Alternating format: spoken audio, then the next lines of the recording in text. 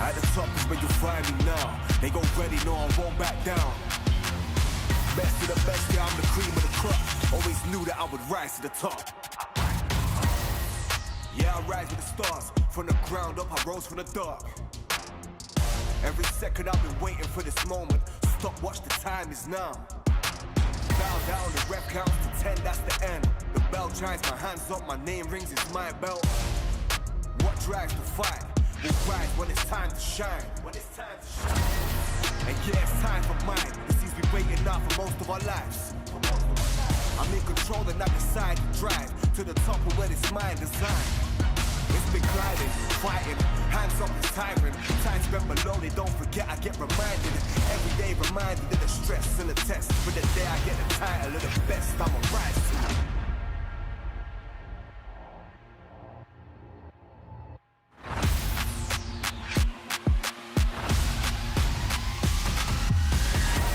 Top is where you find me now. They already know I won't back down. Best of the best, yeah, I'm the cream of the crop. Always knew that I would rise to the top. And you know that's where you'll find me now. They already know I won't back down. Best of the best, yeah, I'm the cream of the crop. Always knew that I would rise to the top.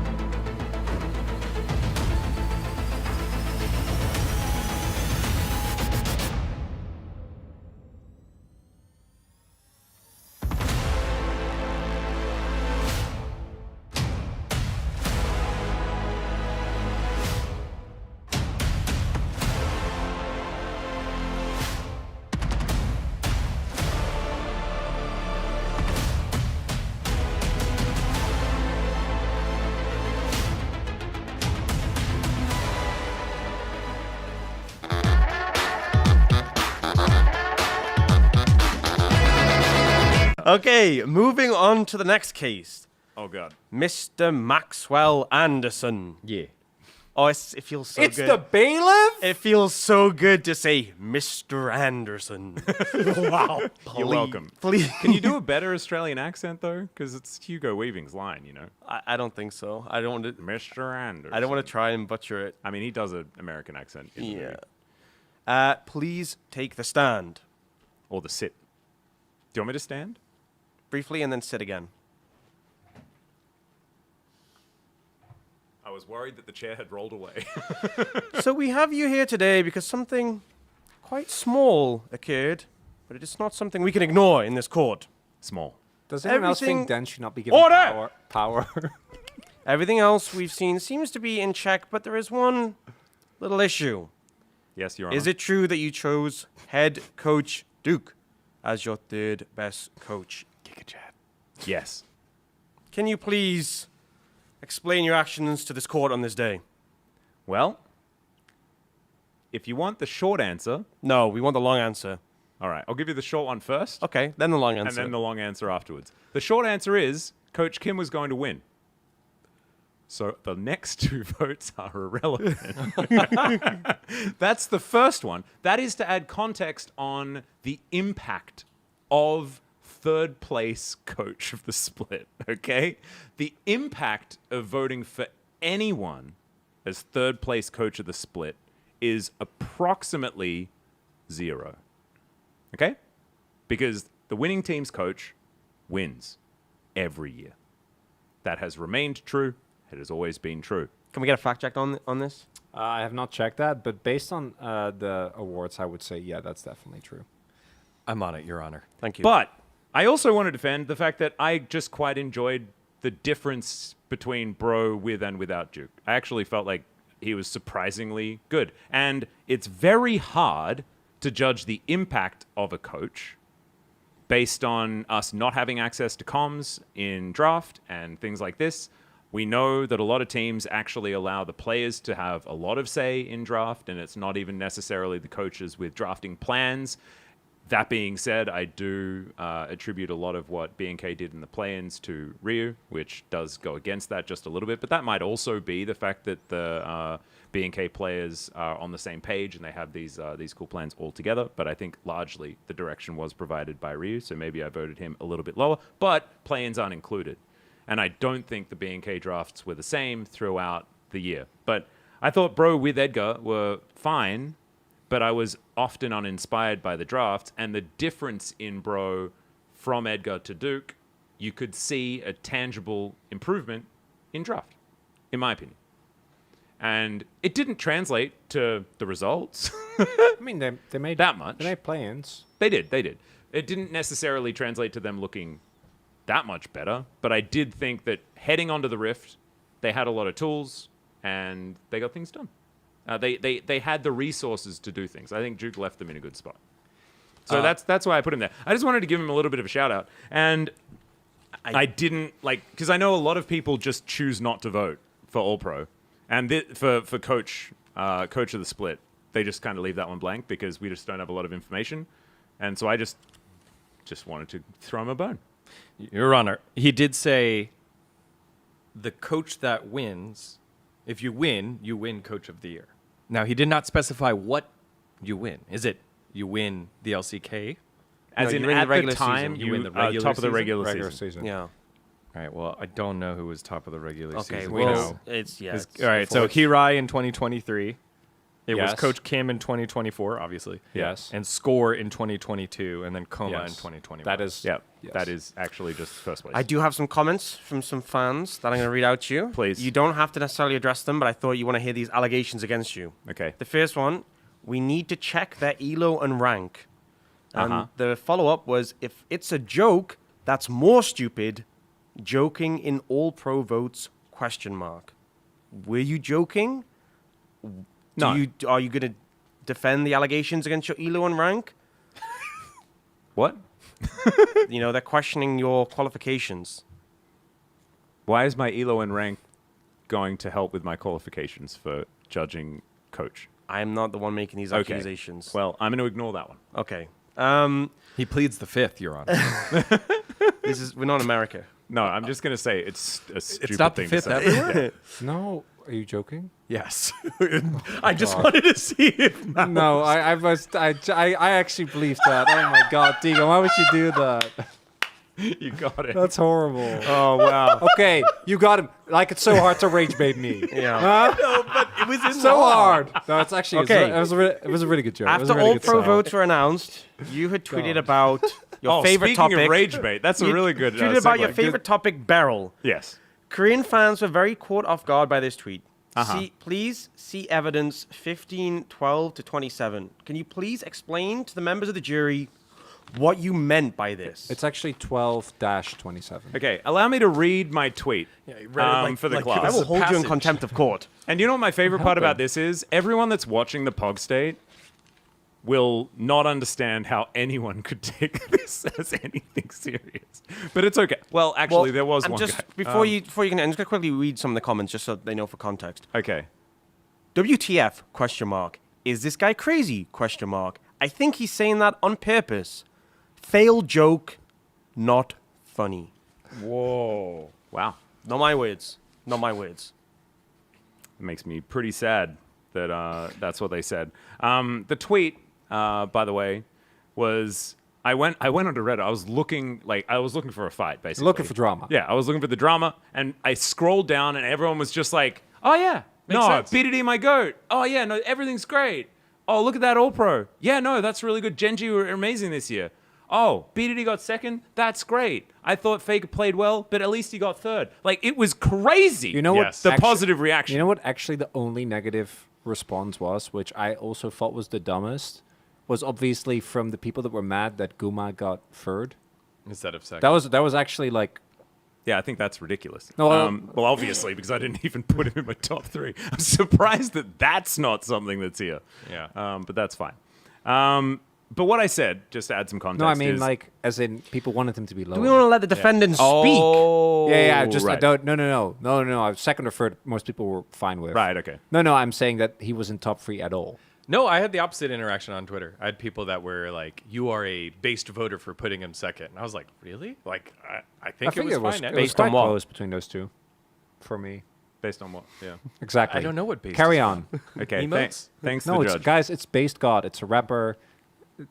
I forgot. You're right. It was is a based song. on- Daniel, can you hit I people can't say the with whole your lyrics. spatula, please? Thank you. What I was going to say is just to provide some context on the tweet. My tweet was, it's pretty devastating that everyone seems pretty okay with the LCK All-Pro votes. I feel so alone. Any other barreled is robbed believers? Question mark. For the record, Atlas's third Have a look at my third support vote. votes. I'm checking the document. Max Anders Delight. Wait. No. But I'm But looking at. who's first? No, no, I mean, no. that's the most important one. Okay, you check first and second. Okay. Degon, can you take a look at? Is he in Rookie of the Year? I am. Did he find a way? Barrel wins Rookie of the Year. Oh wait, regular season MVP. Wait, Yeah, MVP. maybe it's here. Max Anderson. No. No. Do you slipping him Coach of the Year? And so, like, there's a reason why this is so dumb, because the all Well, they did votes, get her. It was a joke. They just didn't think it was funny. So But I don't care. No, I think If the you don't real find a joke no, funny, don't laugh at it and move on. Max, I You've think got the better real things to defense. do. Here's the switch up, because the real defense isn't against these fans who Uh-huh. are accusing you of not having good taste in comedy. Yes, Your Honor. The real defense is why is Beryl not in your All Pro votes? How do in you any, think- in any manner whatsoever? how do you think Barrel's gonna feel when he's? Because you know he was sitting at home, opening his gotcha, and then he's like, "Oh, the All Pro votes are out. I'm gonna take a look." I'm gonna say And then he looks. And he thought he had one guaranteed vote. you didn't stand on business, okay? You stood off business. Yeah. No, I didn't. And that's to go back to the not previous clocking on point, him. which was that I actually respect the vote and would prefer it to be accurate. Did I remind you what you said about third place coach vote? Well, that's no, but like, there's not an Can we check the all-pro. record? There's not an all-pro 1, 2, 3 of coach. Yes, that's what he said. It's first He that's is the correct, most Your Honor. important, and it's always going to be Coach Kim. Then what about So- MVP? Because there's not 1, 2, 3 for MVP. No, I stand by my MVP votes. But I you love could, those. but you could have put Beryl in third MVP and it wouldn't have affected anything. Yes, it would have. what would it affect? Well, us? actually, no. That's a good point. I should have done that. I should have done that. I don't feel like that should be You're the. I don't feel like that should be the takeaway I'm from sorry, this Your conversation. Honor. I just want Next to put that year, out there. and I know I'm No. standing trial right now. I am in the box, and I will put my hand on the Bible and say, next time, No. I need to enjoy myself No, with my no, third no. place MVP. No, vote. Ono is a I'm much just better glad vote. our court is about reconciliation. Yep. And we're not just about punishment. We're about I people just wanted- bettering themselves. Yeah. And we're glad that we I can come to do this not conclu- condone this Order opinion. in the court. Order in the court. Not on board. Why, I'm don't- just why don't glad. the Korean fans like Duke, though? I think he's cool. Well, I do think this is an entirely different conversation, but I think that the best part about All Pro and all these awards is that we get the votes and we get to talk about our opinions, and that's fun. And it's Yeah. fun if people have different opinions, even if you think they're dumb. Yeah. Because Do you know what otherwise, the worst part is? who would you dunk on? Who would you furiously type about? Well, like, this if is you what didn't I have was looking Atlas? for. This is what I was looking for on the internet. So thankfully, I helped bring it about. I mean- next time, though, I will be putting Beryl third in my MVP vote. And actually, for the rest of my career, I may just put Beryl third. So based. In fact, when Beryl is not in the LCK anymore, You'll find a he way? will be third in my MVP vote. I'd love to see it. Yeah, that's what I'm going to do. from What now I on. appreciate is that although we're doing this judge kind of setup here, people are getting a real good look at what it's like hanging out with. No comment. Yeah.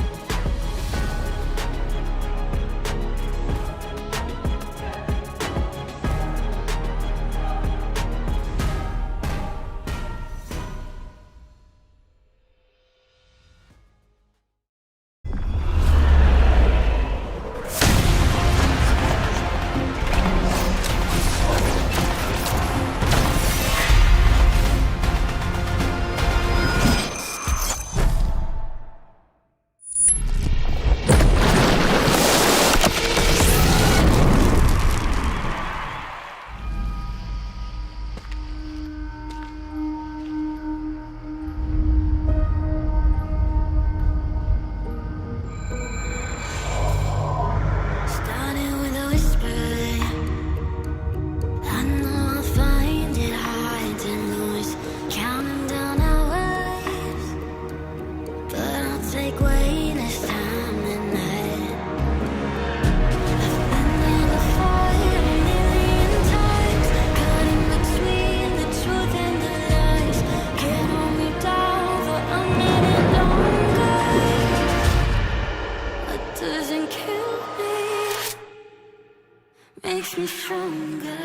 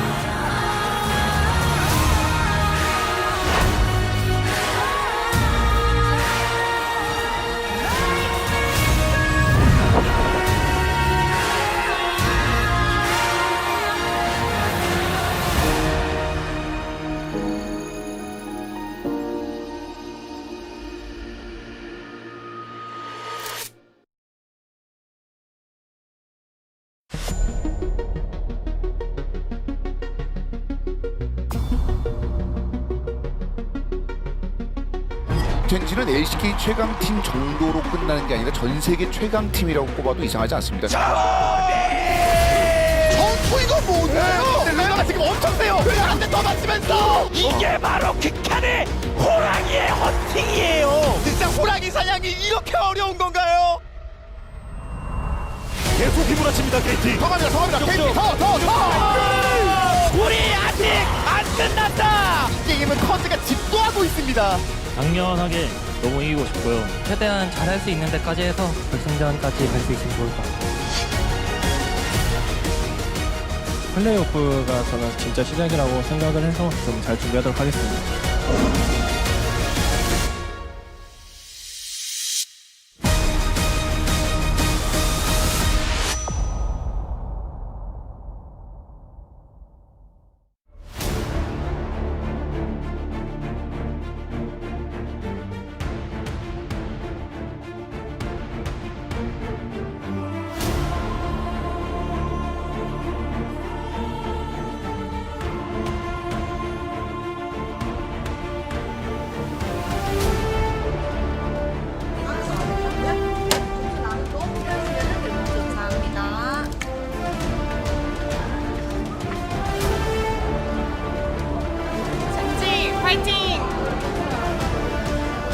KT 로스터 파이팅!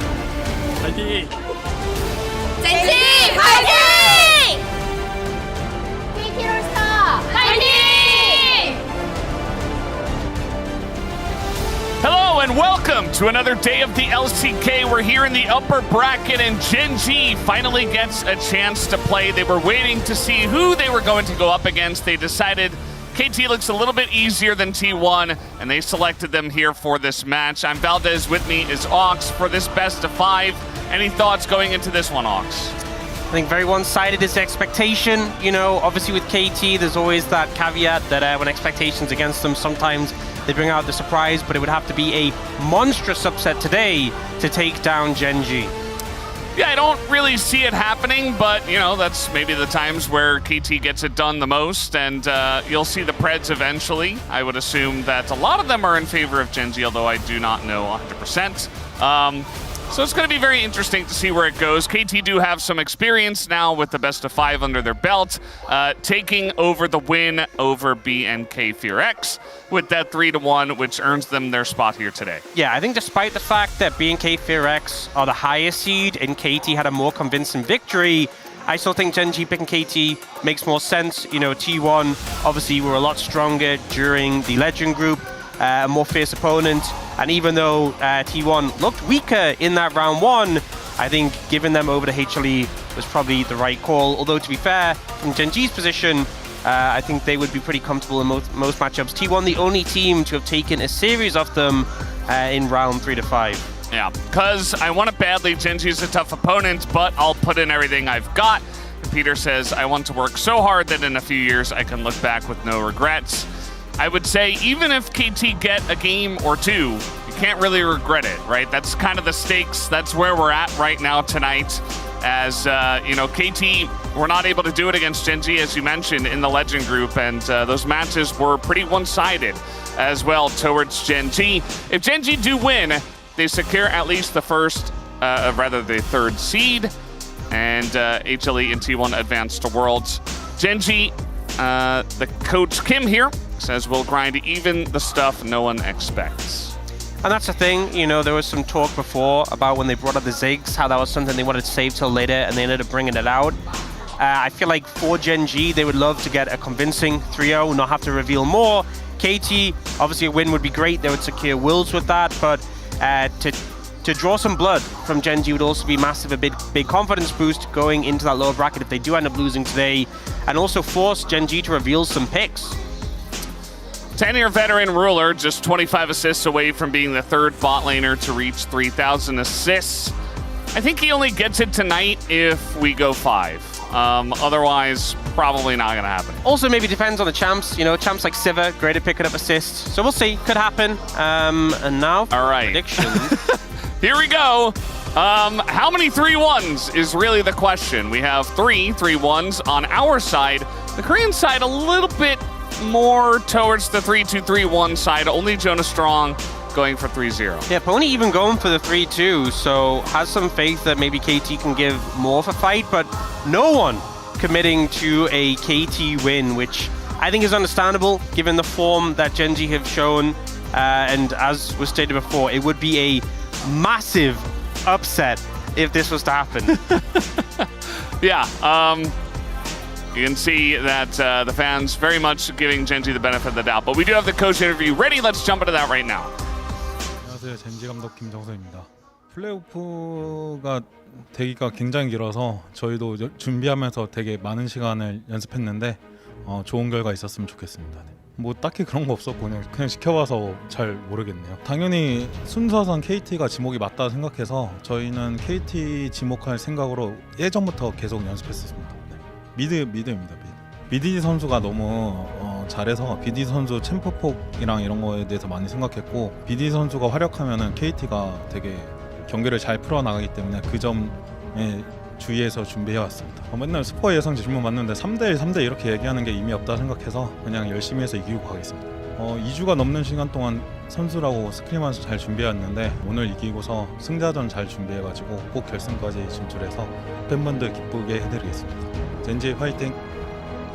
안녕하세요. KT 롤스터팀의 감독을 맡고 있는 스코어 고동빈입니다. 젠지 너무 강한 팀이라고 생각하는데 오늘 이제 젠지를 만나게 돼서 힘든 경기가 되겠지만 그래도 이길 수 있다는 생각을 가지고 왔습니다. 플레이오프이기도 하지만 별개로 저희가 좀 자주 나왔던 실수 위주들을 좀 고치면은 강팀들도 이길 수 있다는 그런 자신감을 좀 불어넣는 얘기를 많이 했던 것 같습니다. 젠지 팀 같은 경우에 모든 선수들이 침투봉이 엄청 넓다고 생각해서 그걸 대비해서 저희 팀만의 특색을 좀 살려서 뱀픽을 좀 해야 좀 뱀픽 대결을 이길 수 있다고 생각합니다. 저번 경기 때 저희 퍼펙트 선수가 잘해서 탑이 좀 많이 기대되는 라인인 것 같습니다. 오늘 경기 3대1로 승리할 것 같습니다. 저희가 이제 젠지랑 하게 되는데 끝까지 포기하지 않고 조금 불리하더라도 역전하는 모습 꼭 보여드리도록 하겠습니다. KT 롤스터 화이팅! Nice to hear from both of the coaches. I do like that Score is being realistic, saying this is a strong team, maybe too strong, but we're going to show our unique flavor in the draft to try to catch them off guard, and maybe that gets us some wins. Also predicting the 3-1, which I suppose you do have to do as the coach, and who knows, we've seen crazier upsets. Here's Gen.G. We haven't seen them for quite a while, Ox. Has been a while, you know, not too worried about that. This team has been so consistent throughout this year. Been a long time since this team has dropped a best of 5. I believe it was LCK Cup to Honor Life Esports is the last time they've actually lost a best of 5. Now you think about it. That was a long time ago. All the way through MSI qualifiers, through MSI itself, through EWC, they have not dropped a best of 5 series. So odds stacked in their favor, obviously, and a formidable team. Obviously our first All-Pro team as well, all 5 members. Yeah, I mean, really the question mark was going to be if Duro was going to make it, and I think all of us gave him enough credit, especially even getting some MVP votes. Yeah, some of us. Which I think is fair, just based on the way he has been playing, which has been at least a lot better than we were expecting at the beginning of the year. And so that's been a nice glow up for him over the course of this year. Definitely the best support at the moment. As now we are looking at KT Rolster, and we'll see how they are going to do tonight. Yeah, and I think KT, you know, there's been some positives. I think Perfect has had some better performances. Definitely he has been a bit of the weak point for this roster. I think Cuz has been having some pretty monstrous performances. Yeah. You know, he was in round 3 to 5 struggling a decent amount. I mean, to be honest, a lot of the roster was, but he's had a pretty big return to form. The problem is against a team like Gen.G, you all need to be playing at your best, but I'd say they're in better form than they have been for a good portion of the year. So if there's going to be a time where you're going to find an upset, now is a better point than there has been for a while. Yeah, you got to spike at the right time. And for all you KT fans out there, even if they do not get the win tonight, they still do have a chance in the lower bracket. Same goes for Gen.G. It is double elimination, so just wanted to reiterate that here. As we're going to highlight our bottom laners, our 80 carries. I think Duckdam has honestly been a big force for KT and a big reason why they've been successful in a lot of their games. I know BDD has obviously been the big talking point, but Jungle has been. There's been a lot of games where he has been impressive for them. Going up against Ruler Enduro, though, is a tough ask. And I think Peter, on the right picks, in particular on things like the Nico, he had a great Rakan game as well. But I think Peter has been, at times, hit or miss. On the right engages, he has paired up really well with Cuz. But we need to see consistency across the board from this team. I feel like Gen.G are a team where if there's ever any cracks, they immediately begin to show. It feels like they are just a giant wall of water, and immediately things start to seep through. So, you know, it's not enough that one person is playing well. Everyone on the team needs to be playing well to find success here. There's a sign there that says her birthday party is at 7 p.m. Please end quickly. And it's 3 p.m. right now in Korea, so you've got 4 hours, which generally you can get a 3-0, even a 3-1 done. I think a 3-2 will go over that time, so unfortunate for you if that does happen. But would like a 3-0 for that fan, I would assume. But we'll see if that even does happen here. I think we're going to know right from the first game. I think if Gen.G are very solid, if they are that crashing water that are going to find the cracks in the wall and really isolate that and break through, then we'll figure it out very soon. Otherwise, if KT are willing to, or if they're ready rather, to be a upset team and actually get the upset, I think we're going to see it in game number 1.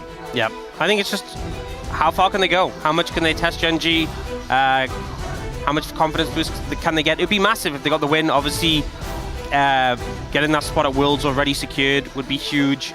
But then on the other side, Gen.G already have that World spot secured from winning MSI.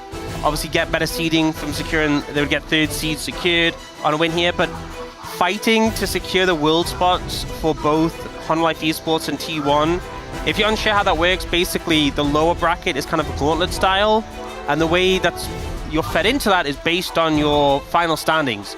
So because if Gen.G win and they can't be fed into the bracket, that means HLE and T1 will be further up, means they're guaranteed higher spots, is essentially the explanation there.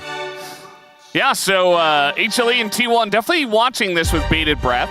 I would assume, again, that they're pretty confident, but you never know what's going to happen as Gen.G start on the blue side here. Nico, the first ban, as is customary, it feels like, from the blue side.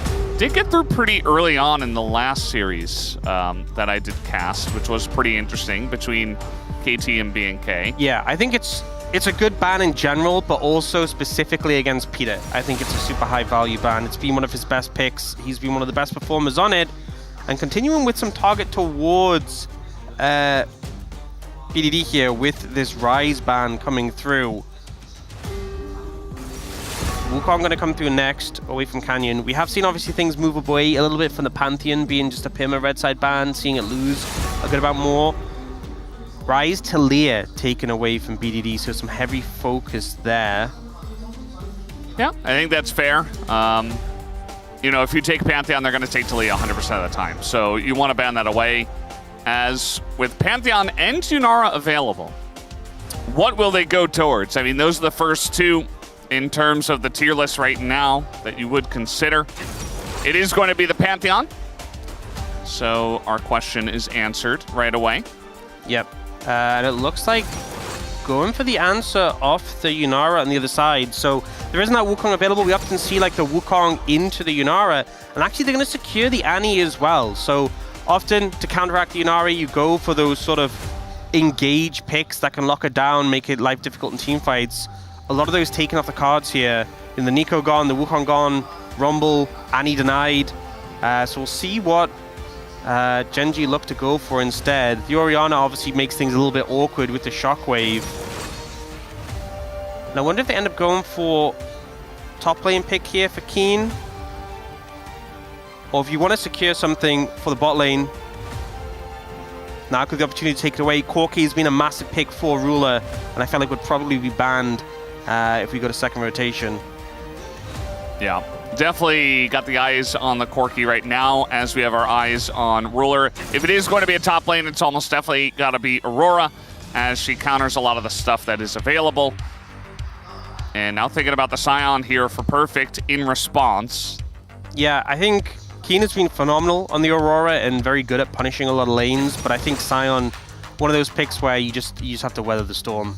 And you are going to scale up and eventually become very tanky, so it's not that big of an issue, but you're not going to have lane prio there. Now, I think, to no surprise, Corky Ban going to come through, denying that away from Ruler. I think as well, you're going to have fierce prio in terms of the support you want to take for Peter, but also like limiting some of the tools. Right now, Gen.G have a lot of things like the Shockwave, like the Aurora ult, with a lot of power to deal with the Yunara, but I think you want some setup, something like an Alistair or maybe a Rakan could have a lot of value, so maybe KT look to deny some of those, maybe ban one, pick one themselves, could have a lot of value. The Poppy ban coming through makes a lot of sense as a pick that can obviously flex between jungle and support, but also just shuts down that engage potential. Yeah. Would be very good for creating space for the Yunara. They're going to ban away Ruler's Jhin. Okay. So maybe thought process is there's enough engage supports up that they don't feel like it's worth putting bans towards them. I guess there is like Rakan, Rel, Alistair, but I don't know. I guess the follow-up of the Jhin ult on the rest of those tools could be quite threatening. And it's Rakan banned by Gen.G here, so Alistair, Rel, two options, but maybe, yeah, they're just going to pick up the Alistair. I guess as well, Alistair into Rel, you feel more favorable about that matchup. And now for Gen.G, I feel like you do want something to add the extra layer for engage to lock down that Yunara. Right now, if you look at the composition of KT, outside of the Yunara, pretty low damage. So if you kill Yunara, I think you're pretty good to go. I think that's where their focus has to be. I think every Yunara comp kind of works that way as well, especially if you draft like this. The Bard, very good for locking her down as well, but you don't kind of get that reliable heavy engage. I think it's risky. It's a good lane because you have that range advantage into an Alistair, but it's not super reliable because the stun's hard to hit on someone who's so mobile, and the ult as well. You know, you have that dash that comes with the Yunara ultimate. I feel like the Yunara should be able to avoid a Bard ult. Typically, he's better into a mobile picks. Smolder? Gen.G going for the Smolder. Game one? Yeah. Okay. Not the pick I would have expected, and the Jarvan comes out for Cuz, so some engage power in the mid jungle. Yeah, I feel a little bit weird about these drafts, so I think KT kind of lacking a bit of damage outside of the Yunara, but they do have strong engage tools between the rest of their composition.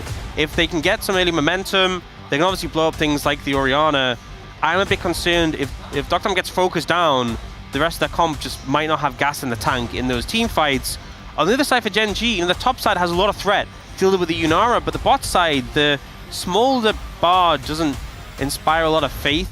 You know, they are going to have prio in the bot lane, you are going to be able to farm up with the Smolder, but I think there's a lot of things they could have played otherwise to have more pressure early and put more threat onto the Yunara. It's almost like they felt like they had the Yunara on lock. And they're like, okay, let's just not spend a lot of draft bucks in game one. Yeah. Let's pick Smolder so that we can play Sivir in game two.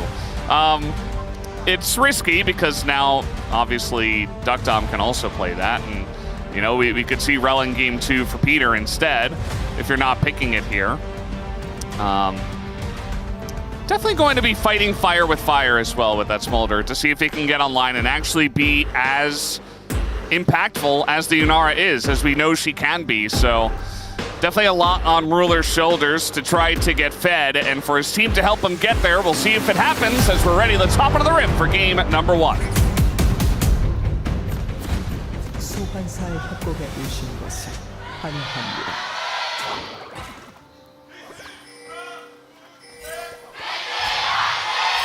미니언 생성까지 30초 남았습니다. Alrighty, game number one of the playoff upper round match one. That's where we're at of the Woori Bank 2025 LCK playoffs. Thank you for joining us, one and all, as we're getting ready to see Gen.G play their first best of 5 in a while. Yeah. one thing that does feel very Gen G-esque is the fact that they have this Pantheon, a jungle who's able to make plays early, set things up well, and they have 3 lanes where you're going to have that early prio achieved. So they can just get a lot of early momentum in this game. You think of Smolder as a pick where, like, okay, you need to scale up, but this is really going to be a game where KT are on the back foot early. So I think Gen G are going to be quite comfortable out the gate here. And that's a bit of the concern, is that if Doctor falls behind early, this comp just might never really get footing. And Peter takes not so hot trade there on the offset. Yeah. It's doing the Alistair thing where you go headbutt, and that's your way of trading. But when you're into a Bard and a Smolder, you don't get to win trades. So kind of just accepting the beating and not able to do much. Yep. Hard to play that in this situation. Cuz looks like, yeah, he's dodging away from that ward that was pinged. And he's actually going to steal away some camps on the other side. So very sneaky, finding an angle here. And if he... I mean, we'll see if Canyon is able to read this. Obviously, he doesn't have that information from seeing Cuz, but maybe senses something for the fact that Raptors hasn't been taken. At some point, he'll discover it when he heads up to his top side, though. And if he does beeline straight to Cuz's blue side... Actually, it looks like Cuz is not going to take the Wolves, so... Now Cuz can loop back up, he can go to his Raptors, and then defend his blue side. So this is going to be pretty good for Cuz. There's not really anything Canyon can do in this situation. That being said, he just had Pry on the bot side, so maybe they can look for some pressure there. Yeah, it'll take him a while to get all the way around. As you saw the couple of pings on the ward, Canyon knows his blue is gone, obviously, so he's looking to invade now and see what he can see here on this Jarvan. Oh, BDD has to watch out. Uh-oh, BDD. Really rough spot for him, as now he's going to flash. The follow flash comes in, but the stun is there. And now they don't quite have the damage out of BDD. Here's Cuz getting a ton of damage done with the Conqueror, and that is just first blood given over to BDD. It's so big for KT. I feel like Cuz just read Canyon so well, knew exactly the path he was going to take, avoided the ward, and then when Canyon ends up coming in, BDD, it looked like he was in a bad spot. He flashes away, and Cuz is there for the counter, and now Cuz gets so much value from that. This is an early game where Canyon had... red buff. Oh, man, that's such a good trade. This is an early game where Canyon had everything in his favor with the lane pressure, and now Cuz is in such an advantageous position. Yeah, it's pretty gigantic. You talked about how Cuz was so impactful in their series against B&K FearX. And it looks like he's back once again, starting off early in game number 1. And Canyon's like, what can I get on this map? Yeah, now with no flash as well, if you go for a gank, you're underleveled, you have no flash. If a gank goes bad, the game might just be doomed. And it's a sidestep on the Q at the end that saves BDD. You can see how hyped he is the moment he sidesteps it. The minion's doing so much damage as well, the Canyon hitting on him. He's like, oh, sorry, I didn't see him. Because there was a ward, by the way. There was a ward that saw Canyon wrapping around there. Yeah. And so BDD was like, oh sorry. It looked like it could have almost been a bad spot. And you see Canyon, you're now in this position where no camps are up, and you're trying to desperation force a gank to get some value here. Alistair on a 6-game losing streak. Yeah, pretty not the best interesting. time. Yeah, not sure how that happened. Alistair is a very strong support, picked up here in game 1. Here comes Cuz again, being quite annoying. Is currently the same level as Canyon. Yeah, up 1 camp at the moment. But I think as well, just if you're in this position as a Jarvan into the Pantheon, you stop him from having that early pressure, you're getting towards your 6, you're feeling pretty good. Top lane, Perfect not feeling so good in this matchup. And I think we've seen consistently, when we've had Aurora into, whatever champion Aurora's played into, Keen has been the most brutal with how he's played out lanes. We've had Aurora into Rumble. I feel like Keen has been the one who has put the hit down the most when he's played this matchup. One of the first players to bring out the Aurora top lane as well. So, Perfect having a bit of a tough time. Speaking of a tough time, Yeah, little Tibbers play, just some pressure, but certainly does not feel very good. BDD gonna summon Tibbers back. Nicely done. And now that just means prio achieved for KT in the mid lane. And Cuz looking potentially towards the dragon right now. He's looking directly at the dragon. In fact, he's even hitting it with his weapon and attempting to take it down. Yeah, I'm able to step up here. Does get stunned, but not really much Genji's bot lane can do. And this is such a good early start for KT. This is kind of I mean, it's not a huge, it's not really an advantage in terms of they're not really ahead in gold, but they have that dragon. You know, they got that early kill. If you look at what the gold is as well, you know, BDD getting a bit of a lead, definitely nice. But it's just a positive start considering where the concerns were with the lane priority, and especially bot lane's doing pretty okay. This is one of the things with having the Smolder is even though they had the priority, you're not really able to punish the lane that heavily.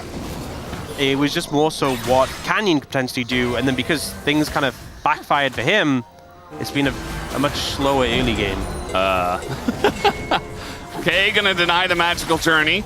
Okay. At the end of the day, it's really not, I mean, nobody's here, so it's not really amounting to too much. I love when you just look and you see those like pointless trades. And I mean, I'm not saying he shouldn't go for it, but it's just, you see those trades where it's like nothing's gonna come from this, but it's just why not? You know, click your buttons, do your thing. I mean, he didn't have magical journey anymore, so. I mean, if you interrupt him, maybe you scare him off. That's how you find a window, right? You know, Yeah. you look for those, maybe a mistake happens and you get something. But we kind of know, we're watching, they know in the moment, they're like, Dura's not going to die, Dura knows it, Peter knows it, but it's just, yeah, you go for the trade. It's like when you see the tanks fighting in the top lane. Yeah. And they're just never going to kill each other. Just kind of staring at each other menacingly. It's about sending a message. Yeah. I will say Perfect went for the Bami Cinderfist and didn't pick up some magic resist.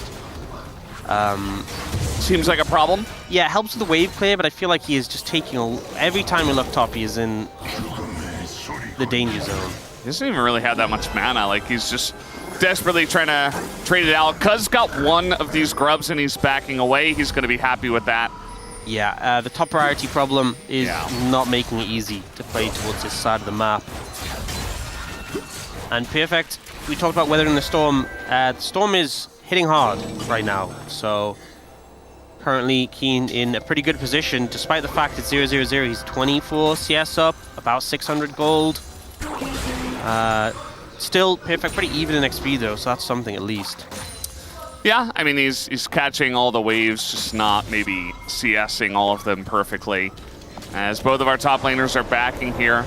Neither of them have TP, but it doesn't look like we're going to get any swaps in this game. At least not yet. It's a relatively quiet early game outside of that one play in mid, which theoretically should have gone the way of Genji, but did not. So Genji, you're taking a little back seat. They still have that Smolder in their pocket as well. Yep. Going towards the Essence Reaver, it looks like. Will did go press the attack on Smolder. Huh. He wants to press the attack. He wants to attack pressingly, and you know, if he can get in range and actually land a couple of autos here onto the Yunara after the engage of his team, might not be so bad. I, for one, I'm a very big fan of Bard and Orianna together. I feel like you can set up a lot of plays, even if it's not Yunara, even onto a front line, even if it's like Jarvan, Alistar, you can probably just like chunk them out so badly, even if you don't kill them in the mid to late game, that it is very strong. So got to be looking out for that combo as this game comes along. Yeah, I guess the theory is probably for the lane. I just feel like fleet footwork, obviously the sustain, and later on you get more value. I feel like later on it's going to be so hard to press the attack. I mean, I guess if you're hitting the Scion, it's not that hard. But so often you're just playing around your Q. Oh, BD's taking, despite the Tibbers usage, getting the worst end off that trade. Oh, gonna throw down an ult. That's not an easy target to hit. Yeah, the movement speed, the shield helping, and Cuz is looking Yeah, Flash comes in, there's the stun. Chovy very low, trying to trade back on a BDD, but there's nowhere for him to go. The heal is there! Oh, the and flash! the flash on the Cataclysm gets him out just barely. Because meanwhile, we got Duro trying to kill BDD, but TP is coming in. And I think Duro is just dead in this one. Lands the stun, and it just doesn't matter. A second kill here for KT. Oh man, Chovy played that perfectly. Second perfect to survive. Unfortunately, Duro, not much you can do to be able to clean up the kill. BDD and Chovy both surviving. Minimal HP. All right, 1Q. Perhaps. Fast. Yeah, he gets away. Is Canyon in trouble? No. Peter's going to come over and headbutt him, maybe. It appears not. So, a very hectic passage of play. And I think Chovy literally did everything he had to do to stay alive there with a bit of help from Duro. So, he ends up getting flash stunned here. The flag and drag hits. And then he's just getting hit. Duro comes over. Gives him the heal when he's super low, and then he flashes the Cataclysm damage. Times it so he avoids the damage specifically, and then here Duro, I think he's in the mindset of his portal is down, he used his magical journey before this, and he's like, I'm probably dead. Uh-oh. Chovy, no flash. He's just isolated. Where is he? In the river. And they give the kill over to Peter, unfortunately. It's still a kill over to KT, but you really would have loved that on your Yunara. Yeah, I think the trample damage is what took that there. That's crazy. So a little bit sad. Yeah, we're just talking about how Chovy did everything he could to escape. He just dies there pretty unceremoniously. Doctor unfortunately not the one to get the kill, but a good play coming out. Good pickup from Peter and Doctor in the bot lane. And a second dragon picked up for KT is big. It is Chemtech Soul. Unfortunately, not the soul you'd ideally be looking for. There are some targets on KT who get a good amount of value from it. Sion, definitely. Jarvan as well will get value for the shielding when they're low. But here, yeah, the Slurkle comes out. Slurkle. And then just a flash combo. Oh, here we go again. Whoa. This time it's Ruler, and the magical journey's there, but it's just going to be another one, and make it two! A double kill for Duckdom already! That is a problem for Gen G. You've just given so much gold to this Yunara. That one item spike comes in, and immediately Duckdom able to get some massive value out of it. 5-0! And all those 3-0 predictions looking pretty silly in this game. This is a pretty massive advantage, and KT feeling great. Yeah, I mean, KT definitely looking like the stronger team here in this early game. That is easy to see. Here comes Cuz, and Chovy just doesn't have his flash, but Cuz going to abandon the play as BDD not quite in range. Yeah, Chovy playing the defensive end and having the Rod of Age is a bit bulky. But here, Durham Roller just playing super far up. Hex Flash play comes out. I think you have to flash the initial combo if you're going to flash. And yeah, Duro was very overextended there, trying to set up vision. Just a good play by KT. Looking for that punish there.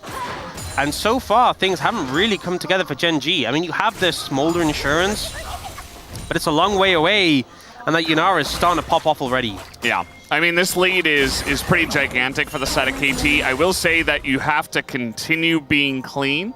Gen G is a team where we know that they can come back if you give them an inch. So got to be careful about that. I'm sure KT do know about that, but it's a really good look for KT. I mean, this is awesome that they can come in here and absolutely smash this early game, even from behind in the lanes and the lane matchups, and just go into the mid game with a 2,000 gold lead and just be essentially enjoying life, especially with 2 kills on Yunara. Yeah, I mean, you look 1,500 lead for Duckdom for that 80 carry roll.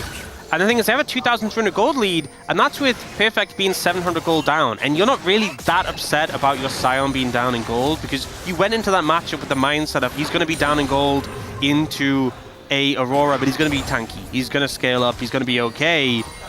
So... okay. He's able to get into the magical journey. Didn't turn into a penguin because he was stunned.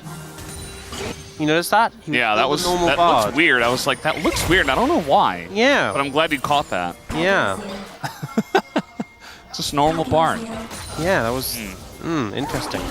Kind of made me feel uncomfortable. I guess I don't have a stunned penguin animation. Yeah. Probably should. Maybe they will after this. They should wait. Maybe now they realize. They're like, huh. There's some notes for that skin. It's almost perfect, but that's all they're missing. Yeah. Now setting up a Herald here. They're looking to contest this Gen GR. I mean, you got a ghosted Alistair in your face. With ult available, he's just going to go in because he has that ult, and he's taking a lot of damage, though. Got to be careful. Peter definitely getting a bit overexcited. We also have the TP coming in from Perfect, which really doesn't do anything. Yeah, but they got the Rift Herald. I think Peter's play was fine, him going aggressively there and zoning away, using the Ghost to sort of create space in the ult to get and Ghost to get out again. I think the TP was kind of overforced. Didn't really need to happen because with the towers being there, with the mid tier 1 being up, there was no really real way you could extend the play. They do just switch up the lane assignments. Oh! Yeah, Chovy doesn't respect the Scion, and he gets tower aggro as well. Chovy 0 and 2, he's dead again. And then beautifully, you get the TP from Keen on the back of the play, so the fact you didn't teleport before is answered back. And I think KT, no notes, that worked out pretty fantastically. The wave gets cleared, Chovy gets aggro, he dies so much quicker than they expected. I think maybe if Duro was a little bit closer and could have used the Bard ult, maybe that's a play we could have talked about. Yeah. But Chovy was his flash up when that happened? I believe so. I got fooled by the UI a couple days ago, but... Pretty uncharacteristic mistakes coming out from Gen G, but KT doing a fantastic job of punishing. I think it's a takeaway. It does look like the flash is up. Yeah. And Bard is pretty close by. Bard is in range. It's like both of them never expected that to happen. It's just like neither of them used their buttons. That did happen as well. They had the Tempered Fate, they had the flash. Either of them could have used it. And I assume, just make an assumption, they were both waiting for the other to use one, right? I think it was probably like one of the, Chovy was like, you Tempered Fate, you just Duro gotta was like, send you flash. Someone needs to do something. Neither of them did something. He just died very quickly. So, bit of a flub there from Gen G, and now the lead is expanding, and it's going to be third dragon for KT. I kind of feel a little bit rough because it is that Chemtech Soul. Oh my god. Okay, Duckdom claiming he's the ruler of mid lane, but now he's taking a ton of damage, just dives to the Smolder. Ruler going to pick up that kill for free. Duckdom not respecting it. Here's Cuz though. It's Canyon trying to get that life back. Keen just trying to survive himself, but everything comes in as Duro gonna ult the tower to deny.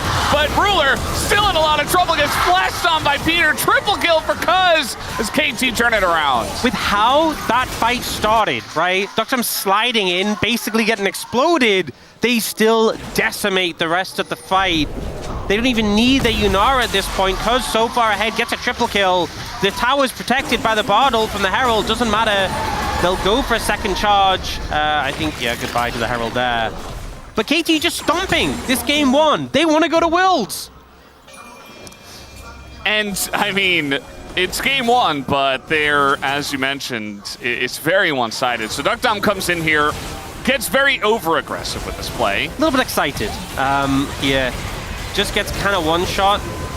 The redemption comes in, but it's a little bit after he's already died. But bear in mind, so he's done a lot of damage, but they just clean up the fight so easily.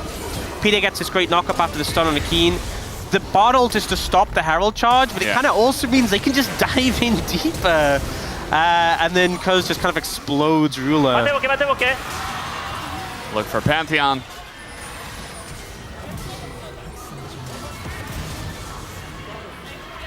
Okay. I'm looking. Doesn't have to say anything else. I mean, the play kind of plays itself out with everybody super low. And I think we've seen a lot of series where if you get demolished early by Gen G, you can lose a lot of your confidence. If you get ahead early and then it falls apart, you can lose a lot of confidence. But if KT continue in this manner and they get a convincing game 1, it could really be such a confidence boost for the series. So they need to close this game out. That is the main takeaway. The lead they have isn't insurmountable. Ruler is approaching those big stacks, but they have been in such good form so far this game. And now they're looking towards the Archon on the bot side of the map. Gen Z trying to set up vision in the area, but they feel so squishy, right? I mean, look at the items Canyon has compared to Cuz. Yeah. Right? He's got the upgraded boots plus 2 full items. Canyon's got Sundered Sky and a Kindle Gem. And I know I complain about Sundered Sky. It's very good. It's not that good, right? Because Cuz also has Sundered Sky and then a Black Cleaver. All right, little angle here for Peter. That is Aurora. Keen showing a lot of respect, but still did a ton of damage on the backside to Peter, and now Peter's down his ult. Yeah, but I think getting the Aurora ult pretty massive. They do end up just backing away. I think they have Redemption still, so they could have healed up and went for it, but I think they'll just take that advantage. Chovy, what did Perfect do to Chovy to get him that low? Stacked Q from a rush, maybe? Yeah. But that's the thing, you get to this point in the Scion, and Perfect's just, he's fine in the side lane. Both solo laners are AP. He's got the Hollowed Radiance, he's got those Merc Treads. You can even upgrade the Merc Treads for that Magic Shield, and you're super comfortable. You're getting to the point where you're just too tanky to really be bothered about the side lane matchup. He's actually ahead in levels compared to Keen right now. So he's kind of hit the point where he doesn't really care. Oh, Canyon, you've been spotted. They're looking for BDD. Yeah, they don't know they're spotted. This collapse is coming in real quick. Here comes BDD. Duro's in a lot of trouble as he is going to flash, but that is Jarvan. You're not getting away from him easily. Down goes the Bard. And here comes Canyon as well. Free food for the Yunara. A third kill for Duckdom. And that should be Otacon on top of it. Such good vision setup, some great flanks from Cuz and Peter, and it's like they set the bait up of BDD, they saw Gen G moving in, they flank around perfectly, and I think the main thing we've seen from Cuz, we saw it in the early levels when he dodged that Water Raptors, we saw it here as well, playing around vision so well, knows exactly where the wards are, exactly where the vision is, and able just to skate around them to find these angles.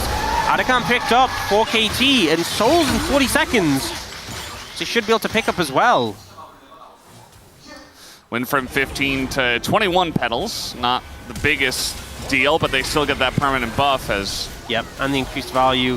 And then here, I mean, when Peter comes around and headbutts you into his team, there's just nothing you can do. And it just feels like KT, again, the only mistake they have done this game was when Duckdom slid into the entire enemy team and died. It was a bait. It was a bait. And they crushed that team fight. They crushed that team fight. Yeah. So, you know, maybe that was intentional. Ruler has hit the stacks. That is the one thing. He does have the rapid fire for the extended range. Doesn't have the IE for the increased damage. But he's at least gotten to that point where he's a little bit more threatening. I'm not sure it's enough though, right now. Genji look like they're not even... Oh no, they're TPing Chovy in. Yeah. All 5 of them gonna group up for this one. They say we got the stacks. If we're gonna fight, we gotta fight here. And they say we've got an Elder Dragon. We don't want to see another one. Ruler gonna get away from that. But what is this split up fight? We got an Aurora ult just splitting everyone up. Keen kiting everyone down, and Perfect's gonna go down here on the top side, and so will Keen. As Zombie Scion as well gonna hit the deck. Already 4,000 damage done by Ruler, and KT showing a lot of respect to this.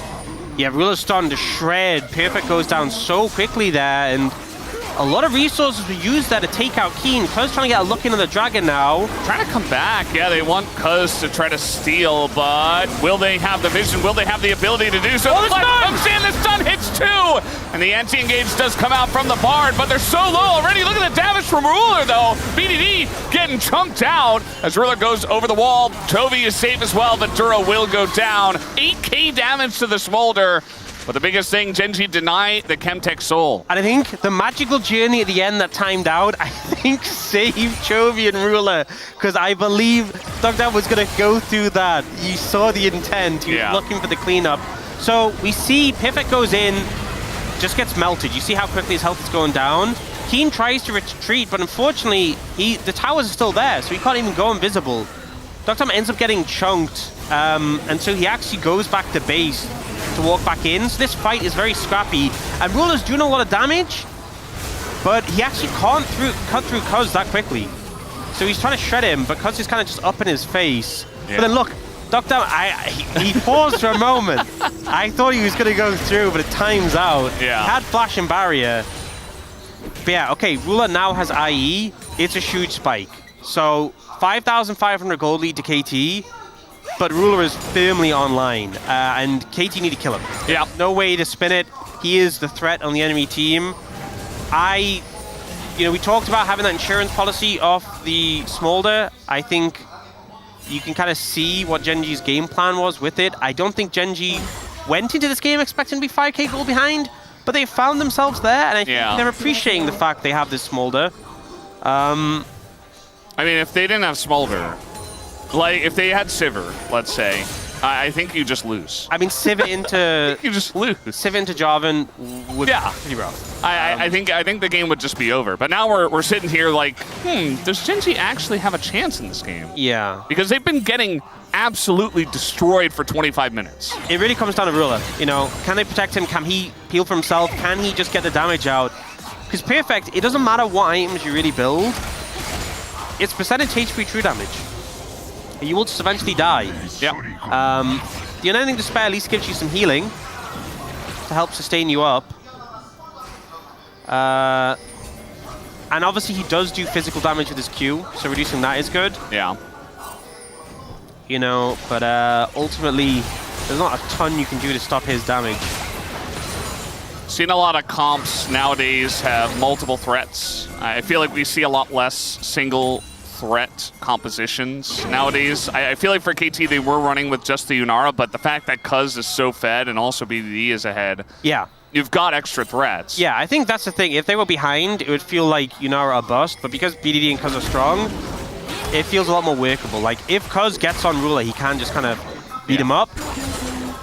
But it's getting to a point where it's starting to be a bit worrying, especially Ruler's starting to go some sustain, so it'll get to the point where he does so much damage he can kind of out-sustain if someone like Perfect is up in his face. I mean, he could anyway, to be honest. Perfect's not that much of a threat, but it'll eventually get to the point where he just shreds Cuz.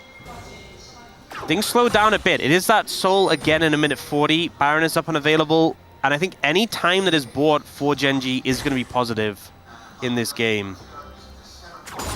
Definitely is. I mean, even Chovy's looking at a death cap here soon.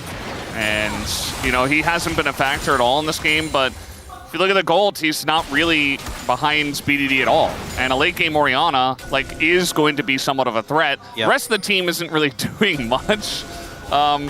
Keen has some lead as Duro. He is going to get chunked out, but guess who gets chunked out even more? It's Peter. Yeah, the Rule is so scary, and the rapid fire is so hard to deal with. It gives them that extra range. And they're just willing to stop Baron. They're just going to start it. And KT, I mean, they get vision now. The flag comes down. But the damage on this Baron is so fast. They need to close the distance right now. As Cuz is right here, ready for the steal. And it looks like that is going to be the play. It's just going to come down to a flip. Who's going to pick it up? It goes to one! It goes to one! And now Ruler in a ton of trouble. He's dead! The Q from the end, he chases him down. And they get the Baron on top of the kill. And now Gen.G just desperate to get out. Can they get away from Duckdom? Looks like the answer's going to be no. As TP's coming him in and KT want to end this game. That's going to be game one. Keen not going to be able to do enough solo. This steal from Cuz, the 1 HP on the Baron, and the cleanup comes in. Ruler gets exploded, and KT start this series with a bang. So all they had to do, just take the Baron, win the fight, end the game. We were very much in a slow position, and yeah, I mean, Keen's trying his best to clear the wave with the Baron buff. It's not going to happen. Can't even deal with Tibbers. This is going to be the end of game one. KT going to take it down and bust all of those 3-0 predictions out the window as they're looking strong coming off of their last win here in game one. Just start to finish, a great game from KT. You know, a game where if you make any false steps, if you make mistakes, you saw the Smolder come online, and against a team like Gen.G, there is ample opportunity for you to be punished if you misstep, and KT didn't. Even in the moments like when there was that one moment where Duckdom went a little bit too hype and they still crushed that fight. There was the fight where, you know, Ruler did 8,000, 9,000 damage. They still came off that one pretty well. And I think just the way they assessed everything was really effective. The punish at that Baron was phenomenal, and Cuz, from that early invade, he was just on great form. I think Cuz just completely dominating this matchup over Canyon.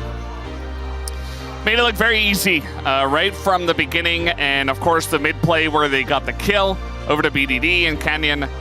I believe it was him who went down, either him or Chovy. Either way, just fell too far behind as KT starting off strong.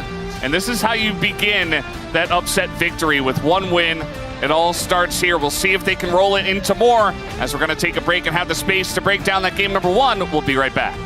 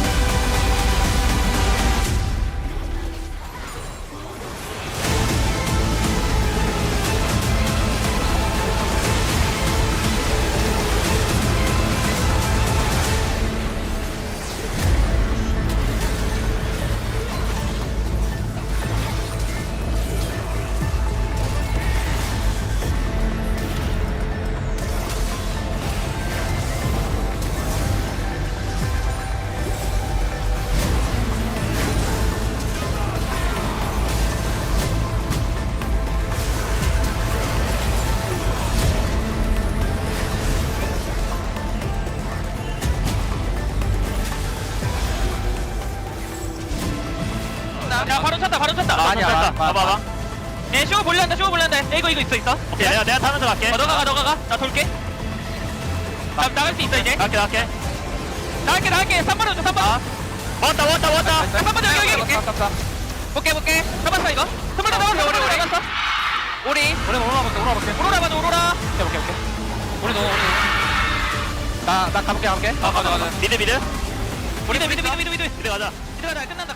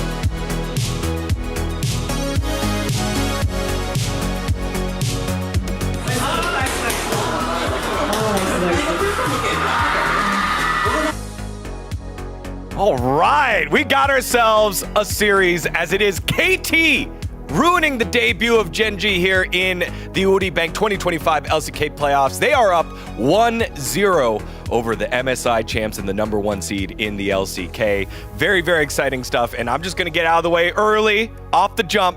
If KT win this series, they are going to Worlds, and that means T1 and Hanwha Life will not automatically be qualified, which is what happens if Gen.G wins. Now, don't get excited, Digon. Okay. It's still Don't be a game one, Andy. All right, you know, I just wanted to throw it out there as a fan of the LCK. You know, as a very exciting. 3-1 Gen.G predictor, this is about what I expected, right? That there would be one KT win. They got it earlier than expected. But I think we have to talk about the draft, because I think that played a big role here with this Smolder pick coming out early here in a lane where you're playing a Dionara who can obviously have quite a strong laning phase. Sure, they had the Alistar face up, so they decided, okay, we're going to have this ranged Smolder lane. They're going to go press the attack and try to win. But there were a lot of issues in the early game before the Smolder came online. Yeah, and we have a KT fan and a DK fan, so I'm never a game one Andy. He's not trying to get excited, so we're keeping our we're keeping everything chill. I do want to highlight there are a couple of things coming together here for me. I think the form of KT very clearly has improved. I think our draft priorities also make a ton of sense. Get Perfect onto something safe, where he can't be bullied too much. The Jarvan has been a really good pick for Cuz, and I do also think there were a couple of pivotal breakpoints where it was a combination of Gen.G. Again, after a break, I think they often look kind of out of it. On this Pantheon in particular, Canyon had some really good performances, but there were a couple of breakpoints where it didn't quite work out. I think we saw Chovy really struggle, Duro didn't really have a lot of impact, and as the casters were highlighting, like Smolder Bard also doesn't really inspire that much confidence. Outside of the stacking, I think with Bard, you really want something that can really capitalize or do really well in lane solo. And this draft, Gen.G said they were going to take risks. This was a big risk. They did not have to do this. I think that if this was a best of 5 against T1, they would not have done this. So I think that they are kind of getting met with the consequences of their own actions, their own hubris, thinking that we can try out picks against a quote-unquote weaker team, and they got punished for it. The Sion pick in particular feels so free and so safe because the Aurora and the Orianna are locked in early, so you're not going to get Aatrox in this lane, you're not going to get hit by a Renekton, so this is like perfect in such a nice angle for him. They also banned the Rumble, so he still has that in pocket for the rest of the series. Well, let's start things early on here, as it was the new combo, the new old combo. We got the nickname from last week. It was the KDD duo kicking things off as Cuz roaming around in mid. What I really want to highlight here is that this was a very pivotal point for the game because Canyon got invaded. If he hits the Q, I think between the health he will get, the fact that he might stay alive, BDD can't do damage. BDD dies, guaranteed if that spear hits. Instead, what happens is Cuz gets off to a great start. And as we saw in the previous series that KT played, if Cuz gets off to a great start, he doesn't really relent, and he was exceptional at turning his lead into a lead for the rest of the map. Getting Chovy's flash here. Chovy with a sick escape there, by the way, but then is able to turn onto Duro here with the TP that comes through from Peter. They end up getting another kill here early, plus Chovy's flash. And it's constant greed here from Gen.G that's punished by Cuz. And Cuz is always able to stop and find these pressure points here on the map. Stop the aggression from Chovy here, stop the aggression in mid lane. That was so successful for KT in this early game. And when your comp scales incredibly well and wants to get to the late game without a hitch, if you are playing this greedy with a greedy draft, a jungler like Cuz will actually find those holes and punish you for it. Yeah, and then after those greedy plays by Gen.G, things finally settled down. Ruler's starting to scale. He's at 3 items, and they find a window to try and take the Baron, and they're 5,000 gold down at this point, Cross. I actually like this Baron call. I think that you should always win this because you have a 5-stack Pantheon Q, and I think it's just like, it must just be a tiny amount of armor too much here, because the timing is perfect, actually, between the empowered Q you can and see the it, smite. like literally the animation there and the smite. It's 1 health the Baron survives with. And if they get Baron, Gen.G hold on for longer. I don't think that they should have ever been in a position to win this game. I think that KT winning this is very much earned, but it was also kind of classic Gen.G to keep the gold lead somewhat manageable, to still get cross maps. It is really, most of what I want to focus on, just how much better KT look. And particularly, because we saw already have a really big glow up in the last series, coincidentally starting with a 060 Pantheon himself. But it's also Peter on the Alistar. And small thing here, but Chovy didn't have a great game one. Obviously went for his trademark build of the Rod of Ages. Didn't work out, was punished a lot in this game. A ton of greed from him. Disrespecting Cuz. I think he has to play a lot tighter for the rest of this series, especially against such a talent in BDD. One's in the chat for the HP for Baron before it got stolen away, and one in the win column for KT. It's 1-0 after one. Let's get into game number 2. Wow. Thank you, D. Wow. Sorry, I was just reading the sign. Wow. So this is the original Digimon soundtrack, apparently. The theme song, I would imagine. Perhaps Wolf can get to us on that, about the wows. Maybe he'll sing it for us in the next segment. He should, yeah. I would love to hear that. Thank you for volunteering that, Wolf. Yeah, thank you, Wolf. We'd really love to hear that. So make sure you do it. We're getting ready for game 2.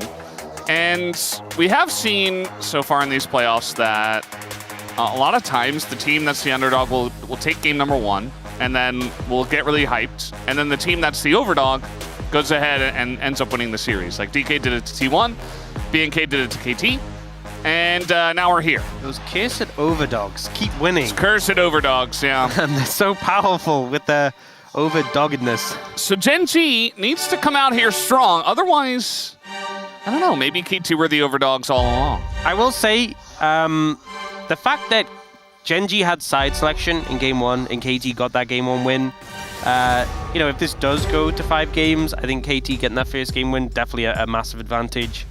The tennis sense, breaking the serve, we'll like that one.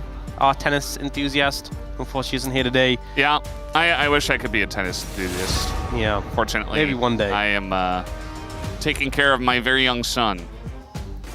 But soon. So getting the bans seemingly similar from Gen G. The Rise hasn't come through yet, though. In terms of what was taken away, I think 2 of the big picks we often see banned in the Pantheon Yunara. I think that's what we're talking about. They're obviously not going to need to be banned for the rest of the series. There were some picks that obviously are high priority, like the Oriana, like the Annie, Alistair, Aurora. But I feel like there's not that much taken away that are like these tier 1 power picks other than that Pantheon Yunara. So we get the Rise left open and the Ornn taken away. I do think the sort of Weather the Storm strategy from KT for Perfect was working pretty well, and it feels like they're trying to push Perfect off that. We often see Ornn into Rumble, and obviously the Rumble ban we saw last time, we're seeing it here again. But limiting the tank options for Perfect. And, we've kind of praised BNK FearX, put Vikla on a lot of utility picks in the mid lane.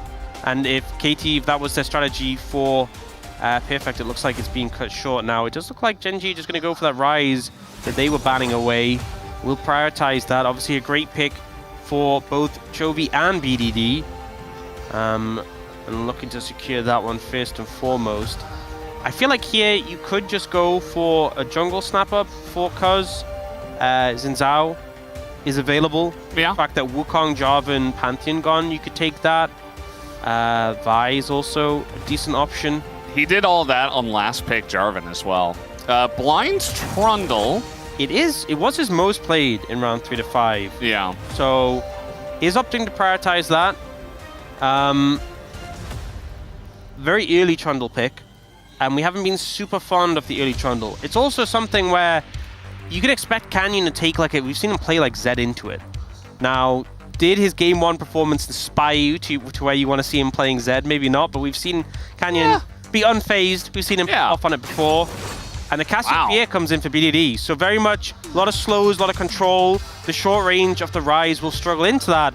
But I do feel like a pick, I feel like Zed kind of outplay a lot of the tools that KT have so far if Canyon wanted to go towards this. It looks like for now, though, they're going for the Lucian. Very short-ranged. Yeah. Into Lucian Brawl. What KT has already.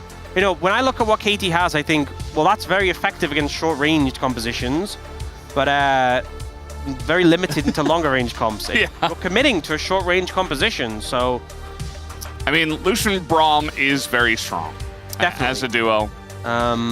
And we see the Rakan being hovered there by KT, but it looks like instead of securing a support, they want to prioritize getting that Corki, which... no, they'll go for the Rakan.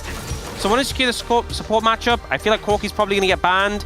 It is the most played for both Duckdam and Ruler in round 3 to 5. So I feel like whoever takes it first, it's a great pickup and a great denial. I imagine Genji will probably want to ban it here to potentially save it for Ruler, but also just to stop Duckdam from getting it. It obviously is a strong lane as well, which when I'm looking at the Lucian Braum, definitely denying that strong lane power would be important. I think maybe like Corki Xayah would be good bans from Genji. Yeah, it seems very likely. I'd say in this case, Corki's great.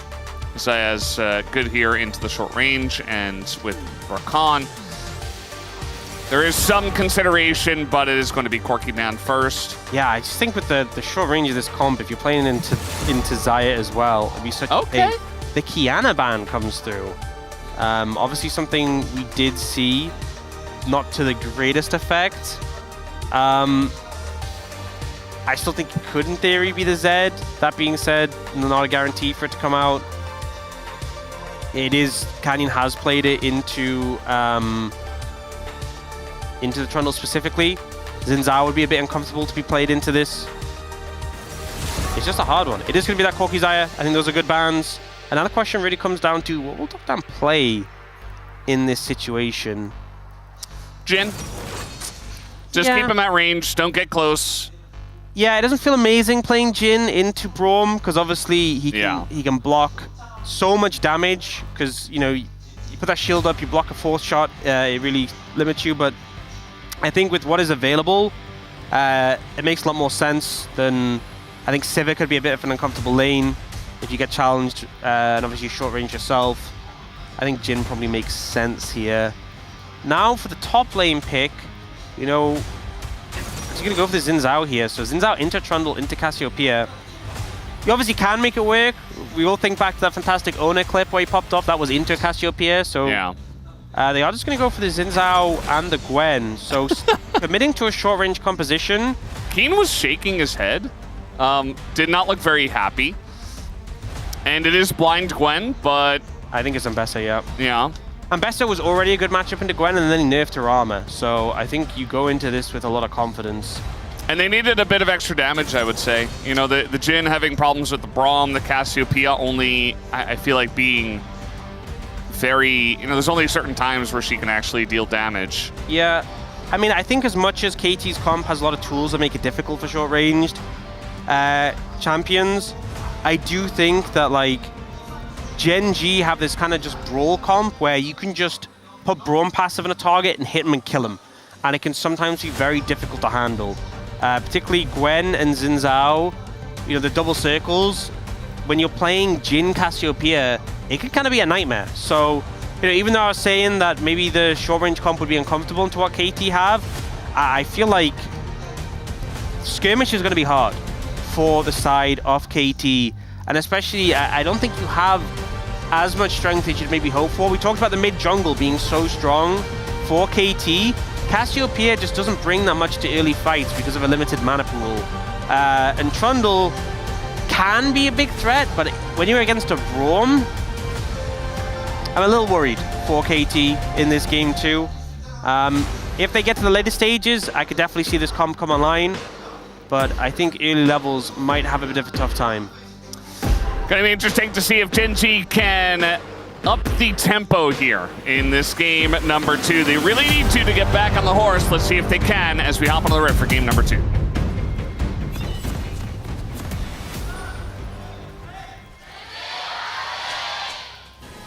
소환사의 협곡에 오신 것을 환영합니다.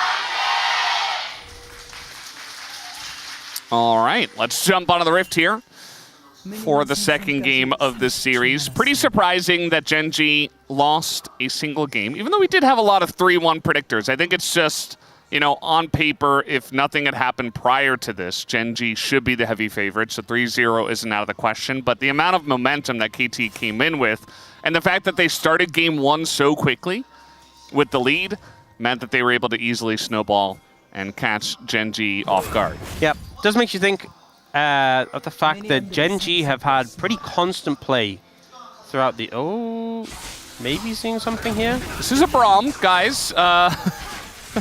Genji are like, okay, if you want to fight at level 1, we can. I am down.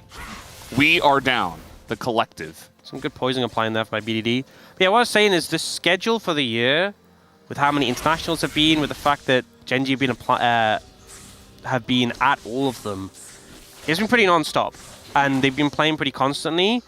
And it is, you know, one thought I had is potentially the fact that they have had a pretty long break since the end of round 5. Maybe a factor coming in a little bit cold to the game 1, potentially. So we'll see if maybe they're a bit more warmed up now. But then getting a great trade in Aduro, just puts a 4th shot into him. Yeah. And you know, the level 1 threat off the Jhin combined with the Rakan being unfazed by the Braum. Obviously level 2 for the Lucian Braum gets a lot more strength. Yeah, for now, just skirting by, just trying their best. Duro, nice collection there on that 1 minion. Let's take a look at the runes. Doesn't seem like anything is too out of order this time around. Talked about the PTA for the Smolder in game 1. 15-1. He has played a lot of Gwen. Gwen has been meta for a lot of this year. Yeah. So, and Genji do win quite a lot. BDD does have a game of Cassiopeia under his belt. It was a loss, though. Oh, Perfect missing some of the... Oh, but doing a lot of damage there. And this is the thing, it is now nerfed Gwen. And the 2 major nerfs, she got nerfed to her armor, which particularly into the Ambassador is going to feel painful. Dom probably going to get stunned up here. A lot of damage going into him. Peter trying to frontline as well as he possibly can. Battle Dance is back. But already level 2 hit. And Ruler and Duro upping the tempo. Surprised you didn't get a heal out there. Normally we just... Supports just throw heal immediately in, like the tempo heal. Now the support using it there. Oh, the full... Oh, the blow! Oh! GG. Here comes Ruler. Gonna force that barrier out. The flash on him from Duro. Engage Braum. Gonna trade flashes with the Jhin. That's a huge win here for the Genji bot lane. This is one of the things with playing Rakan into an aggressive mobile lane. Dom just gonna get flashed on, not respecting this. The knockup does come in, but barrier is there for Ruler. It's first blood already for Ruler and Duro. Yeah, Peter's just playing too far up. And one of the things with playing Rakan into like an aggressive mobile opponent is your grand entrance is so telegraphed, it's so slow. You know, if you're playing Lucian, especially if you have flash, it's so easy to move past it. It's very hard to defensively peel in the early levels before you have your ult available.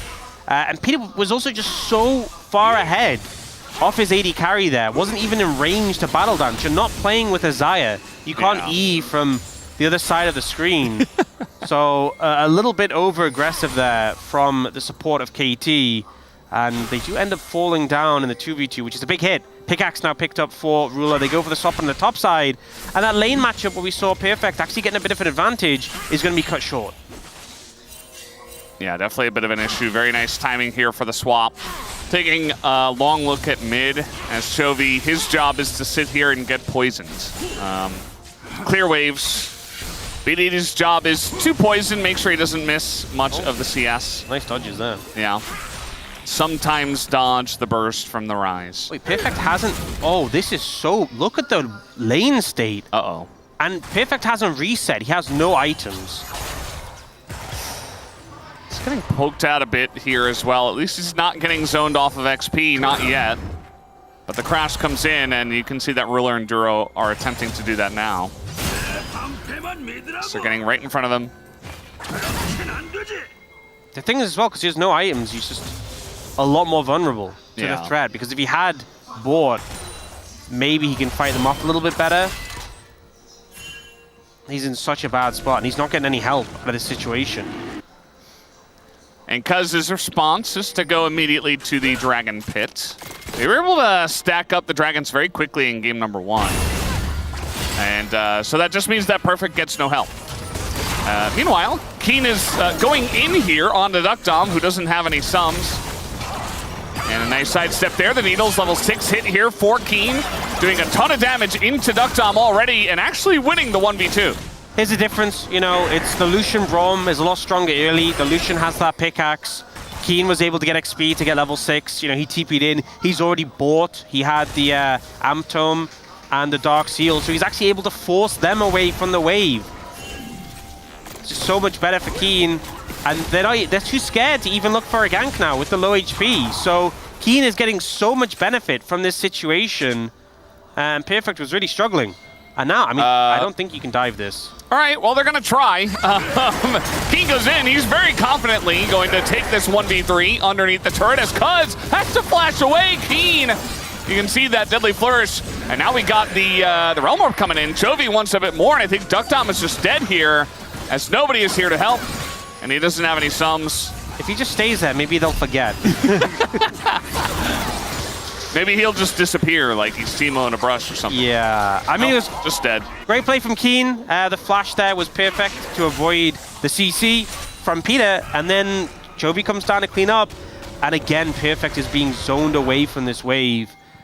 This is just Genji playing this masterfully. So Keen, they have the Ignite here, which is big from Peter to try and help the dive. But again, Rakan's so telegraphed, so easy to flash the Grand Entrance, and that's the only hard CC. I mean, other than the root from Duckdown, which doesn't end up connecting either. And then they all have to just run away from the play. I'm not sure why he barriered. I think he was looking for the kill on the Keen. I guess he was looking for the kill on the Keen. Yeah. But using the summoner, not ideal. And now you're pretty substantially behind. They've swapped back to face up into Ruler and Duro. But I think the damage has already kind of been done with how that swap played out. Yeah. You look at the difference between the experience Keen had and the experience Perfect had. And I think it's obviously played out way better for the side of Genji there. Yeah, absolutely. And I think with a comp like this, where you're going to look to brawl, any amount of lead in levels in gold is going to be so valuable. And so getting this early lead is going to be huge for them. Very different from the way that game one played out, where you were expecting them to get early lane leads, but everything fell apart very early. And so they really got no tempo going for themselves. Genji go back to the drawing board and look a lot better in this early game. Now I'm a little concerned for Perfect, because if you're not coming out ahead in this matchup, your team's in for a bad time. Bot lane is getting punished heavily. Oh no, Peter. I mean, he still loses so much health. He gets stunned on the back end, and now ult is there for Ruler, so... Calling available, here it is. Duckdom has to heal from Peter to get away from it, as now the counter engage is coming in as everybody trying to join on up, but you see the stun comes in, the concussive blows on a Peter, he's super low. Ruler is just kiting away from Cuz as the subjugation doesn't do quite enough. They're winning a 2v3. You know, they're not able to get the kills, but they're able to force them off, and it just kind of shows how things are really falling apart. Yes. Okay, Ruler missed a cannon. Falling apart. You know, how things are falling apart in this bot lane matchup. And I think the Jhin Rakan just not really having the power into the Lucian Braum early. And Perfect, he's getting manhandled by Keen now in this matchup. And mid is even, but it's Chovy on Rise, so he's doing a good job of farming as he does. He's Chovying a little bit. Not super far ahead, but just means that every lane is ahead. Yeah. So it's a comfortable position to be in for Genji. And I don't think this game is going to be impossible later on for KT. You know, we talked about how they have tools to punish the short-range composition, but I think Genji have such just a brute force comp where you run at them, you apply the Braum passive, just kill target one by one. Everyone apart from the Rise is so great at stacking that Braum passive, and the Rise has that point-and-click route to help set up his team.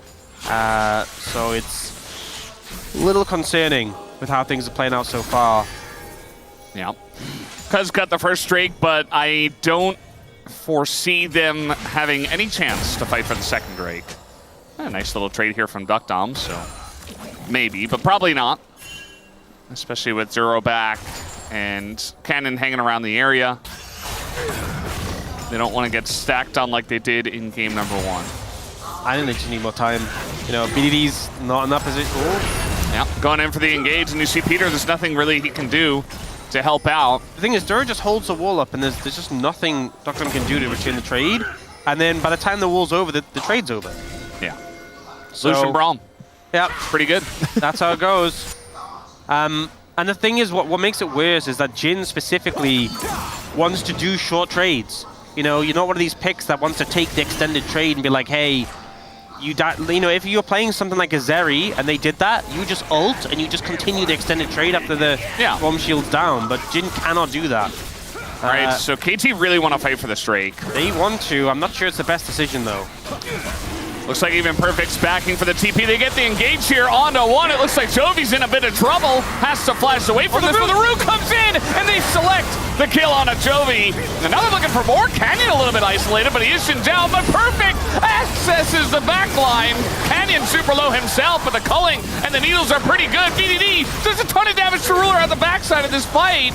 And now Duro is alone. Keen trying his best to get in there and get a kill. Gets the triple, but immediately gets chomped instead as Cuz takes him down. Gets another one on a Duro, and KT win the fight. Huge team fight there. The pick on the Chovy was phenomenal. And honestly, it was so close to being a clean ace. Ruler just escaping with slivers of HP. I wasn't confident they could find the fight, but Peter finds Chovy, walks into a brush, gets the knock up. The charm follows on the grounding, and then he flashes out. And this route from Dr. perfect to follow. Canyon goes in with the ult. And then here, he waits the time, gets this final shot on the Canyon, he cleans him up, and then the bouncing grenade also hits Ruler there. Look how low he is, the poison nearly kills him, but the Triumph heals. And then here, Keen is such a threat. He is already such a problem, and it kind of looked like he was going to clean up, but he does kind of run out of cooldowns. Dr. and Cuz doing so much work here, and I had a lot of concerns. They managed to find that one, but we're going to have another fight, it seems, over this dragon. Perfect's going to get here first, and I think with that roam coming down, Gen.G have to respect that, rather. Yeah, and then they just give it up. Yeah, not going to be able to respond. As will be Chemtech again is the only question. No, it's Infernal Soul, and KT have double Dragon in this game. Yeah, so KT really bouncing back in this one.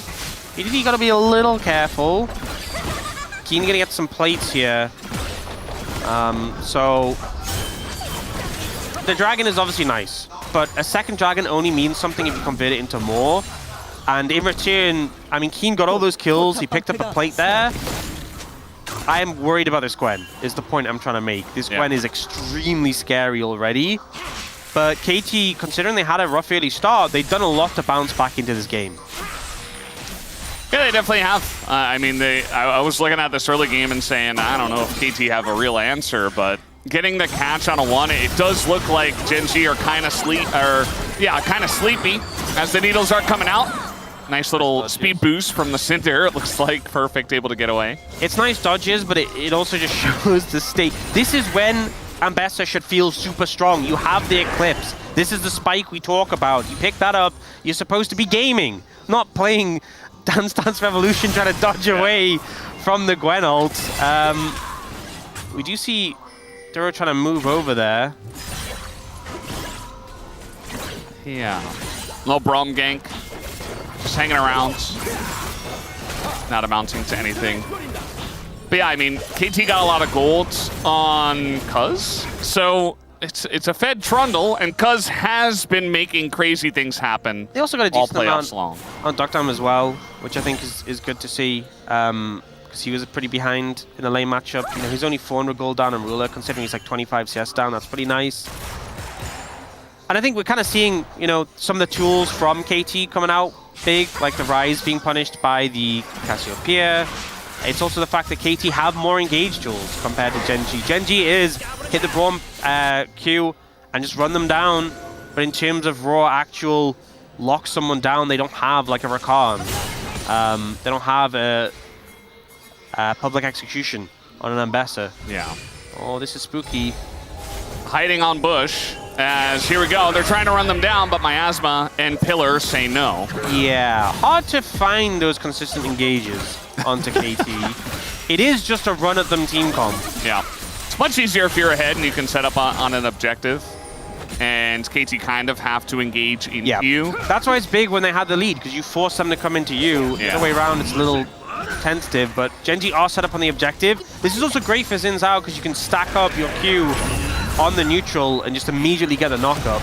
So you go like, get the first two autos, then E into knock-up and just try and one-shot Peter. Yeah. Who is close to that range already. He really wants to engage, it looks like, but I don't think they've got a real angle here, so Gen.G gonna do a good job of accelerating their lead with this objective take. Nice pick up there, did force them away. Some good poke. You don't really think of Xin Zhao as a poke champion, but apparently he is. Onto the Rakan.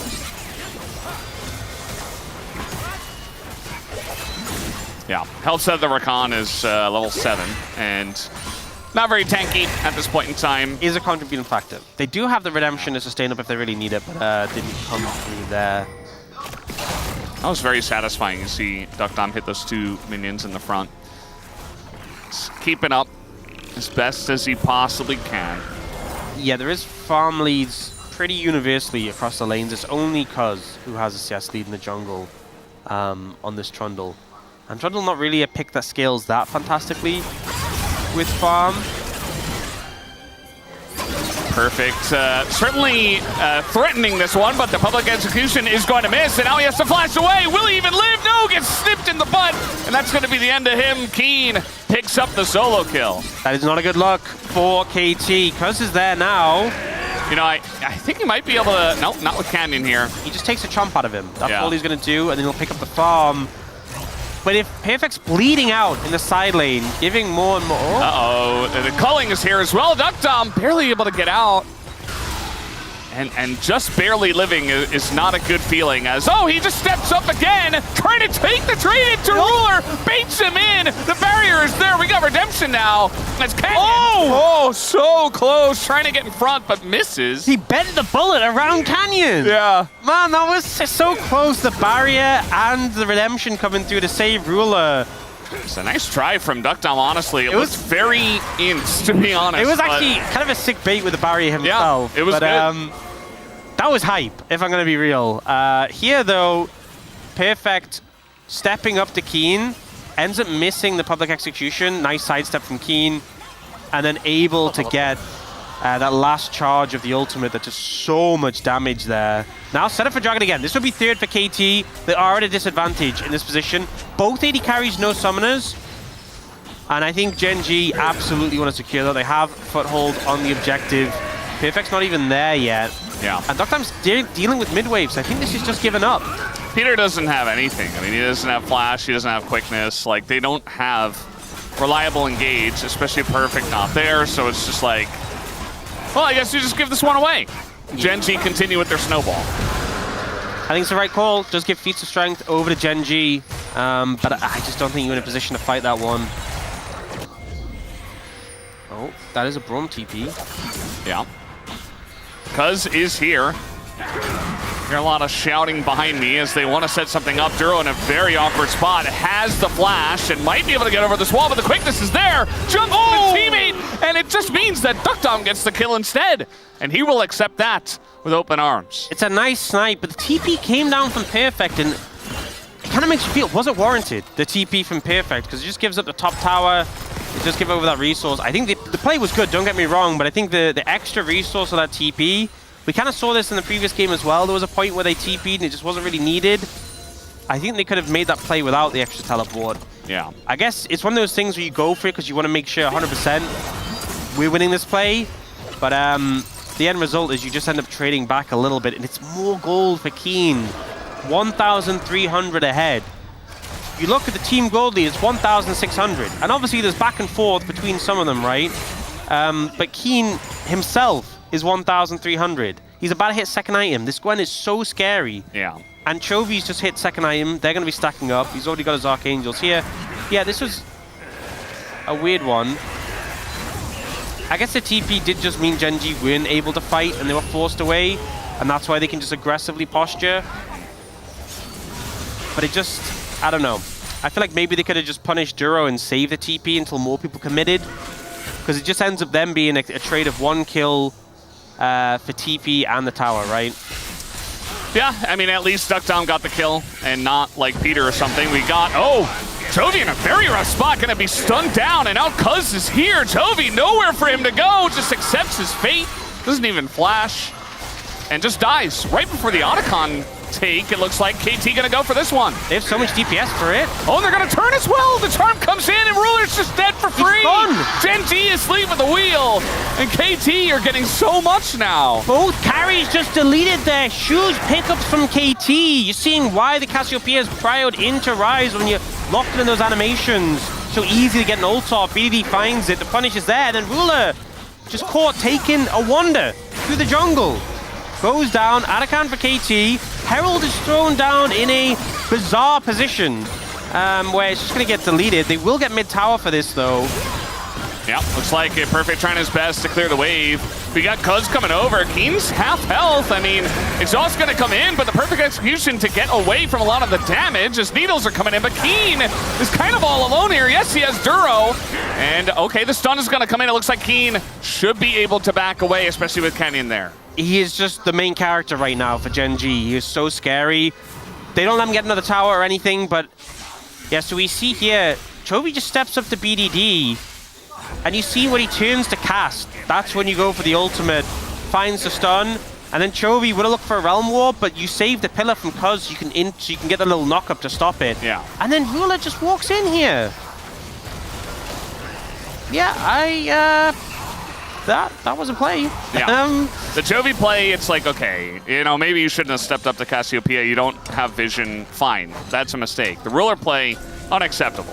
That should not have happened. Yeah, and I have to remind you, it's 1-0 to KT in this series. Yeah. You know, we were saying after game 1, oh, it looks like it's not going to be a 3-0.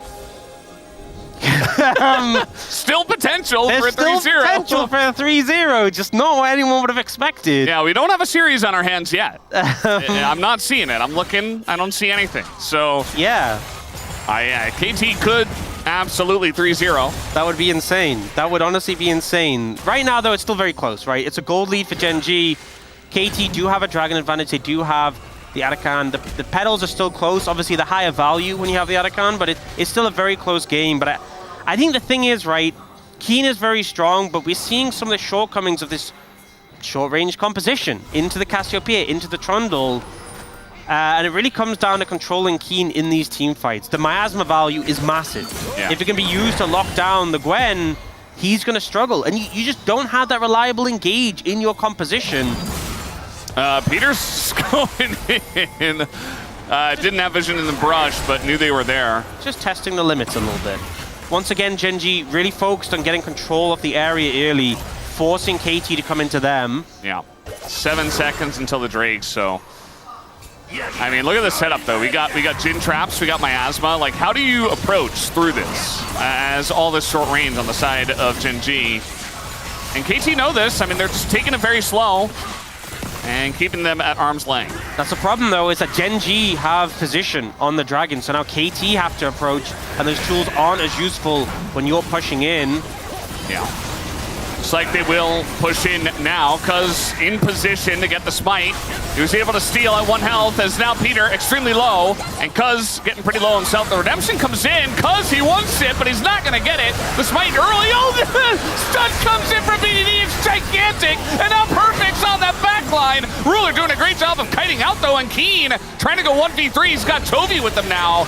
And he's going in doing a ton of damage as the turret in the backline is doing work from the side of Duck Dom.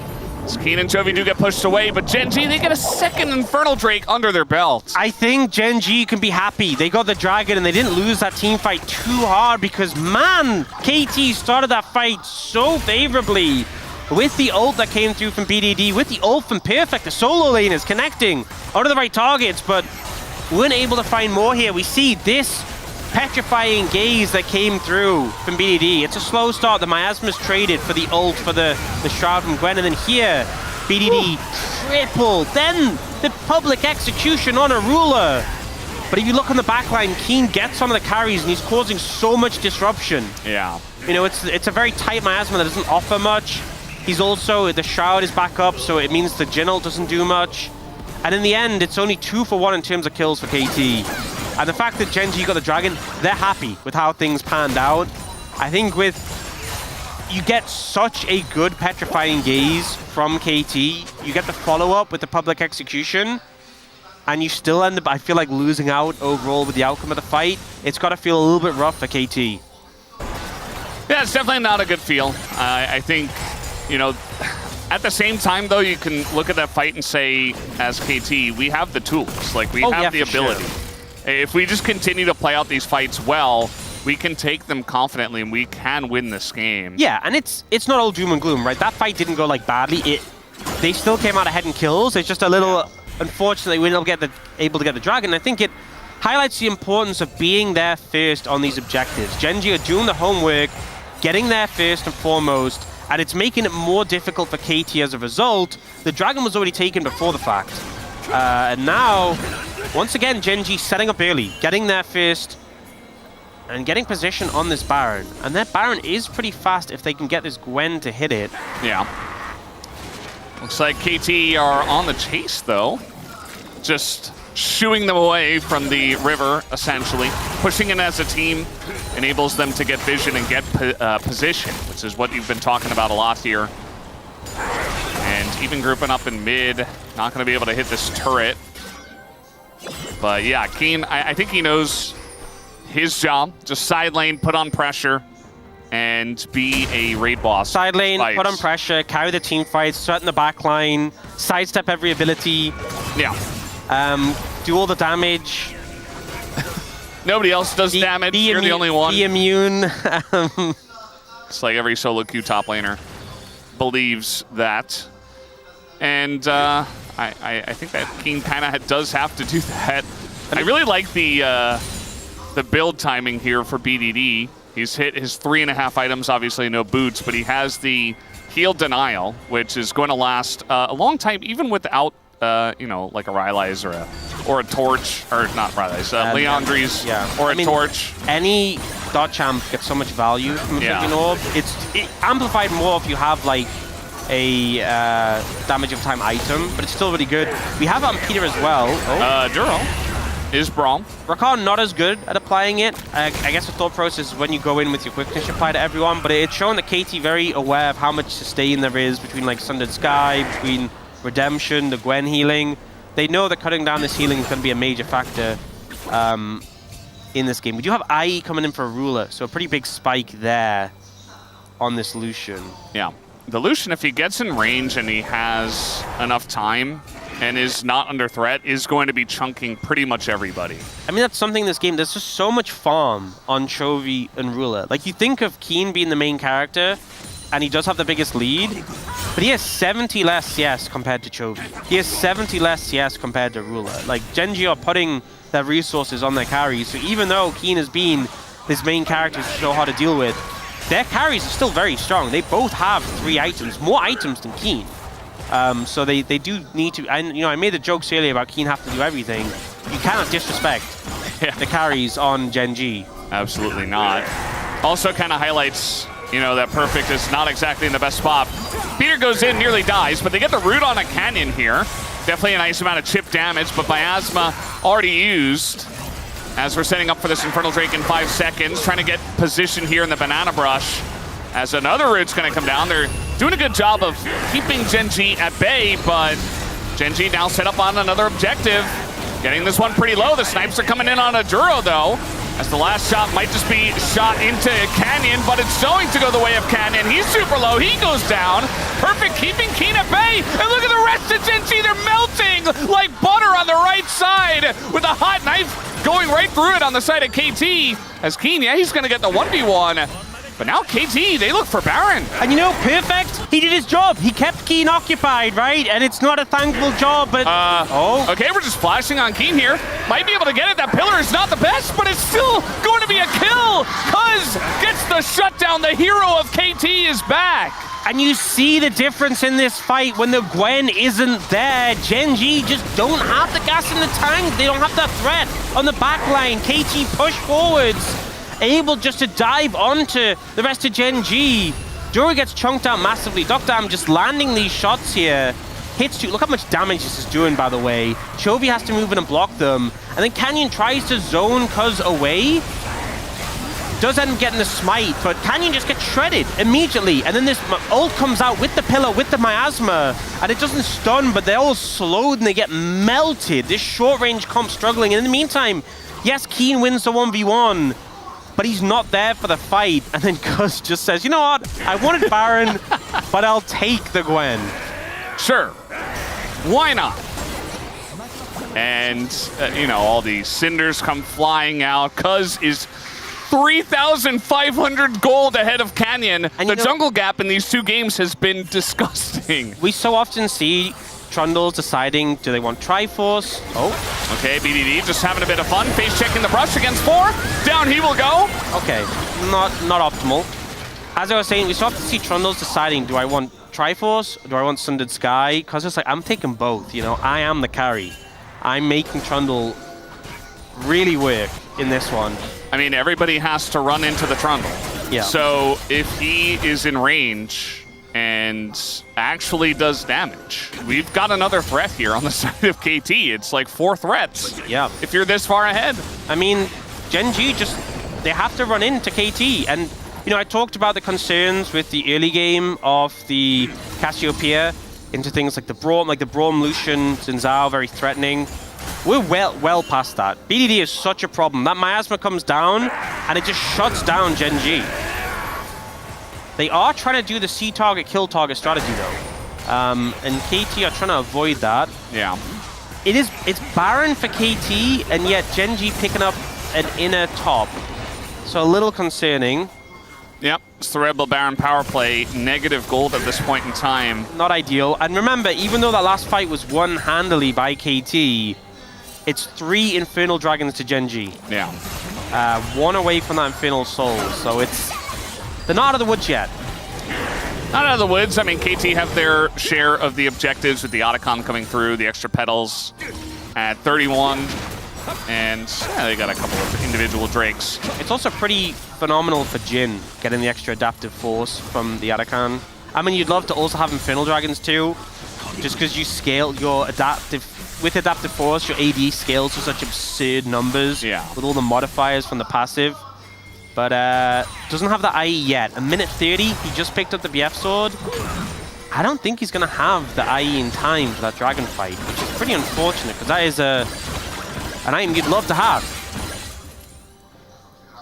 He actually is already doing such insane damage. Like, we saw his ult, we saw the damage when he's just not under any threat in that fight the last time around. Cuz in a weird spot here. He's going to get slowed down by that. He's going to have to go for the subjugate as a massive Roborb comes in straight onto BDD. He says, I'll take the fight. I can't go anywhere. As now Redemption's coming in. They're going to Axis right at the heart of Gen G. Canyon is so low, and so is Duro. This is 4v4 for the moment, but now Ruler comes in, and it's going to be Gen G's fight. They're going to take down Perfect. That's a second kill to Gen G. And they opt into the fight. A member down. This means Soul for Gen G. Oh, BDD gets caught out again. Cuz a little bit out of position gets put. Doctor? Okay. Just... okay. Wait, double TP coming in. They're looking for more. KT, you guys need to be careful. Well, yeah, I mean, the Keen is behind them. And at this moment, they just do not know. They're going to see it now. But now we got a TP. That's coming in up top.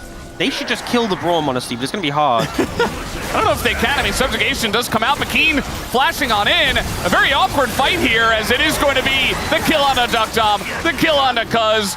As Chovy just going to solo down the Dragon. Everything falls apart in the span of a couple of minutes. Yep, and that's Soul now for Gen G. Gold lead back in their favor. And just when things started to feel like KT was looking at a 2-0, a couple of mistakes and Gen G are back in control here. Cuz overextended it, and that level 16 slow on the Gwen ult is the one that didn't get nerfed. BDD gets exploded here. And Gen G have really lent into their C-target, kill-target strategy with this composition. Canyon nearly going down. If he dies, it's a different story, because without a jungler, that Dragon's a surefire thing. But Perfect ends up going down as well. And then here, the Braum flank. And you know, you're right, there's not time to kill him, but I just don't think they had another option. Yeah. They just die. There's nowhere to go. I mean, they were corralled by Keen up the river. I just feel like they were pushing mid, I think the thought process was, hey, if we push mid, they can't like take structures, but they went. I just don't think they were gonna. I think their play was always get soul. Oh boy. Yeah. Infernal Soul for Genji. I mean, they were already doing so much damage when they connected on the targets. And, you know, Lockdown still doesn't have that Infinity Edge. Ruler's now 4 items plus a QSS. Yeah. With Infernal. 4 Infernal Dragon Infernal Soul. Everybody chunks. I mean, even Duro does damage. It's going to be quite the damage fest here. Yeah. And Genji, if they see anyone, could be Trundle, could be, I mean, everybody else is less tanky, so even if it is Cuz, you just kill them. It's fine. They have the damage. Yeah. I mean, everyone just is going to be so burstable, you know, at this point. And their comp is good at that. Look at Peter's angle here. This is so strange. I thought he was actually going to go for it. For Lockdown, so a big spike there.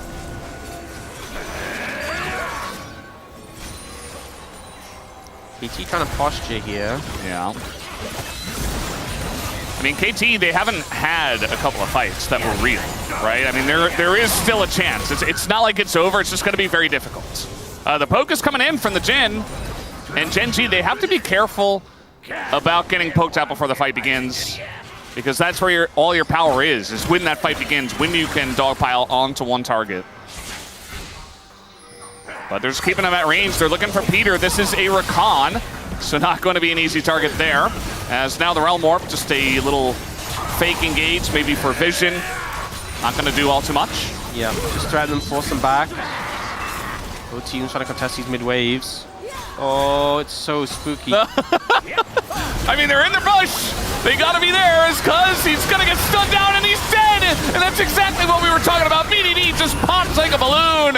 And the damage is just way too much. Genji, they just wait perfectly as the perfect execution comes in from Perfect, actually. And it doesn't matter. 3 kills, or rather 4 kills, will go over to Genji. And they will look to end this game 38 minutes in. An answer back from Genji. Definitely not clean game. Oh, okay. You're dead. Yeah, Braum pretty good. He's getting some shots in. Okay, that's actually pretty close. Doesn't matter. This game is over, and Genji will force the series to be on our hands. A couple of critical mistakes from KT in the late game, and Genji are there to capitalize and bring this to 1 against 1. I think this is sometimes the games you often get from Genji, where, you know, they do fall behind early and there's some mistakes that happen, right? And they're punished heavily and you end up losing a game that was definitely winnable. And I think KT are going to be a little frustrated at that. But you think about the fact that game 1, KT was so dominant and game 2 was more of a struggle for Genji to win. This still doesn't feel like we've had a full return to form from Genji, and Cuz has been on an absolute tear. Canyon is getting jungle gapped. Both games he's gotten jungle gapped in this one, so if he doesn't step up, they are not out of the woods yet. And I think Genji, you know, they managed to win this largely on the back of Keen, who did this monstrous effort to keep them in this game. But this was not a convincing win. This is not a win that makes me think this series is going to be a clean 3-1 from here. This is a win that makes me think, okay, Genji are still Genji, but KT are very much still a threat and very much still in the series. So the zeros crossed out. Still hoping for the 3-1 for Genji are the fans. And, you know, that was a lot of the predictions that we saw. Will it actually happen? We'll have to see how the next games look after the break.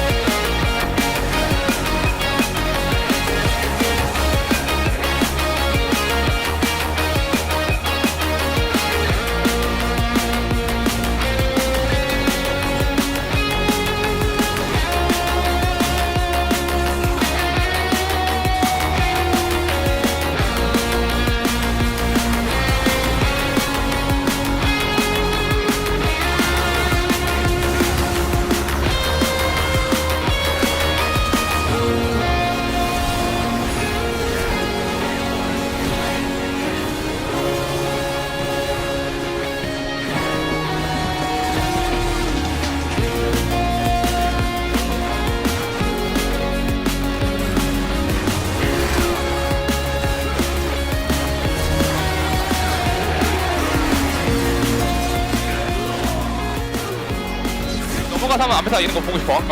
Q 몇 초? 나 Q 1초. 내가 넘어갈 때도 카시 쪽 걸었어요. 야, 이거 편들 좀 봐도 돼. 야, 나 카시 한번 이렇게 이거. 오케이. 야, 들어. 야, 앞에서 카시 높을. 카시 잡았고. 아, 이겼다. 끝났다. 미드 가자. 이거 라인 지켜야 돼. 라인 못해.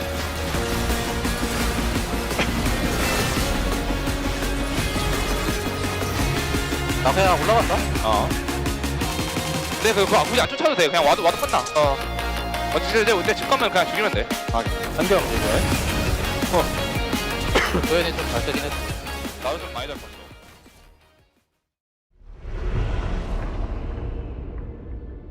When they speak of Viscero, unbroken,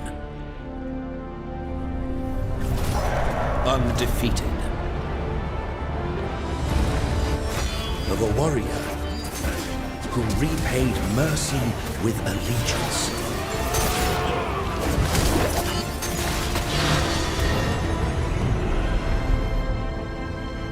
When they speak of the king's chosen protector, the prince's beloved mentor,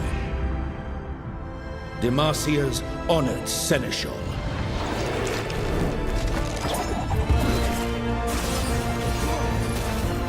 when they speak of the foundations of our kingdom,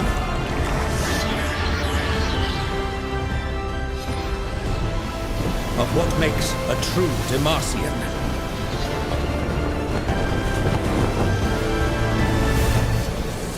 they speak of you.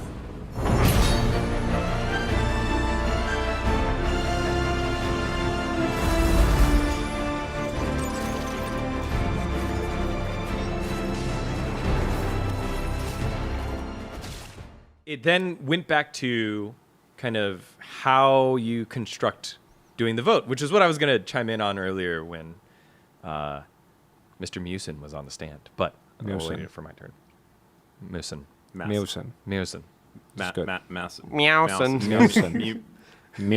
did it the best, guys. It's not that hard. Musin. And I think with this format, it's a format kind of set up with a vote. You had continue.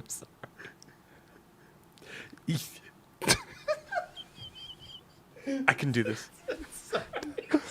Dan kills me. I can't. I don't know why. Okay, sorry. I apologize. Yeah. You had to look at the competition that they were playing against. And obviously, Gideon did so well that we gave him a nickname in rounds 1 and 2.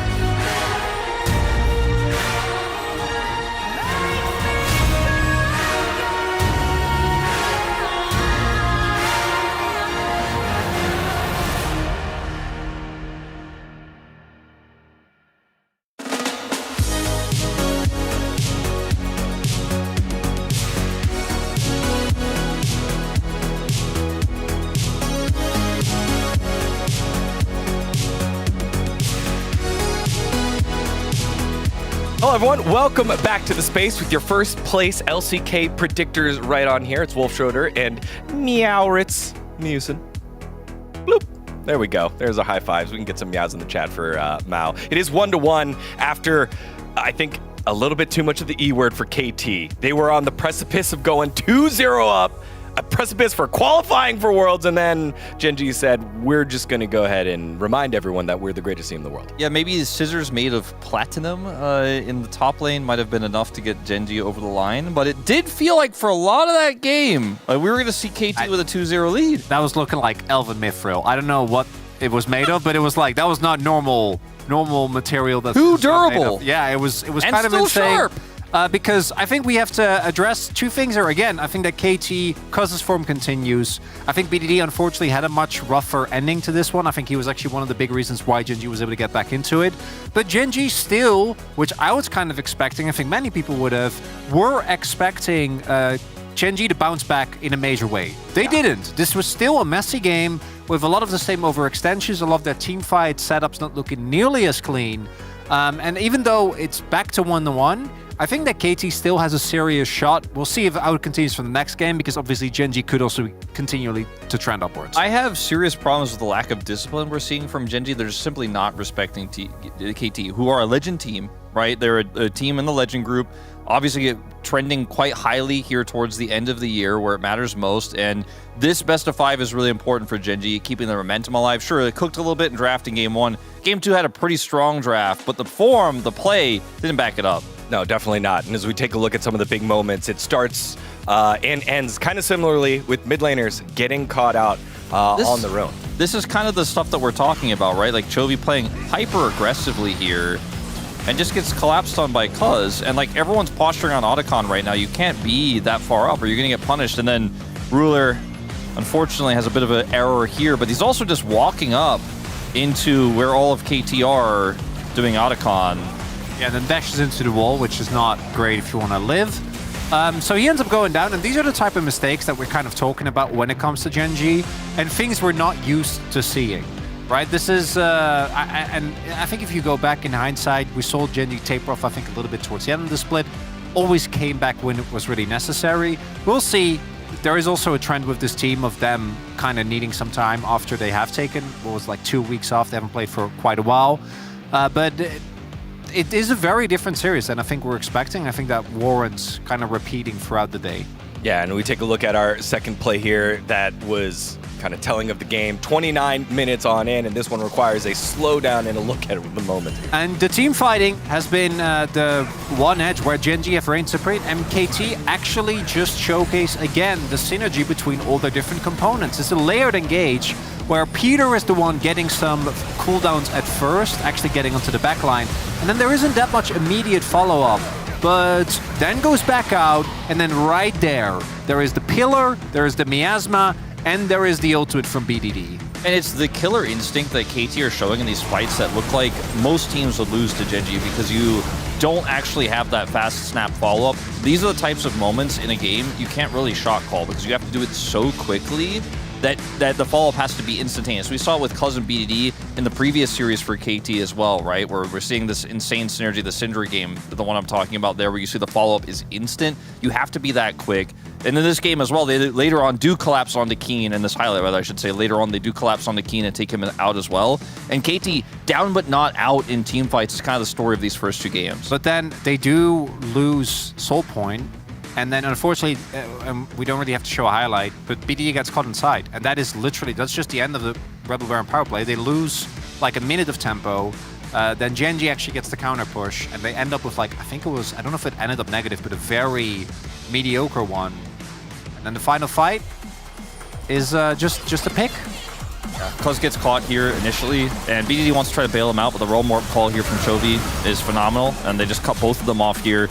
And that's basically the end of the game. And from here, they still try to fight it out. Obviously, some heroics from Peter and from Perfect, who had a really good Ambessa game. There's just not enough to save this one. And I want to highlight as well that for Gen.G, They end up winning the game, right? I don't think we're going to be necessarily worried if they end up closing out the series in clean fashion. But what it does really kind of put in perspective again is the growth that KT has shown.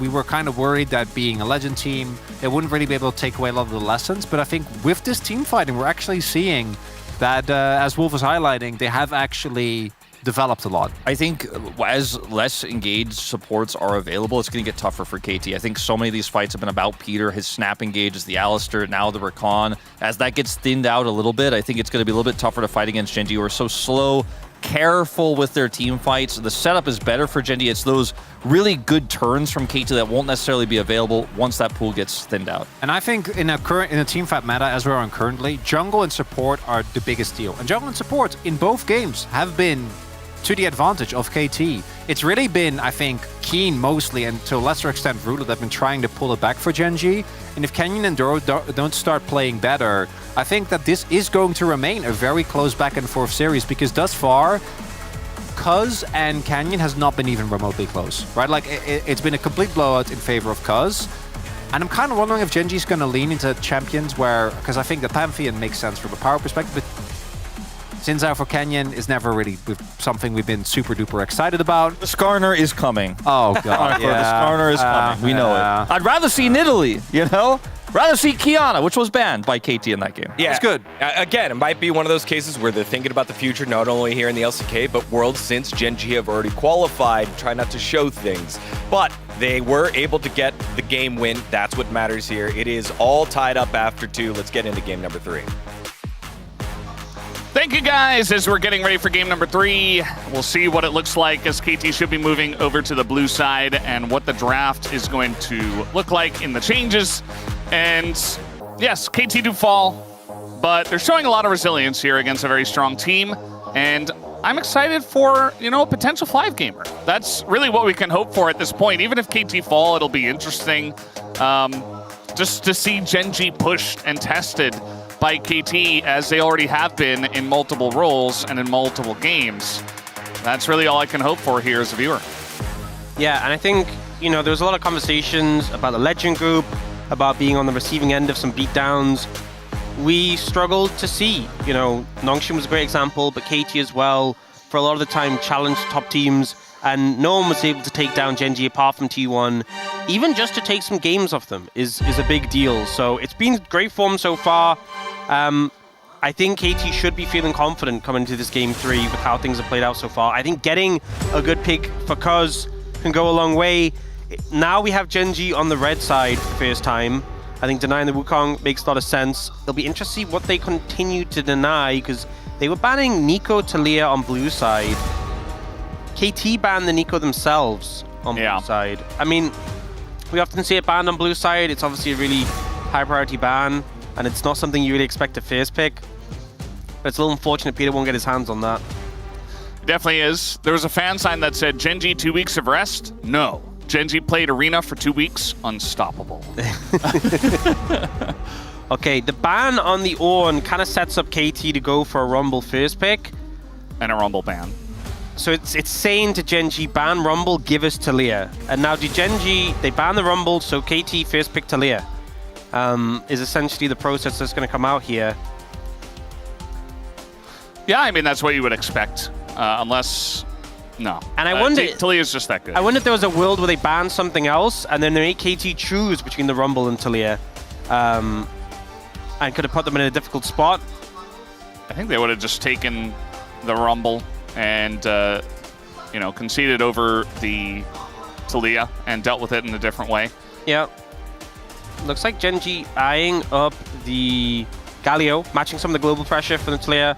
Obviously, early levels, she will just throw rocks at you, but eventually you'll be able to deal with some of the magic damage when you build up some MR. This is a lot of engage for Gen G, and a pretty straightforward already dive-focused composition being telegraphed by Gen G, which is pretty different to what they had in Game 1 and Game 2, because I feel like both Game 1 and Game 2, they lacked a lot of that sort of very focused engage.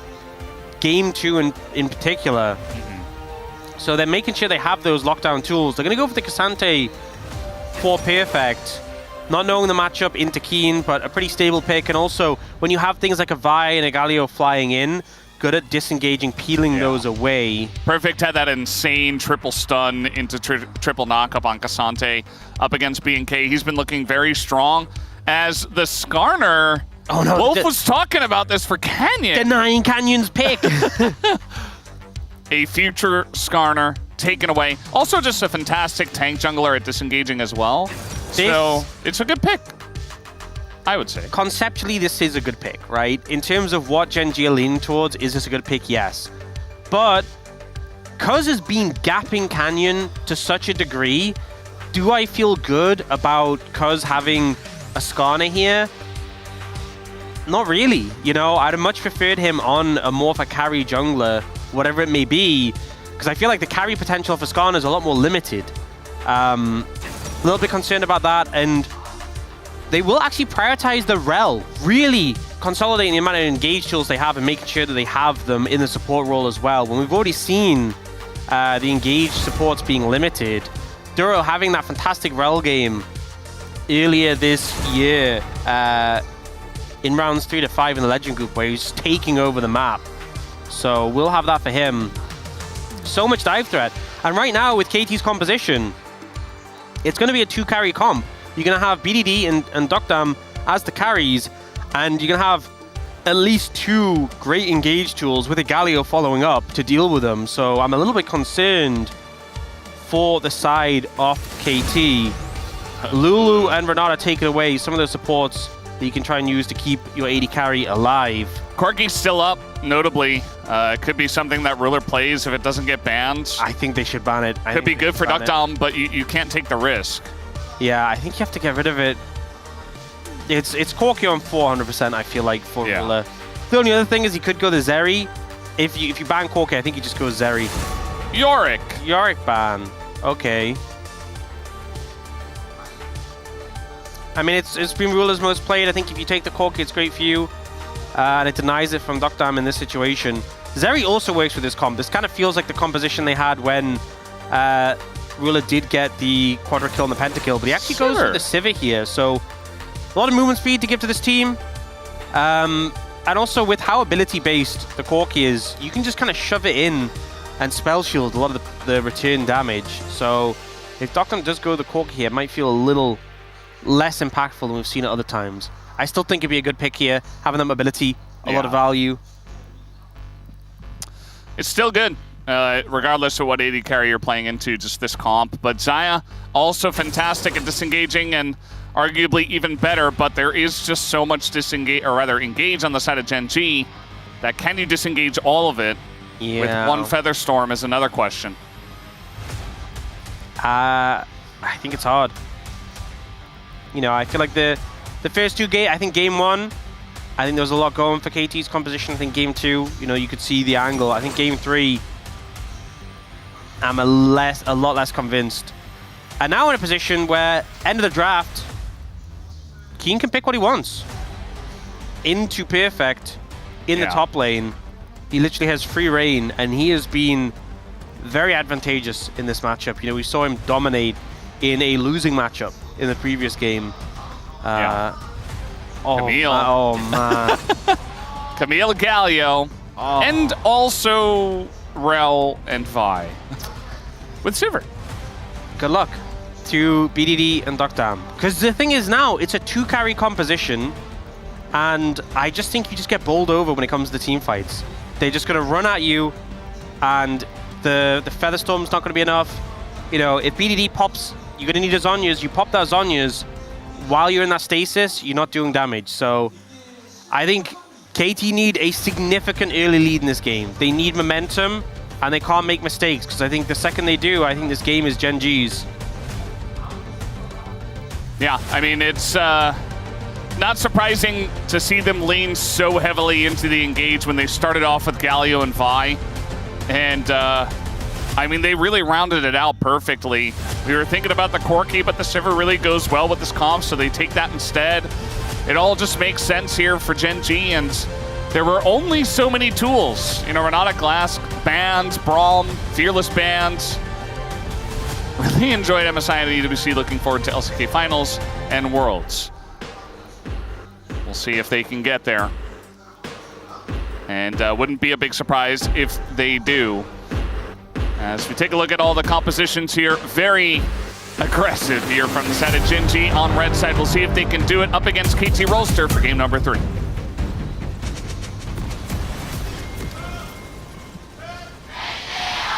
시간사의 협곡에 오신 것을 환영합니다.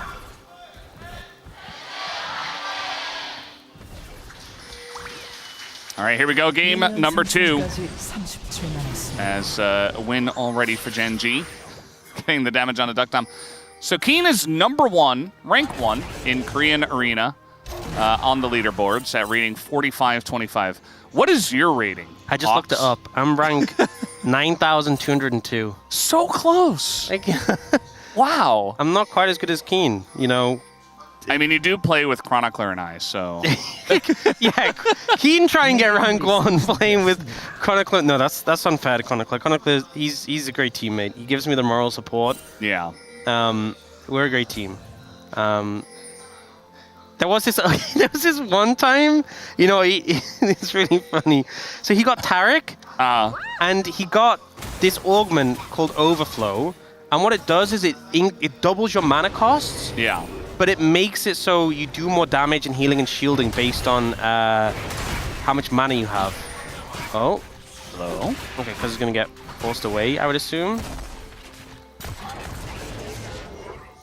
Oh no, Canyon's getting forced away.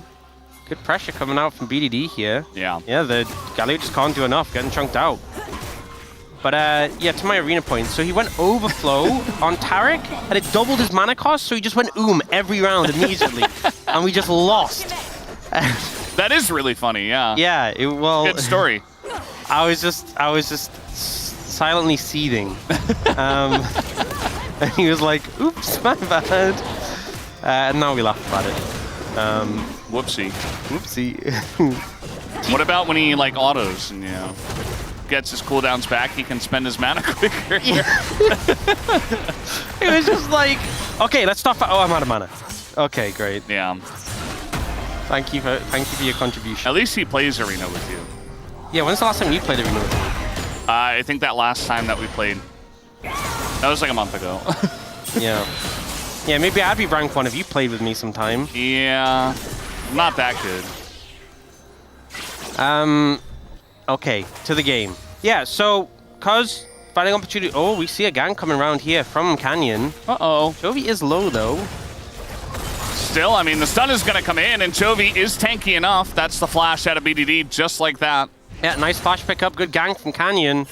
And if they can find an opportunity to punish BDD's lack of flash in the future, that's going to be a nice pickup. I would assume they can, with both of those mid laners keeping their flash. As a big trade down in the bottom side, Duck Dom is going to win this one, as the engage did come out from Peter. Yeah, Duck Dom not able to find the root on the feathers. You can see Ruler, you know, you just run ahead, able to sidestep when the root comes through. The cleanse burn and on the back end of the trade, so nice there from KT. And again, emphasis on them. They need that early advantage in this game, I feel, to make the team fights work.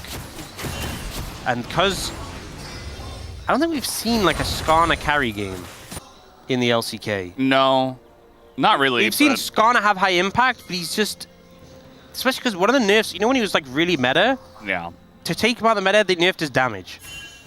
So he is just a CC bot, you know, a lot of the time. Yeah. Which, he's not Cassante, right? He's not CC and a million billion damage. Yeah. The nerfs to Cassante, they were more to his tankiness, right? So he became a little bit squishier and all out and stuff. Yeah, I think they nerfed a lot of things. They did, yeah. Okay, he's gonna barely get out of range here. That was cheeky. Calculated. Perfect, keeping him on his toes. He is very low on HP though. And not intentionally, you know, sometimes at level 6 you want to be low HP. No, he's not level 6, he's just low. He does have a lot of biscuits though. He is chomping on those biscuits. He's the biscuiteer. He's getting max biscuit value. All right, here we go once again. Ruler Stun could come out if he wanted to flash, but not going to force it. There's the flash, and no cleanse this time. Ruler in a ton of trouble. First blood picked up by the Xayah, and now we got Cuz in the bottom lane. Speaking of the Skarner carry, he is here before Canyon can get there. It's now knock up, and, well, yeah, Chovic's going for a little flight. But yeah, nice early pickup here for KT. So well played. Peter just manhandling Ruler right now in the matchup. Duro doing everything he can to peel for his AD carry. But not able to save him from that. You know, the second rotation of cooldowns comes through. That's one of the things with Leona. You have those low cooldowns available. Okay, that was cheeky. Got him. That was very rude. And actually might be a bit rough, because I think... Chovy?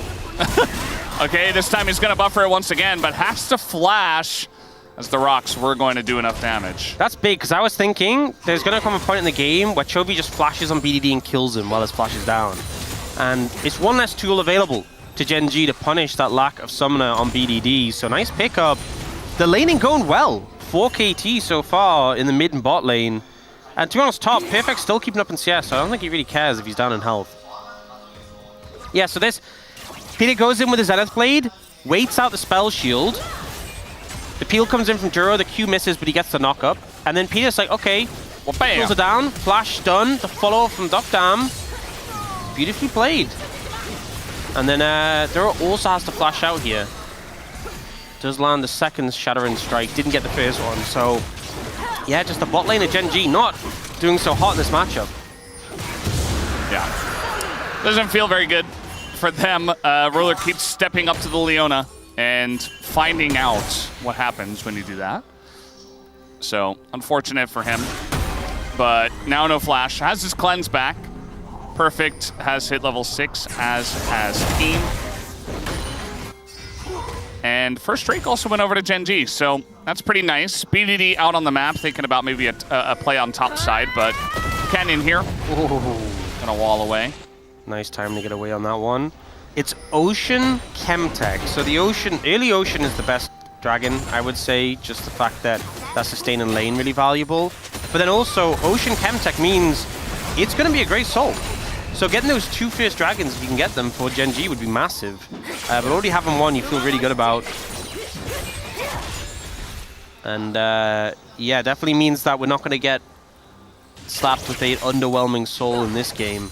Yeah. I'm trying to think, like, what is the worst soul out of what is left? I feel like Cloud is really OP for Gen G. It's pretty good for KT, but not amazing. As Cannon's here, might just press his alt button, waits for the seismic shove. BDD still doesn't have his flash, as the taunt gonna hit both of them, and BDD so close to getting his flash back, but it's not gonna happen. Peter TPing in just to kind of get hit by the Vi, and the heroic exit comes out from Chovy. It feels so bad because Peter TP's in, Dokdam runs over, and they both just get out, and the timing is perfect from KT. I feel like, honestly, something pro players should do is look at your flash timer, and if it's like 45 seconds to go, the amount of times I've seen a gank come in that window. Yeah.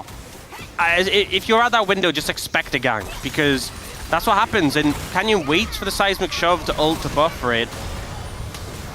Canyon comes, Cuz comes in, can't get the ult in time because of the CC, and look, you can see on the bottom of the client, his flash is up now.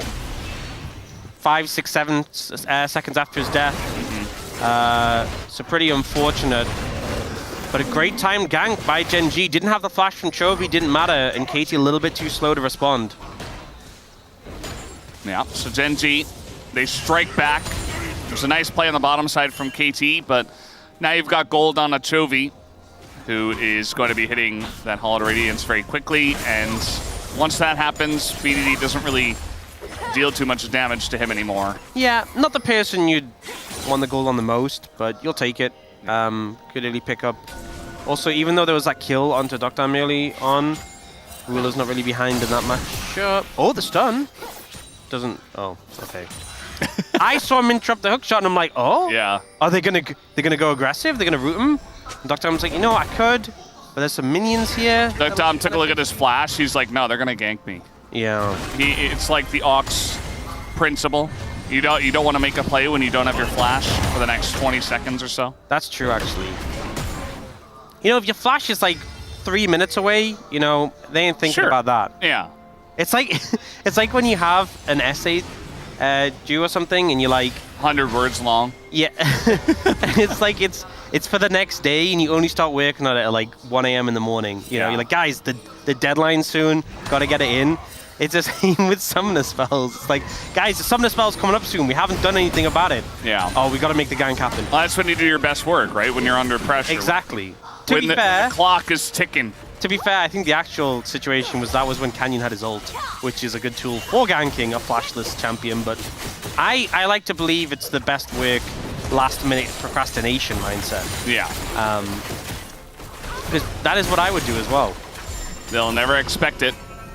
They're going to assume they'll get their flash back in time, but they won't. Little engage onto Cassante as the two of them are like, nah, we can't do this, and the flash comes out. As now TP to the top lane from Duro. Cousin Peter sticking around because BDD is here as well. 4v2. As Chovy has his TP as well, not going to use it. In goes Keen, and he's in a bit of trouble. Cuz taking a bunch of damage from the turret, tanks it up. BD gets the aggro, actually. Flashing on in is Cuz. They finally get the kill on a Keen. It looks like Duro should follow, right? No. He's going to hop on the horse. Guys. I think he just gets away. There's no way he just walks us off. He just walks away. Well, he doesn't actually. He rides away into the sunset. Exactly. Wow. What a journey.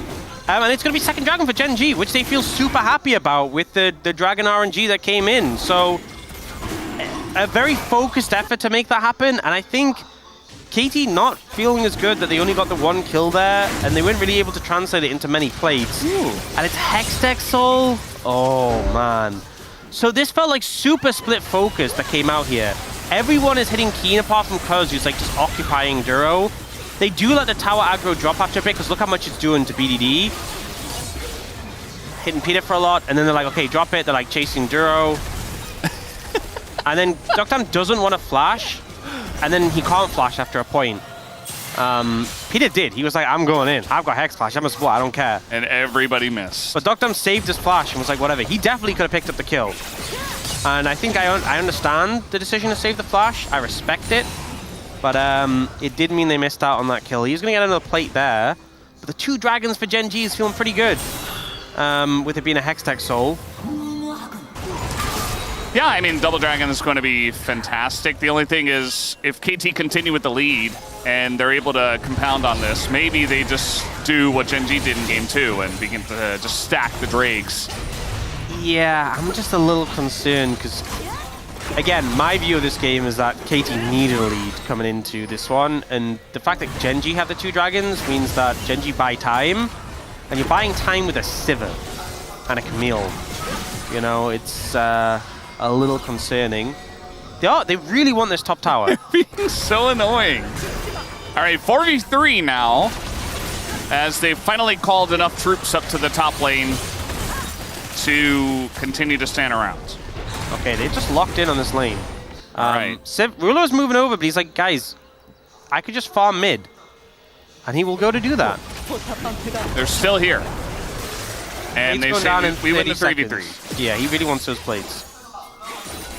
You know, if he was playing Ziggs, he could just kill he could just kill the tower. Should have played Ziggs. No, I don't think Ziggs is the answer. Yeah. But maybe. No plates. Just a lot of time spent hanging around. Little 3v3 action in the top lane. Yeah. Okay, well, that's certainly... KT really wanted that tower, and they won't be rewarded for it. It's now Herald up in about a minute. We got Dragon in 2 minutes 40. I think KT still pretty strong where they are right now. Even in terms of play gold as well. But yeah, they're getting the Seraphs is coming through soon for BDD. They have gold leads, you know, in the top lane. But Doctam as well has a bit of an advantage, so I think they should set up for this Herald. If they get the Herald, you can potentially utilize that either in the Dragon fight itself, in the team fight and Heralds we've seen, or just use it on mid to get extra pressure for the Dragon fight. But this third Dragon, if you lose that third Dragon fight, the game might be in a dire spot. You just have to fight every single time a dragon is up. You don't have any room to make any more mistakes for the rest of the game. And it also means it's kind of one of these situations where even if you win the fight, if you lose the soul, you could just be cooked. Yeah. We've seen teams win against Hextech Soul, but it makes it so much harder. I feel like the fact that Duckdom got the 2 kills is pretty huge for KT. Like, the amount of damage the Xayah does as the game comes along, especially when everybody is running straight at her, is going to be pretty huge. So if KT maintain, it's not a huge lead, and they're behind on Dragons, but I still see a world in which, you know, Talia Xayah has enough damage and enough peel back that it will be difficult for Gen G to engage eventually, as we got a fight brewing here. Looks like they want to engage on someone. Peter's going forward. They say, okay, we might just choose the Leona. Eventually, the damage is there. They go in on the Skarner, and the Galio's right on top as KT are down a member this entire fight and still take the fight. As Peter just a little bit too far forward. As, oh, it goes Xayah! The Xayah Feathers get the kill on the Rift Herald. As now going in is perfect 1v5. He's got Duckdown behind him with the Feathers. He's actually doing a ton of damage, but guys, you're down so many members. As maybe they get the kill on a Canyon. Yes, they will. 505 gold goes to the Xayah. But still a very messy kind of situation around the Rift Herald. You're seeing how much work Duckdown is doing to try and make this game happen. Literally, this Xayah is doing so much. Ruler trying to step up. He has to be a little careful, although Duckdown is very low. Dragon's up in 24. You need a base. We'll see a replay. So I think the main thing is BDD is just nowhere near when the fight starts. They go on the Leona, who's just not that tanky yet. Then they turn on to the Skarner as well. Duckdown gets a ton of feathers down here, trying to get a big pull. But unfortunately, both the frontliners just die. They're supporting the jungle gone. Missed by Canyon. It went at 2 HP. And then here, Duckdown again gets so much value, setting up the feathers in this situation. Gets a big pull in. Not able to be threatened because the tower's there. Ults, and then this flip from BDD into the redirect. Beautiful. And now it's given them position onto the Dragon. They should be able to get this. They have the team fighting Herald. Yeah, no jungler here. Canyon just not here. And the team fight Herald comes out. It's going to send that mid. It looks like Peter, we know he's willing to send it. Maybe he just looks for the knockup? No, just taking the wide routes here. As the mid turret goes down, BDD is basically dead. Duckdown is isolated, and Peter probably just dead himself after the charge. Yeah. Oh, they got Chovy. No, I guess they didn't. BDD solo has no flash. Duckdown still doesn't have any summoners. Like, very wonky team fights, and Gen G is winning them all. I thought they were going to go for the engage Herald. Yeah. And they went for the... Yeah, so I thought they were going to look for an angle for the engage on, like, Chovy Ruler here. Go left. Yeah. Oh. And he just went for the tower and just died. And then they're so split. And then I think...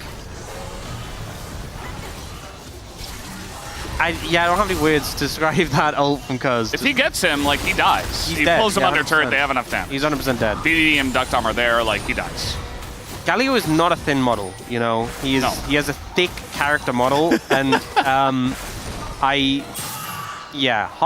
to hit, hard to miss. Sorry, and he did miss. He's got shutdown gold on him as well. He's got the biggest gold lead in the game. Like, that would have been massive. Look, Cuz has had a great series. That was not a great play. It happens. Right now, Gen G, the Dragon went over to KT, but Gen G got 2 towers on the back of it, so pretty sizable lead. Especially across the top side. We had that lead between 80 carries. It's kind of disappeared. Ruler's 2-1 and 2 now on this Sivir. It's getting a little spooky. I mean, Gen G, they haven't played the cleanest series, but as the series goes on, it does look like they are getting cleaner and cleaner. I wouldn't call this a super clean game, but it's clean enough. And KT have kind of taken the opposite route, where they were clean, and now they're not, as all these fights are very confusing and kind of all over the place. Duckdown feels like the Keen of Game 2, you know? Like, he is doing everything to try and make this game happen. But it definitely feels like he's against difficult odds right now. Gen G favored. They have feature strength. They have a big gold lead. They are still ahead in terms of dragons, despite not getting the last one. They are 18 petals to 1, by the way. They're getting petal dipped as well. Yeah, no. don't really know how that happens. Like, KT had a decent amount of... These flowers spawn, and whoever hits them, they get the Thank petals. you, Ox. And so Yes. Gen G will have hit more flowers It's very helpful. than KT. Yeah, you're welcome. Thanks. Yeah, you said that already. I feel like we're just going to enter a lull state until the dragon spawns. I don't feel like... You know, KT, they have to wait for Gen G to engage into them. There's not really a world where they just run at them. And Gen G will play it I mean, I think very patiently. The problem is if KT engage, I think it's pretty hard for Dr. and BD to get damage. If you find a pick, sure, fine. But in terms of a 5v5, you kind of need Gen G to come into Dr. so he can get his damage off. Yeah. Get value out of the Unraveled Earth. BD went Rylai's. I really don't like this. I feel like you need to be doing damage here. You only have 2 damage threats, and you're going like a utility item? Like, the enemy composition is all going to be on your Raveled Earth anyway. Like, you don't need the extra slow. I think this is a mistake. Well, he's going to be pretty tanky. I guess there's that. But yeah, I do agree. You have a very nice front line. Even if they do press everything onto you, then your Xayah will do a lot. And, you know, if you're not a real damage threat, then they can just only go for Xayah, and then you're not really a threat at all if she's already dead. So Chovy just able to push Perfect out of the lane. Was up 2 levels, now up just the 1. Yeah, Perfect only really has armor, so... Yeah. And is down in farm quite considerably compared to Chovy. Obviously, even in like his lane matchup, but not laning in the all lane matchup at the moment. Just avoid the damage, Perfect. Which he is. But yeah, we're just waiting for this dragon to spawn. There's also Otacon here. This, I feel like, is the pivotal point of the game. Both objectives up and available. You win a fight heavily here, you get both.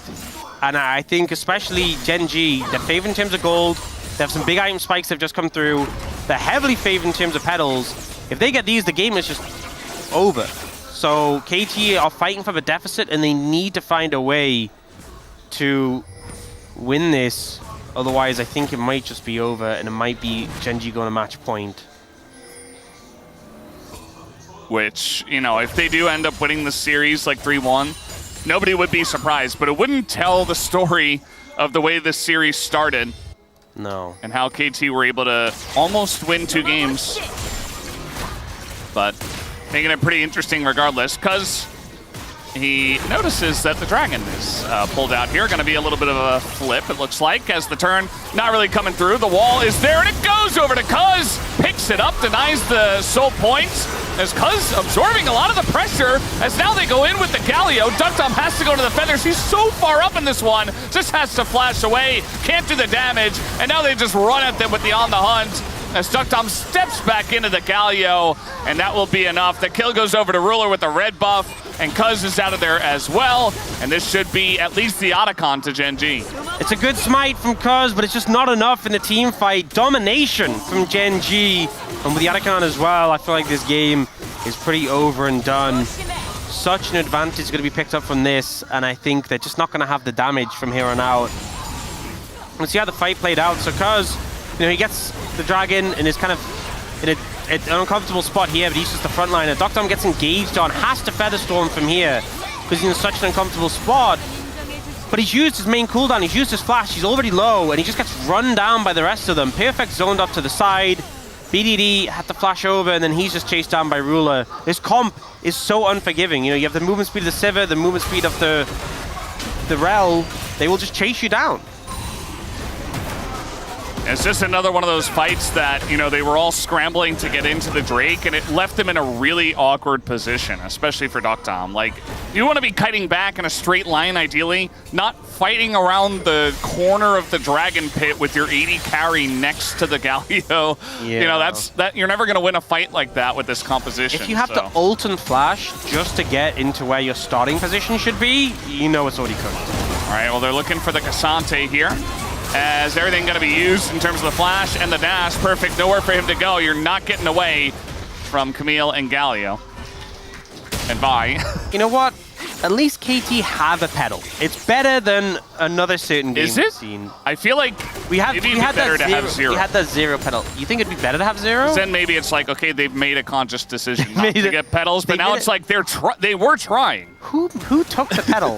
who made the? Yeah, we need to know who got the pedal actually. Who was the one pedal taker in the course of this game? We don't know. Someone broke the line. Any peddlers? Yeah. Peddlers, yeah. Peddler.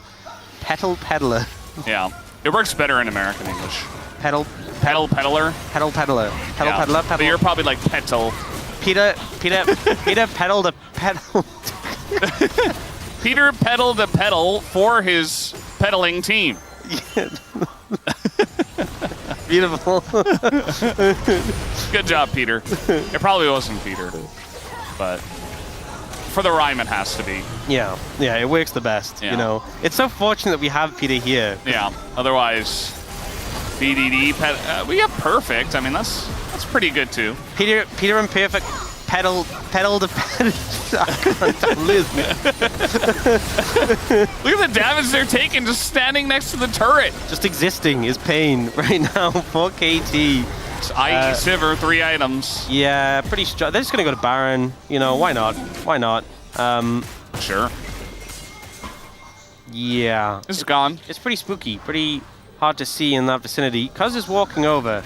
I don't think you get anywhere close. He's 2 levels down. They have vision now. He's got to descend it. He doesn't have his flash. He will get into the pit. They do turn onto him, though, as a lot goes into this Garner, but will the damage be there for the Xayah as Ruler gets pretty low? Keen also getting low on the right side. That's a kill to Duckdom, but some heavy health bars here on the side of Gen G, and some really low ones on the side of KT. It's going to push them back in the 1-for-1, but at least they stopped the Baron. Honestly, decent from KT, you know, finding the value as Gen G Oh, there it is! Peter! It was Peter! Peter the pedal peddler! Peter the pedal peddler! We got the lore! Oh, I can't good believe in they production. found that. Yeah. It's crazy. Yeah, Duckdom getting so much value here. The ult from Cuz holding Keen in front of him. And the Baron was also actually hitting Ruler for a lot of this fight, so not ideal circumstances for Gen G. I'm just so in awe that we found Peter. Peter the pedal peddler. I mean, I guess it's not. No, it is very difficult. Very good job, production. Thank you very much. I was gonna try to explain it, but I don't think it's worth. Duckdom has done the most damage in the game, but he doesn't have the most pedals in the game. He doesn't. That was Peter. Well, on KT, sorry. Yeah. I do think there's a good chance someone on Gen G has more pedals than Peter. Probably. Not proportionally. I would say, yeah. You know, right now Peter has 100% of his team's pedals, so I think proportionally he has the most. Just taking the dragon. Yeah. Hiding on bush for KT. They are trying to move over. Cuz with a slick smite, maybe? I mean, he's going to get in, and Canyon is here, but he's alone as the smite goes to KT again. It's a third Hextech dragon. Let him go. Cuz was thinking about not letting him go, but he's going to let him go. Let him go. And there you go. So the kill does go to Gen G. They should be able to get the Baron off. How do they have 3 dragons? I'm just in disbelief. They just let him walk in. Okay, perfect died. Not ideal, not optimal, but just all you have to do is try and prevent them from getting Baron. This Baron actually does damage. You were talking about it before, hitting Ruler. This is the Baron that does a ton of damage. So Ruler's got to be careful. You've still got Duckdom, who is a fountain laser. Little flank here from Chovy on the right side, but Duckdom's got good positioning for now. But the front line is just being chewed apart here by Gen G. They're going to take him down. Now the ult comes in on the BDD, and the follow-up is there as well. Nice damage here from Duckdom, though. They go very deep for the kill on a BDD, and there's the taunt as the Featherstorm comes in. A massive flash to get him out with the feathers. But it's still a win to Gen G. Ruler? Yeah, Ruler's looking for it, and with no Featherstorm, you will be taken out as Ruler flashes the Samsung Galaxy, and they will be taking this Baron now. So hard to fight from this much of a deficit. KT, they managed to get the Dragon, but they can't stop the Baron. And Gen G, I don't think it really matters that they lost that Dragon in the end. They will pick up the Purple Worm. They will be able to use his buff. Likely to push to an end because they're going to have a 10,000 gold lead after this. pretty hard to overcome. Yeah. Perfect. He's back. He's here. Just hanging out, watching the Baron go down. It was already hard to 5v5, but in this 4v5, the Unraveled Earth gets thrown down, and they kind of just push in and explode Cuz. And then Keen looks for BDD. Dr. finds a good angle, like hitting from over the wall here. And then Chovy comes in over the wall, ends the taunt a little early, so Dr. doesn't get the ult in time. And then Ruler, this is so cheeky. Hello. Just sneaks around, and Chovy was there to tank the tower to guarantee it. Yeah, well played from Gen G. But they are now incredibly far ahead. Yeah, I mean, Drakes and Xayah are nice, but 11,000 gold is nicer. And 38 petals. 38 empowered petals. Yeah. It's a lot. Gen G are the peddlers now. Doesn't quite have the same ring. Doesn't feel as good.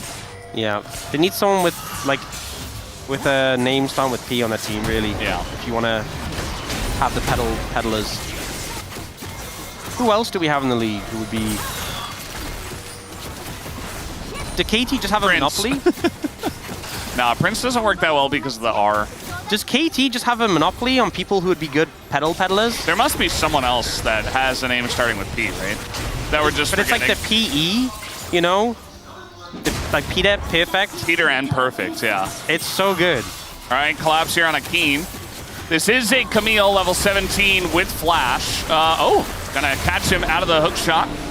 Does not get over the wall. The exhaust is there. Peter's taking insane amounts of damage. Peter. And now the Galio comes in. And Keen is like, well, good try, guys. Nice work, buddy. He's a little strong. Yeah.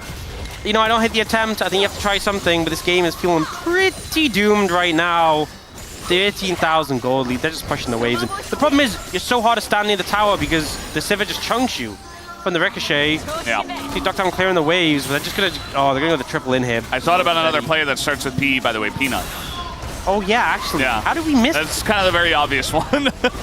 Peanut, the peddler. Yeah. Yeah, it works. But the Val is different, though. Nice knockback here on a Chovy. That's going to be a follow-up. But Perfect just gets pelted. Chovy does as well, but he's got so many stacks on his Magice, he's going to play it safe. Trying to hold on desperately to the Nexus turrets, but 15,000 gold and a redemption. It's going to keep them healthy for now. Look at the counter minions. They are just shredding these towers. Yeah, they really are. Engage will eventually just come in. They're trying to burst down Chovy, but he just goes gold, and the Impale is there, but the damage is not. Duro gets low, but it just doesn't matter. Gen G, they were going to win this game for the last 10 minutes, and they finally are going to take down the Nexus alongside of it, as they will take the lead in the series 2-1, and now are on match point. Yeah, Dr. tried to do everything he could in this situation, but it just wasn't quite enough. And I think Gen G, their comp was a lot easier to play, a lot of engage tools, late engage, and they just were playing this one so much cleaner. I feel like we were wondering when Gen G would show that level of form, we were wondering when they'd wake up. It feels like we've hit that point, game 3 in this series. They definitely did. He says they don't know what losing is. I mean, they did lose game 1, but they've forgotten. So now they don't know again what losing is. And they don't lose best of 5s. They haven't for a very, very long time. You were saying it was LCK Cup? LCK Cup finals to Honor Life Esports. That was like, it feels like that was years ago. Obviously, it's just earlier this year, but it's a long time. I do want to say, Dr. has been playing out of his mind. Was doing so much damage on the Jhin, and that was a Jhin into Braum, Xin Zhao, Gwen, which is not an easy Jhin game to play. Yeah. Obviously, the Yunara had some great moments, but it just wasn't enough. I will say, hopefully they can get Cuz more for carry. I think it's not over for KT, but that's got to be a blow to the confidence. Hopefully they can bounce back and take us to 5, because Gen G look back in form. Yeah, we'll see what the draft looks like, but first we'll have to take a break. We'll be right back.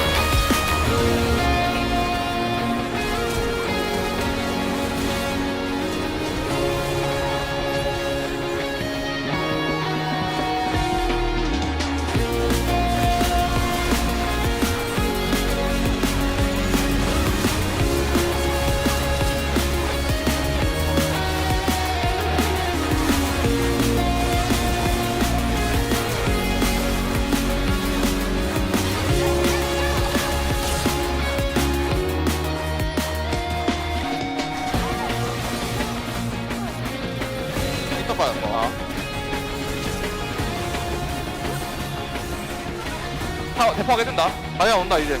괜찮아 쭉 하자 쭉 하자. 얘 미던 나 지금 나 공격 갈게. 미던들 노플. 미던들 노플. 나 상태 안 좋아. 내가 노플. 다음부터 올게. 그냥 보자. 야 좋아. 펜타. 야 먹었어. 펜타. 개 아깝네. 근데 내가 1킬 했어. 아 그래? 아 뭐야?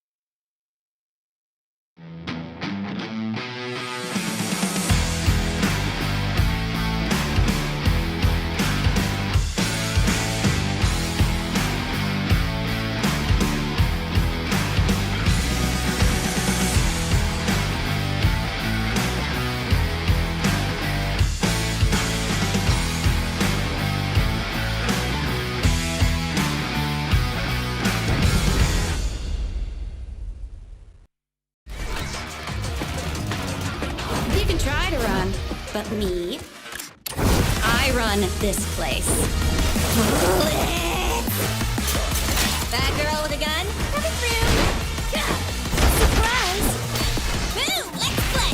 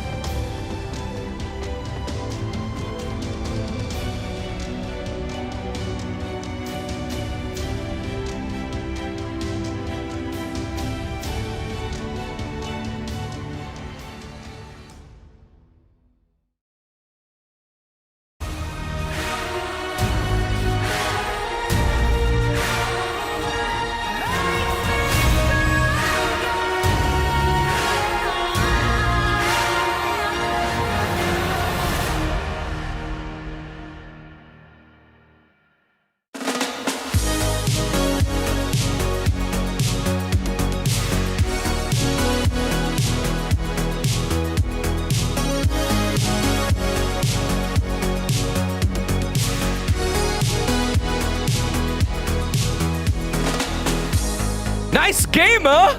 Nice gamer. 042 033 033 054. What is Duckdom supposed to do in this game? Poor man was doing his best job, but unfortunately, it was a difficult road as Gen.G stacked up against him in a very tough composition. And Dagon himself is an AD carry main, so he knows how this feels. He's been in this position countless times, and yeah, Duckers gave it his best shot, but unfortunately, I think me and Wolf, we've run out of slander. No slander for Gen.G in this one. They kind of just... They were like, that's enough fun. Let's just play the boring game and win.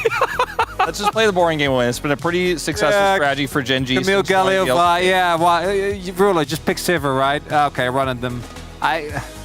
Yes, Camille Galio is cool.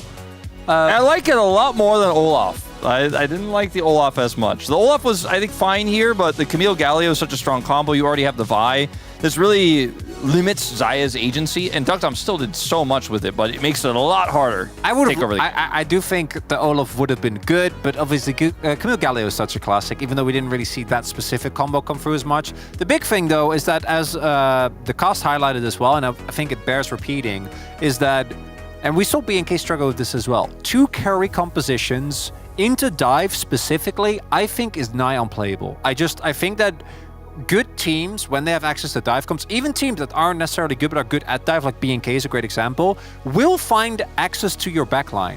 And in this game, there are only 2 threats. And even Taliyah, I'd argue, when it comes to teamfight damage, really doesn't compare to some other picks until very late in the game, right? She's much more about the setup and the burst. So literally, it all comes down to Duckdom, which he did his best. But especially if BD isn't there, like, the team just doesn't have damage. You just have an inferior brawl comp with how they're trying to play with the Skarner. Like, they have the brawl comp, they want to fight into you. And yes, if you have full control and you have a lead, the Taliyah makes it so difficult actually to play the Galio, to play the Vi, right? To play the Rel even. And Galio often just becomes a ragdoll in these types of compositions when they're behind, but they just weren't behind. They were always winning, and they had control from start to finish. Yeah, they're able to create the space for the rest of the team to win the fights, and it was also difficult to figure out who to target, as we see here in our first highlight. On the top side of the map, around the Herald. Again, where's Duckdom's focus supposed to be? Because there's such a big AoE in front of him and not a lot of damage on his squad. Was not Peter's greatest day in target selection, or like great game, because he had a great day so far besides this game. And like the target selection for KT in a lot of these scrappy fights just isn't there. They're indecisive, and then Gen.G are just like, well, we have all of the brawly pieces that I mentioned in draft, and they're super decisive with these engages. The shove does nothing here, and the fight is just a complete wash. It's, I think, really hard. Gen.G do go a little bit too deep there and end up giving a good amount of gold over to Duckdom, who, again, was not messing around and this then game. This was coolest cute. tech. Yeah, we love this. Grabbed it. We've seen this a few times in the LCK. It's a tech that obviously all pros know about, but a lot of players might not know. You can actually grab the eye in Hexgate. And that was cool, but it did kind of was a signal for things to come. And if you do fall behind against Camille Galio Vi, especially when they have a Rel as well, we say this often, you don't get to play the game, right? Because you are also a short-range composition, but you have no lane prio, and you have only 2 carries. One of which is, they ended up both being behind, but at least Duckdom had some gold. I mean, the thing about this, to me, is like there's just so many threats for Duckdom. Like, you only have 1 ult button, you only have 1 flash, right? And when those are down, you can't play the game. It's incredibly impressive what he did despite the game state, despite all the threats. Game. Like, the fact that he was able to do so much over the wall, his feather pullbacks were amazing. You see, his ults were pretty low value because he just got hit by somebody right after the ult expired, but his positioning was phenomenal. If he was playing something else, might have actually been enough to help turn the tide. But for me, what the real issue is, and why I think this game felt as lopsided, is the biggest mismatch on the day outside of jungle, where this time around Kenyon did have a much better game, and as highlighted, why is Cousin Skarner? Come on, it's Cuz. Give him something to carry on! So one of the things we wanted to point out here is the Weaver's Wall interrupt from Chovy. Look at how ready he was right off the TP to block BDD from joining the fight. He now can make no impact here, and Chovy is Galio. So guess what? He's going straight into the middle of the team fight. And again, it comes down to you have 2 carries, one of which wasn't in the fight because of Chovy. So Chovy, who I think definitely took some time to wake up, is here now, as Galio has been his most consistent pick this entire season. And that taunt means that the rest of his team can legitimately just fully send it with no fear whatsoever, knowing that they'll win the fight. because there's no damage on the enemy team. And what I was getting towards is that the other biggest mismatch that we've had here today is Keen and Perfect. And the fact that Perfect is not, and I think justifiably shouldn't be willing to go into counter matchups, in skill matchups, right? In anything with damage, does mean that we see once KT falls behind, they don't have enough win conditions. But I also don't think that with how Keen has been playing, you can give an opportunity to Perfect to get counterpicked. So maybe you go to red side and give that a shot. That was a long not like this. Yeah, brutal. By Coach Score. Brutal shot there on Score. I think he knows the series is actually winnable. He's an ex-Genji coach himself, and Perfect's been having a tough time. I think that this game really felt like, to me, what we expected to see in this series. Any 3-0 predictor expected to see 3 of these, where Genji plays something that's practiced, that they have mastery of, and that they command objectives with. And that last team fight with the setup where you go straight from TP to block BD's engage, ults in, it's a clean fight, it's front to back, simple, ruler on a scaling carry. Like, this is the Genji we all expected to see today. Games 1 and 2, we saw glimpses, but Game 3 was the Genji that is favorites to win this tournament. And for me, Keen has been the clear standout on the day, and I think that's going to continue. I think for Perfect, he actually, on the tanks, has looked a lot better this playoffs. Right? We also saw his performance, actually had some really big moments before. But this man is, with very, very good reason, #1 All-Pro top laner. Like, Keen is just insanely consistent, and the fact that we're in a meta where he also gets to do stuff and not, pick Vayne and not get experience for the first 4 levels is awesome. Makes me very happy.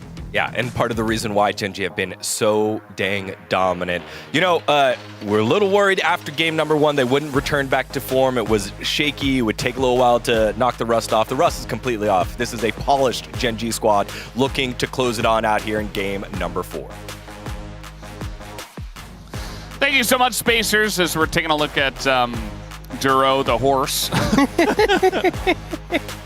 All right, she really wants Silver Scrapes. I don't know if it's going to happen after what we saw last game. He did just play Rel, He did, yeah. I wonder if they'll use it again for that game. I feel like he wasn't really the main star of that game, but they do love that picture. Just put Ruler riding on top of the Rel horse once again. Yep. Perhaps. KT are, again, on the blue side. Yep, and it's now match point for Genji. I think, Space talked about it, I think Genji had a big draft advantage in the previous game, and I think that was the game where they really had a lot of tools in their favor.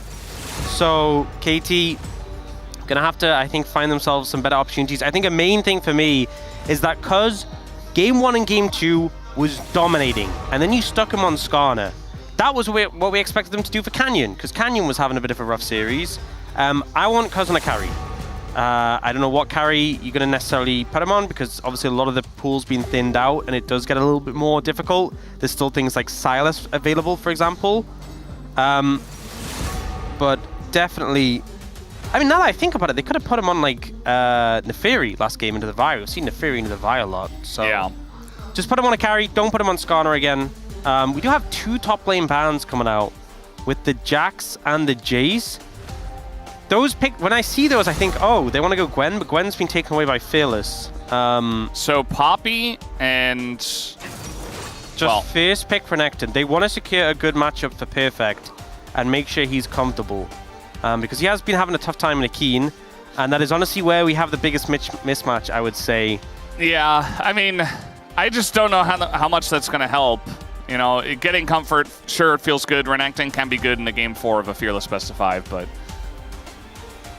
I don't know. I don't know if it's enough to get them across the line. We'll see what else they go with the draft, as we're looking at a Victor for Chovy, most likely.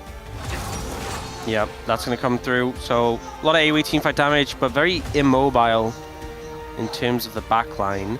A lot of the engaged sports have been taken away, though. And there's that Corki coming through for Ruler.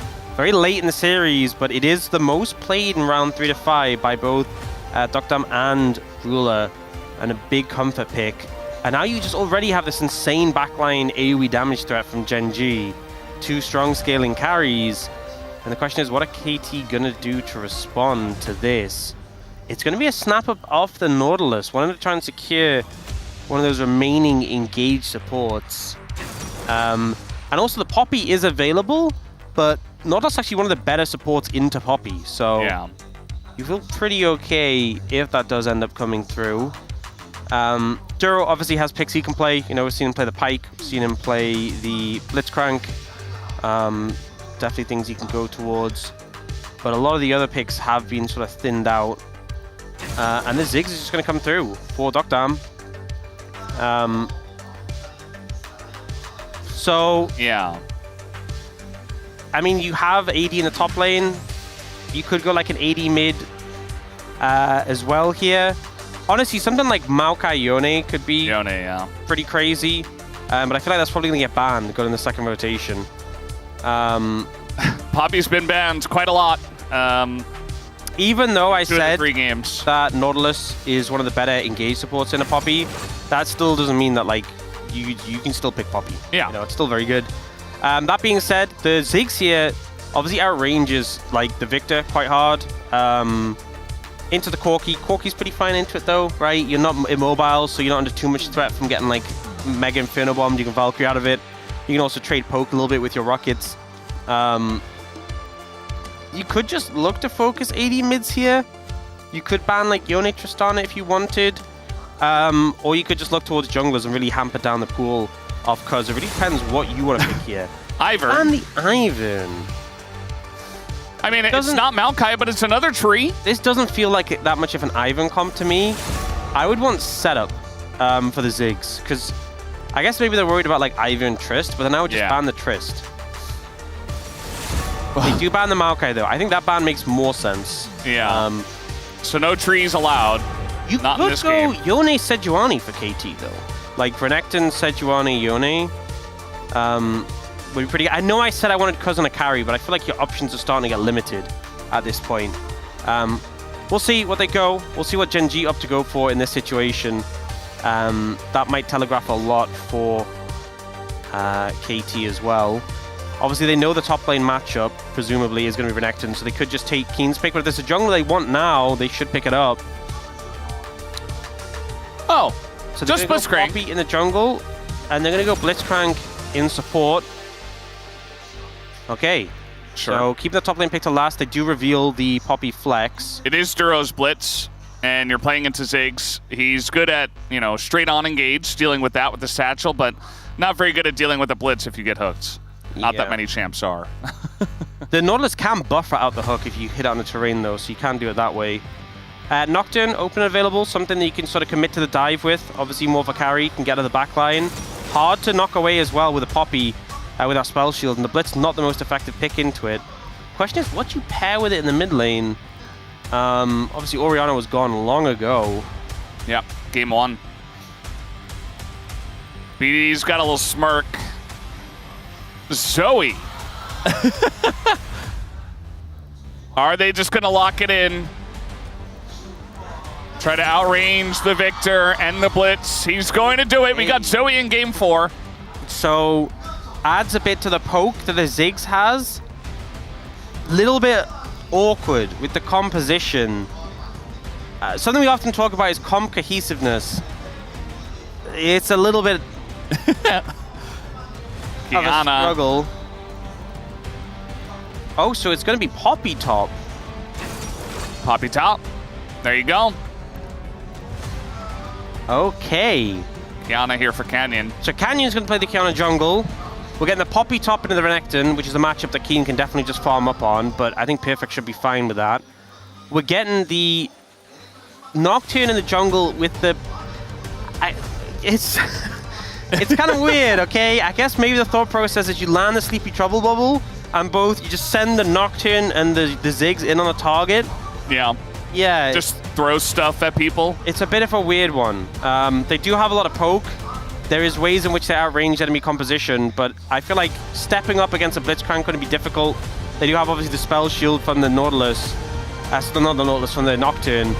On the side of Gen G, their comp feels a lot more straightforward. The Kiana is kind of the wild card element of this composition. Really comes down to Canyon having a good game when he has had a bit of a rough series, so we'll see what he can do.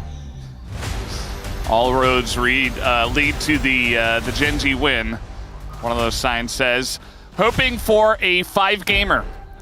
I'm not sure if this one gets them across the line. They are playing the Ziggs, but I don't know. This looks like a comp that Gen.G could definitely win on. The Poppy Top comes out here for Keen. We'll see how he looks here as we hop onto the Rift for game number 4.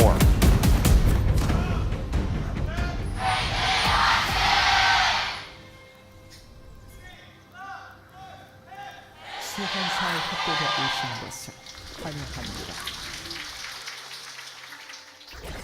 All right.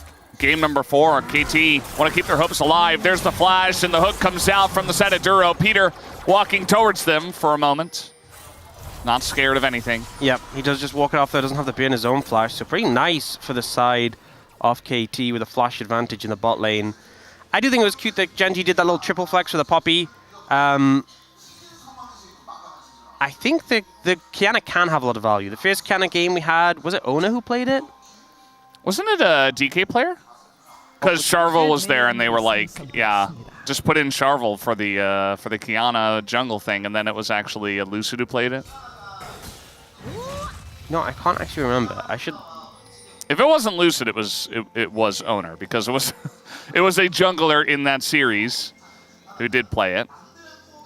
I'm gonna check. Ox is gonna take a little check. I'm not gonna just falsify things, you know. Yeah, you would never. I would never just make things up. Never. Especially about other casters on the team. No, everything I say about Chronicler is the truth. I want you to know that. If I suddenly stop speaking and I get dragged away from the mic, it's Chronicler, and he's trying to keep me down. Makes sense, honestly. I mean, it's the kind of guy he is. No, it was Lucid. It was Lucid, yeah. Yeah, okay. Because Charvel was there, and he's like the guy from Challengers. Right, yeah, it was that series, though, okay. Yeah. But it was Lucid. So we're not falsifying anything here. Apologies for initially being incorrect. All right, going in is perfect. Keen level 1. Okay, good start.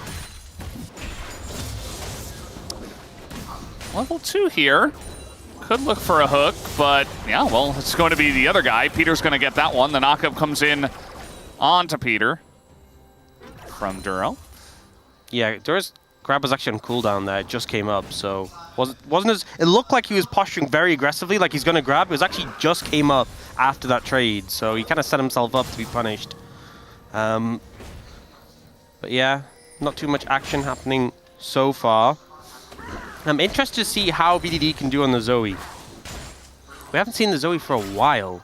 He is one of the guys. He is one of the guys, yeah. He is one of the Zoe guys. Here at the LCK, who used to play it a lot. It was during that time where Zoe was actually really good. Oh, nice.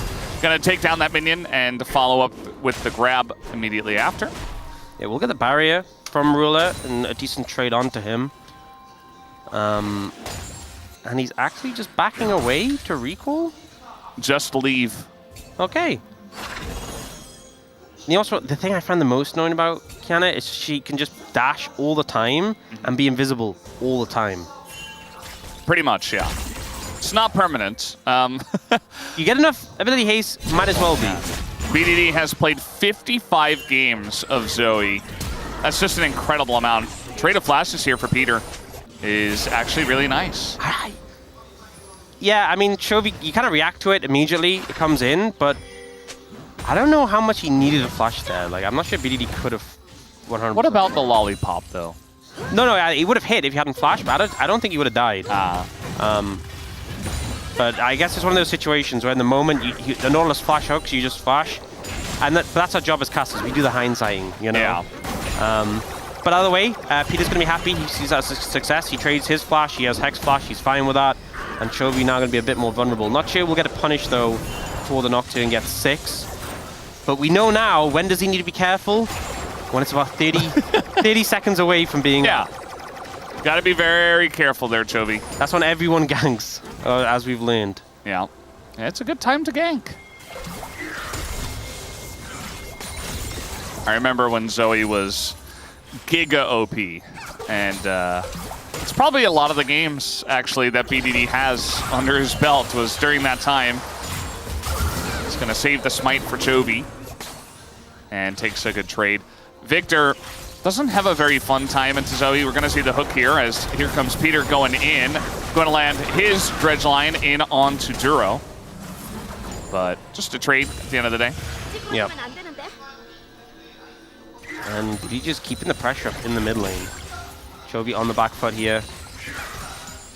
It's just not, you know what, I think it's the items. I think she's just one of those champions that are annoying because of that damage. Yeah. But also just the items. Do you remember when she just used to get, like, was it Redemption? She used to get yeah.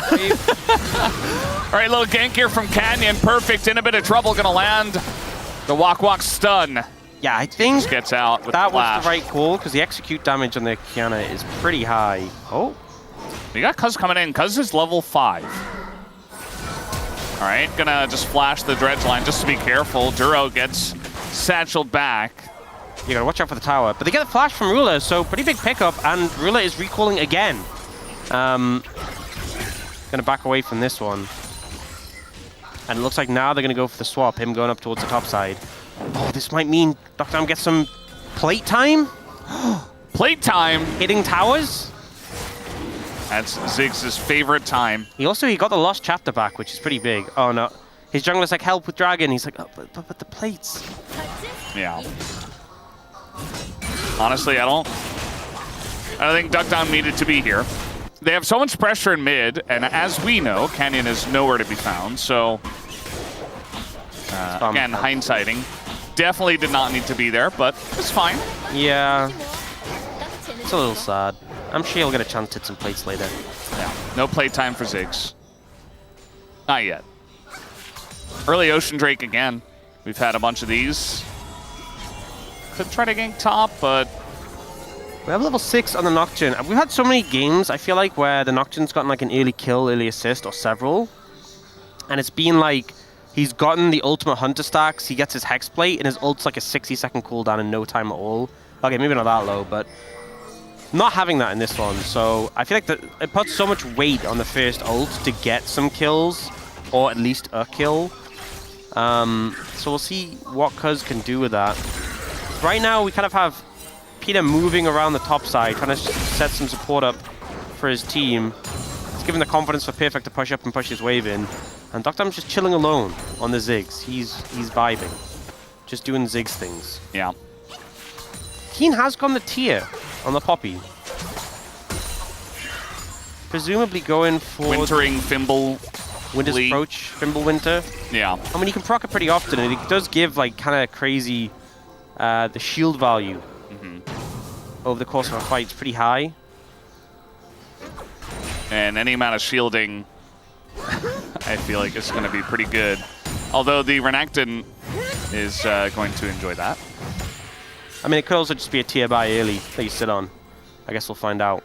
Our players here at the LCK do not do that. Yeah, true. It's not Actually, maybe it's like the the Iceborne Gauntlet with the tier, and that helps you proc the the Winter's Approach. The Fimble Winter helps you proc it because you get the slow on the auto. Oh god, I think Duckdown would have been in trouble, but he ults the wave. Yeah. And he does scout out Canyon with the minefield. And so in return, KT, they got that first dragon, the Ocean Dragon as well. A nice one to pick up early. They'll get the grubs too, so it's a pretty nice early start. Yeah. It's a quiet one, but it's one where KT aren't falling massively behind, so that's going to be a good look for them. Yeah, we have seen Perfect fall a little bit behind in terms of the farm department. How did he know? Oh, he's not here, I guess. He's just checking the brush. Yeah. Beating now with heal in pocket. Yeah, fun champ. Yeah, that's the thing about the Zoe, you don't really have to interact with Victor. He tries to laser you, you're out of range. And then if you land a bubble, he can't do anything except put down a stun field and hope. Maybe he gets a trade at the end, but if the Zoe plays it well, you don't. So you just kind of sit there and take a bunch of damage. You can clear waves at least as Victor. We did get his flash back up though. You know, we were talking about that window of the punishment just before the flash is coming up. Seems like Chovy did play safe around that. The punish didn't come in, and it's been pretty slow, measured game. Both teams not really going super aggressive. Yeah. And And this does feel like it's a very feast or famine game. You know, one team has a Kiana, which that champ is the most... Honestly, I've seen so many games that champion is just completely useless or just kills everyone instantly. Yeah. And on the other side, Zoe, Nocturne, definitely champions where if you fall behind, borderline useless. If you're ahead, so annoying to deal with. Yeah. You get the Wolf turret mid. Zoe tier 1. You begin to snowball really heavily, very quickly on the Zoe. If you lose your turret, well, you're not really doing anything. Yeah. You can't look for picks. You don't have vision. You just kind of sit there, clear waves, but you're not even as good as other champs, other control mages at clearing waves. You're still pretty good, but the problem is it's just like you have to kind of ult in to clear the wave, and then you can just get like lasered or hit by ruler and chunked. It feels pretty bad. Propane Hydra for Canyon. Spooky item. It just makes me think of Aatrox. You know when he had that build and was just one-shotting? That wasn't very fair, that build. I'm glad that's gone. Is Aatrox ever fair? There's so many builds where it's just not okay.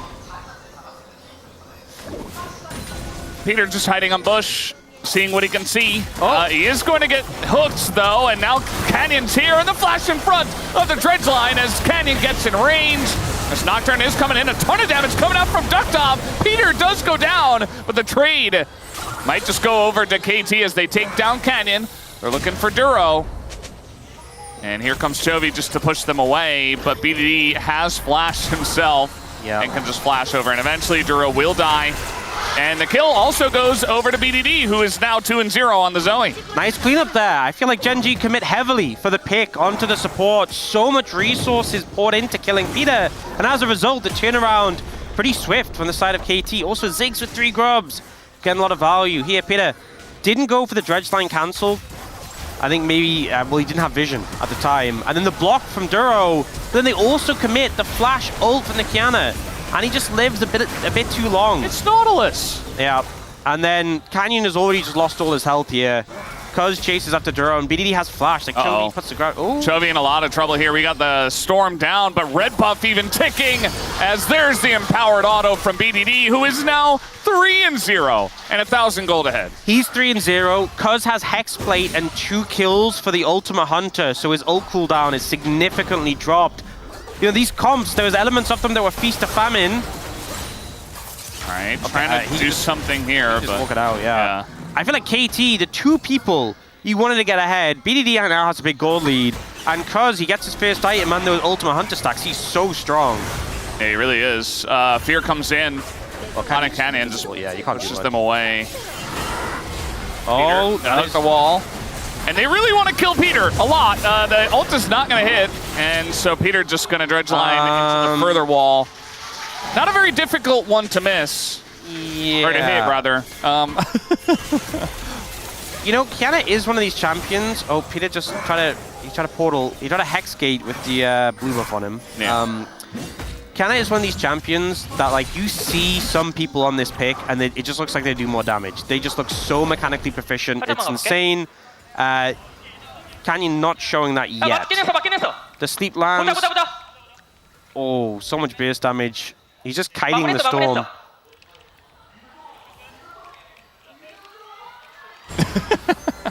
Yeah, nice to see the farming afterwards. But yeah, he's just calling the whole play the whole way through as he hits the sleep. As soon as he hits the sleep, that play is just achieved. It's in the bag. Yeah. And now they're in such a strong position going forwards. You know, 2 dragons in pockets, a Hextech Soul as well. They have the 3 grubs. Plates do go down. Let's see how many the Ziggs actually got off the bot lane. But even so, he got like 3? No, 2. For gold from 2. Yeah. It's not ideal, but you know, they did kind of just leave the Ziggs alone and play through the rest of the map. Level 11 now on BDD, and he is so strong. 6 stacks on the Dark Seal as well. And a needlessly large rod. And I'm just saying, next. This draft, the triple flex of the Poppy, and given the Kiana to Canyon, I am yet to be impressed. And Canyon is obviously, we've seen him play so many picks through his career. At times, he's played very mechanically intensive picks. We know what he can be capable of. He needs to show up. You know, you can't have a last pick Kiana and come in and be missing ults on a Nautilus who just is walking in a straight line. Yeah, absolutely. That was definitely one where everybody saw it and everybody would just said oof collectively. Yeah. You know, it's just very obvious. I'm sure Canyon feels pretty bad about it, but hopefully he can turn it around because they need him. They absolutely need him in this game.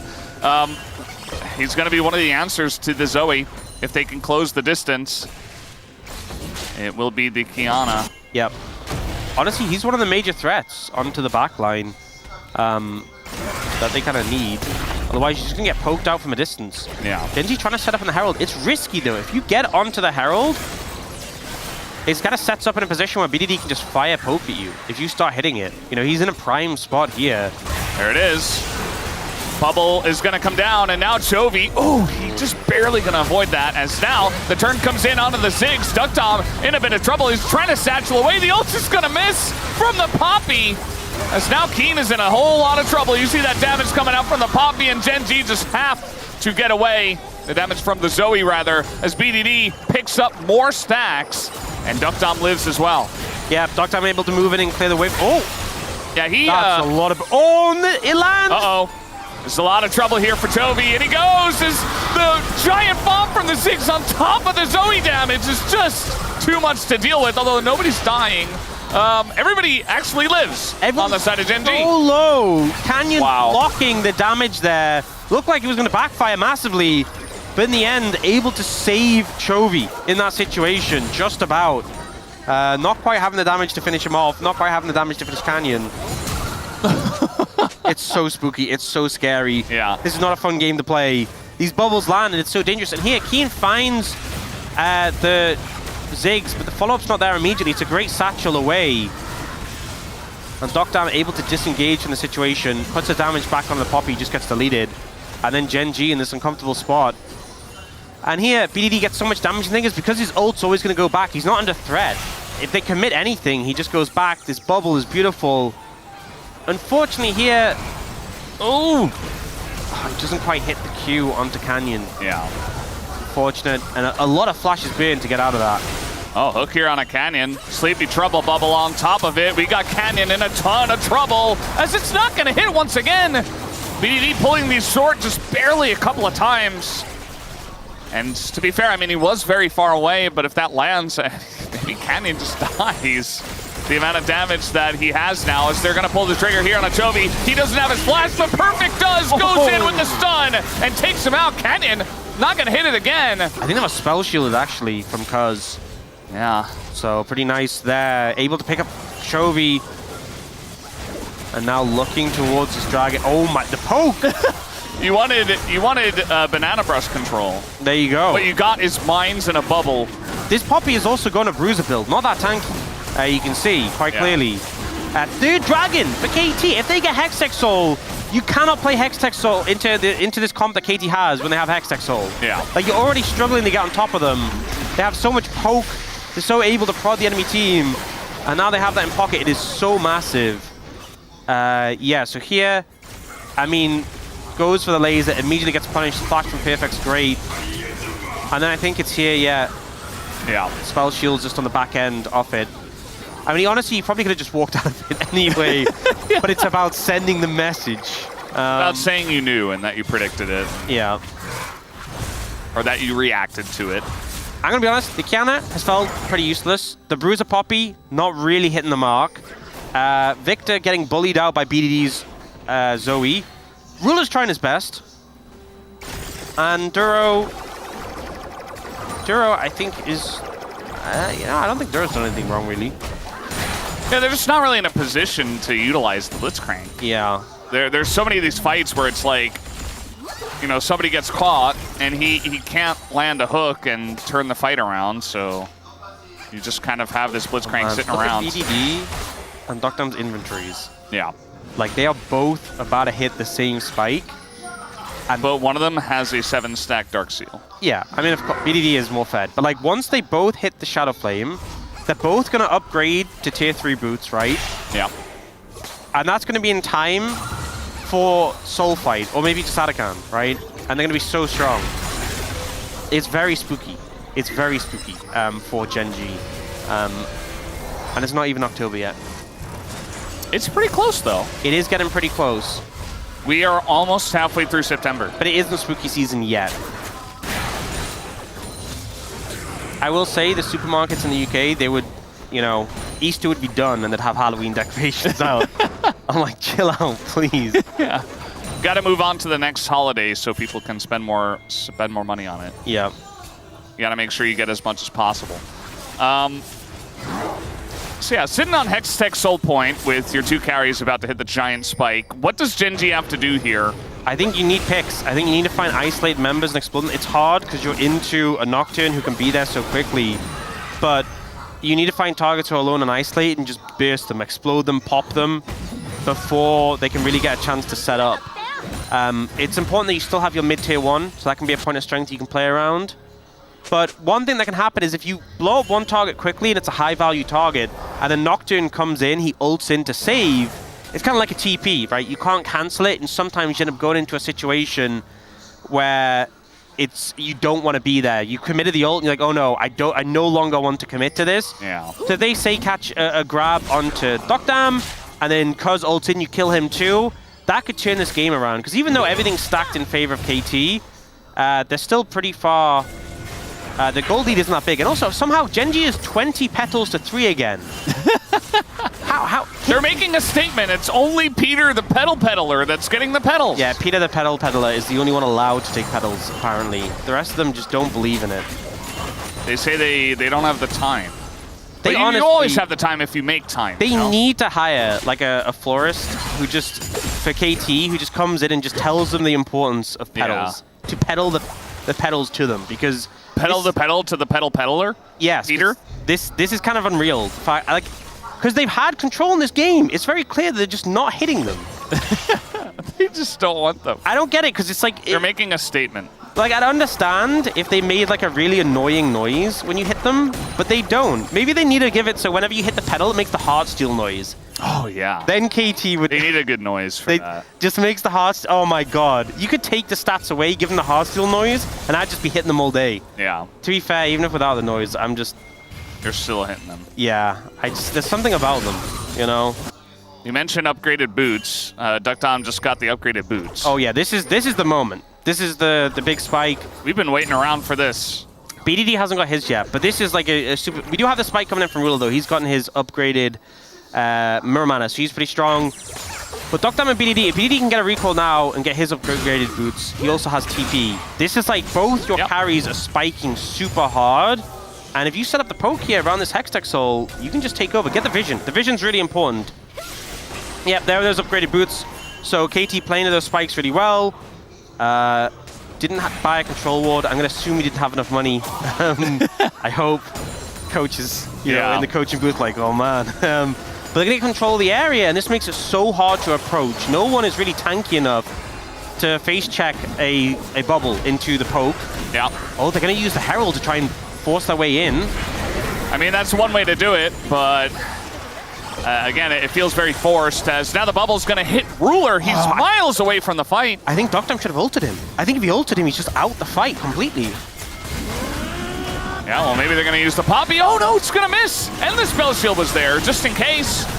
And it looks like we're just going to get a flip here as the engage goes in on the Keen. I think you got to look at that Drake, though.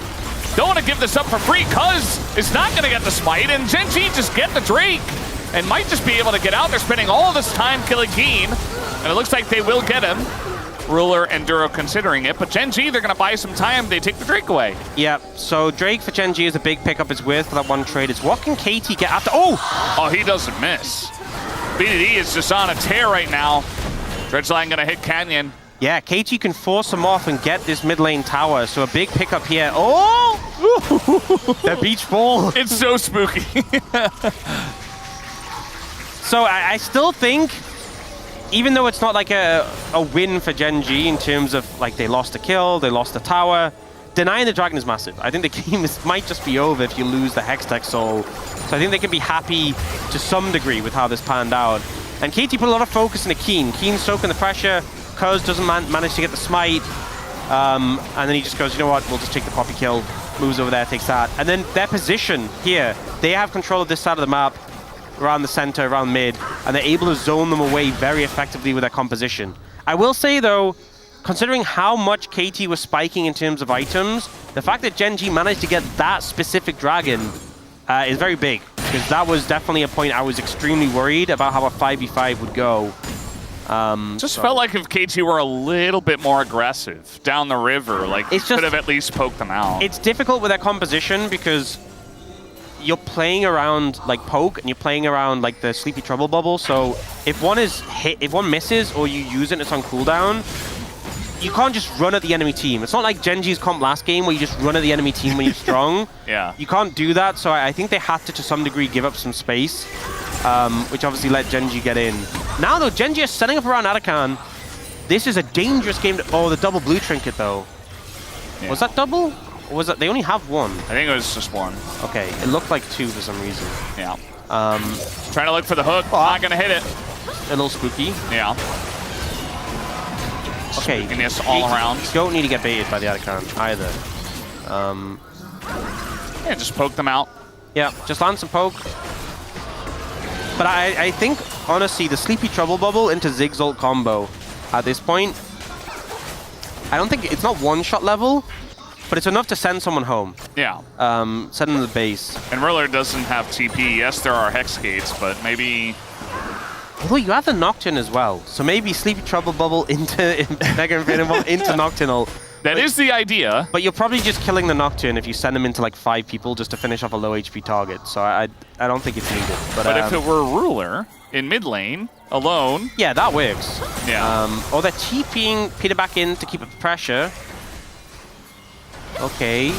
Canyon is just able to kind of sit in this brush and spam invisibility and be annoying. Yeah. He is also level 15. He has farmed pretty effectively this game. That's pretty much all he's been doing. As Chovy's top. They want to force a TP. This is a dangerous spot to be in against the Kiana, though. Yeah, I gotta be careful to get the TP in the back. They know they're ahead, but they know that one fight could turn it. Yeah, and you don't want to get Kiana ulted there against... Oh, man. Especially with a shred from the Anakin, you just get decimated. Yeah. Oh, Cuz did go for recall, picks up the Sterak's. So it's kind of this, you have the Hex Gates which get you back quicker, but we kind of have this delicate position where both teams are like trying to recall, trying to get back, keeping up the pressure. Atakan not want to give anything up. If you want to push a wave in a different lane, it's like you have limited time windows to do it. It's a minute till Dragon though, and I think that's why both teams have kind of gone, okay, we need to go recall. We have had more items come in, but it's not like full items, just components. So no one's really hitting a big major spike after the spikes we had from the last Dragon. And I do think part of a factor of that is we've been sharing waves. Everyone's been so focused on this Atakan, they haven't actually been farming as efficiently. And so we haven't had people completing or just getting as much gold as before. Oh. All right. Okay, it was just on the Keen, so... Yeah, he can. Just, oh, they're not coming to the hook! And Duro just sits him down, says take a seat, although the damage is coming out from the Ziggs. And they're trying to push into this one. The Victor, though, is totally safe, and a ton of damage is coming out from Ruler at the same time.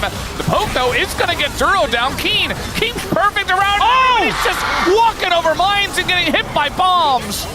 And that is not what you want to see if you're a Gen G fan. Ruler, though, trying to frontline here. And is doing a ton of damage. Keen as well. Super low, has to walk away. Doctam saving the play there. Oh! Close, close. The Dragon's up. Yeah, because they're still alive. Canyon's not off for a while. They can get Soul here. They're going to get back on the map quickly. It's Hex Gates as well. This was huge from Duro, but it ends up backfiring. He flashes to get the play, gets the Zoe, but they chase into the Ziggs. And the mine value is so huge here. Doctam just placing down these minefields as they're kiting backwards. This one. This one here. It does so much damage. Chovy walks into like all of them. Look how low he is. Yeah. And he gets hit by a bouncing bomb into the Comet. Oh, it's massive. And that secures them soul. Doctam's such a hero. And now looking at Atakan as well. Yeah, absolutely. If he minefields, he just did it. Minefields that choke there. You just can't approach.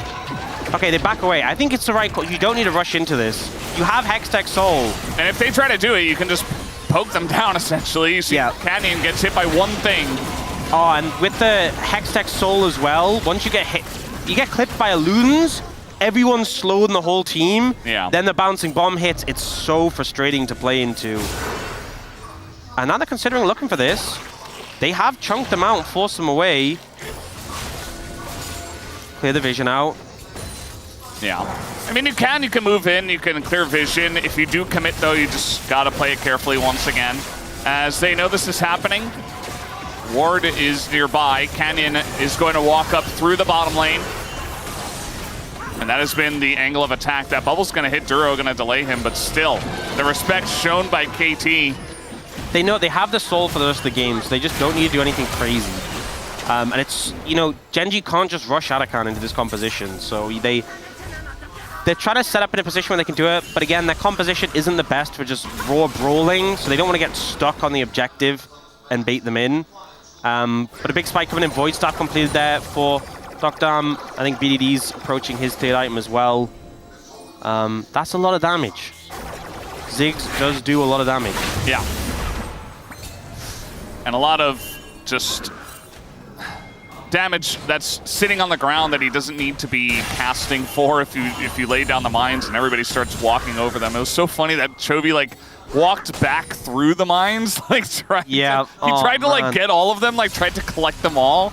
You know what's funny is that Chovy, when he played Ziggs, he maxed W second, right? Yeah. He didn't max E second. Maybe he's just not used to Ziggs mines doing so much damage. You know? Calling him out. They do a lot of damage when you max them, right? Dokdam, he's got that. He maxed that E second. He did the big damage with the mines, you know. Yeah. Team blue buff over here. So has to be respected. It's not a huge goal lead, but there's so many things stacked in favor. The only thing not stacked in favor really is the pedals. 21-3 still. It does mean if you get the Arakan though, it's very significant because pedals are worth more the less you have. Yeah. So it would give. Uh-oh. They have to zigzag. Zigzag over the top. There's the Nocturne. That's the combo. They don't get the kill, though. Ruler going to live, and BDD says, I'll get the kill. Don't you worry. As he's going on in, they keep him around with the bubble. As everybody doesn't get to play the game, they're just running away, tail tucked. And there's nothing they can do. As now they've got an opportunity to go for that Otacon. Their jungler is down, but Cuz is up a good amount sooner than Canyon is. Looking for it again. BDD playing with fire. He's got that flash. As now the damage comes in. Chovy steps up and dies. Chovy, no. 0-4 on the Victor. And KT, now they'll take this Otacon. That's going to be enough for it. Take out the mid laner as well. I love Cuz just flying in, sacrifices himself for the kill, but the cleanup's there. The artillery cannon's firing, backing up the Nocturne. And Genji just don't really have a response to these long-range picks. So the Sleepy Trouble bubble hits. No flash. There. No flash. After the ult, he almost gets one shot. He does just survive, but then Fierce is there. The second bubble comes through. Keep going. Oh, and he finds it again. Let's look for one more. And then here, Chovy cancels the back. They look for him with the hook, but then he has that flash in pocket. This is not fine. Yeah. Look at that damage from the Ziggs. His score. He's losing his mind. They might be sending Genji to a game 5 if they win this. And remember, if they win this, then it is one last game for Worlds qualification. That's insane. They are in such a good position on this one. They got the Arakan, they put them up to 13 petals. It's a lot of XP. Obviously, the less you have, the more it's worth. Dokdam is now level 17, by the way. He is the highest level in the game. He's only slightly behind Perfect on XP. The Ziggs is pumping damage at the moment. And I'm going to be real, the Kiana's been pretty much invisible. The Bruiser Poppy has kind of been whatever. Chovy's been struggling, he's been outranged. Ruler is kind of the only real threat, and he's got no sums. Yeah. They don't have the Mikhails as well for the Sleepy Trouble bubble, so if he gets hit by a sleep, he's just kind of cooked, as we saw there. Yeah, I mean, it just feels like Duro, not just Duro, but the team themselves are so far behind that they're just lacking significant item breakpoints like that Mikhails. And just for, you know, a couple more items for the Victor. could be enough to potentially fight back in some of these poke wars, but it's just the range. Getting outranged. Yeah, it's so hard to deal with the range. If you're ahead, it's a different story because you can move forward, you can threaten hooks, you can control areas. When you're behind and the enemy team has a Hextech Soul, you can't even walk up, really, in this situation. And the fact that your Kiana, this Feast of Famine pick, is so far, I mean, not even behind in goal, but just not relevant. Yeah. You need to be ahead of the curve with this pick. And I can't even remember a single play Canyon's made this game that's felt impactful. It just hasn't been one. It just hasn't hit. He had a couple opportunities earlier, but after all the Drakes went over essentially for free, there wasn't much they could do. We got Elder spawning right now, and they still can't really approach. I mean, they're trying to push mid as a team. The thing is, you can't trade Elder for Baron. We've seen that obviously backfire before. Yeah. Into a Zig Zoe. They can siege without Baron. You give them Elder, they'll just take your base. They have gotten control of the river pretty well. Yeah. This is good for Gen G, but they have to try and stop KT pushing in. The Gravity Field will do a decent job. They're starting the objective.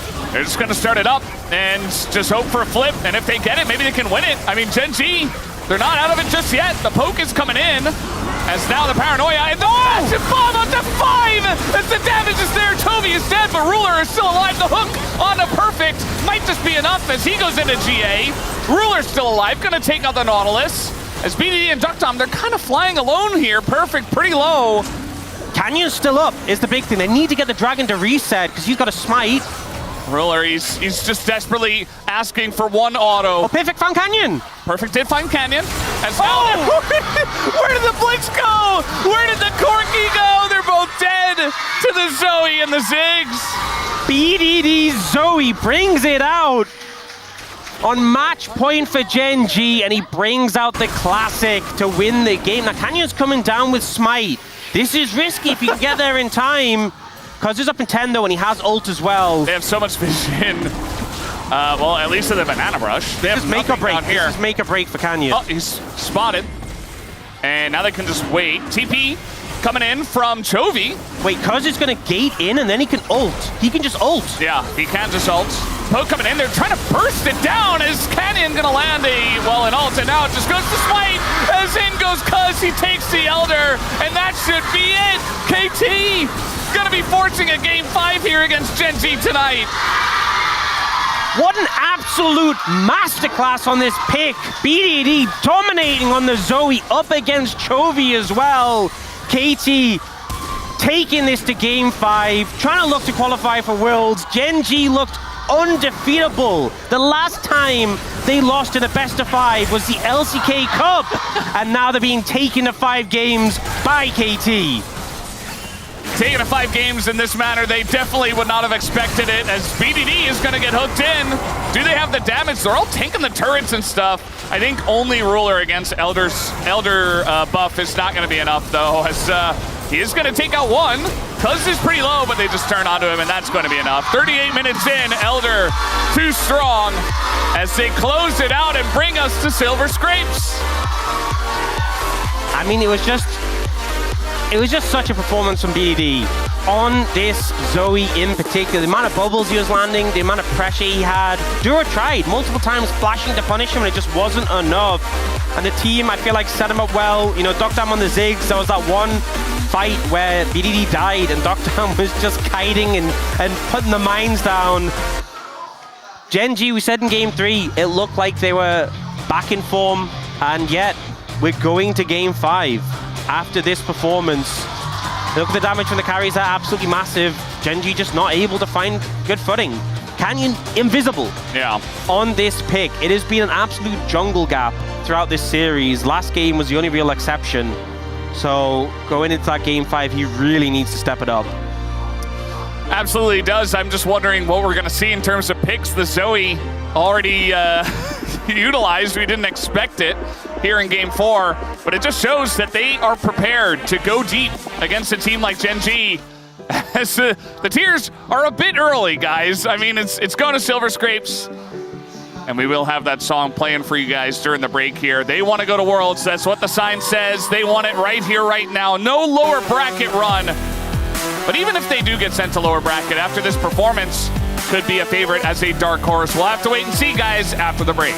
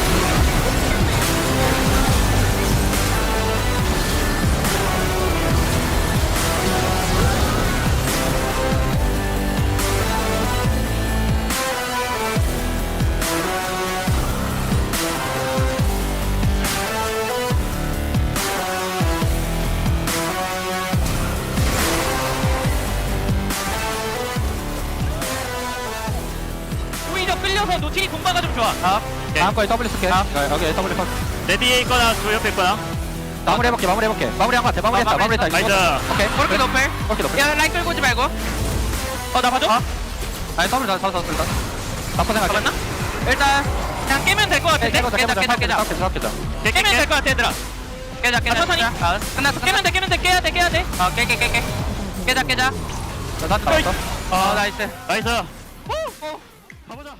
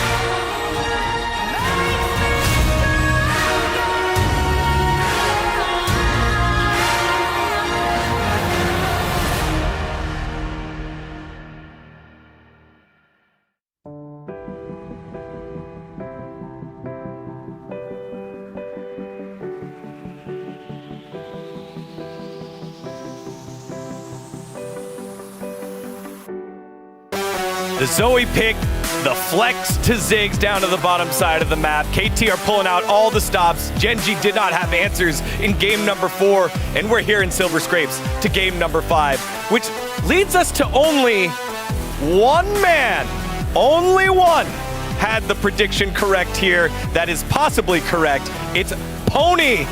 He believed in a little bit of BDD, not full BDD, but a little BDD there with the 3-2 for Gen.G. But it's not done yet. Who knows? KT, the coaster's going up. We saw Degon hide that. I thought it was going to go for the KT roster going up, up, up, which wouldn't have shocked me either. Unbelievable performance here today. The giant gap between Cuz and his opponent in Canyon continues. It's real, baby! It's game 5!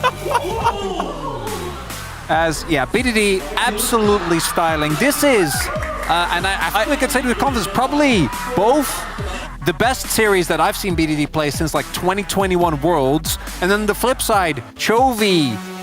Outside of the Galio game, I cannot remember a series where he's been this invisible. It has been insane. It's been a really long time since we've seen it.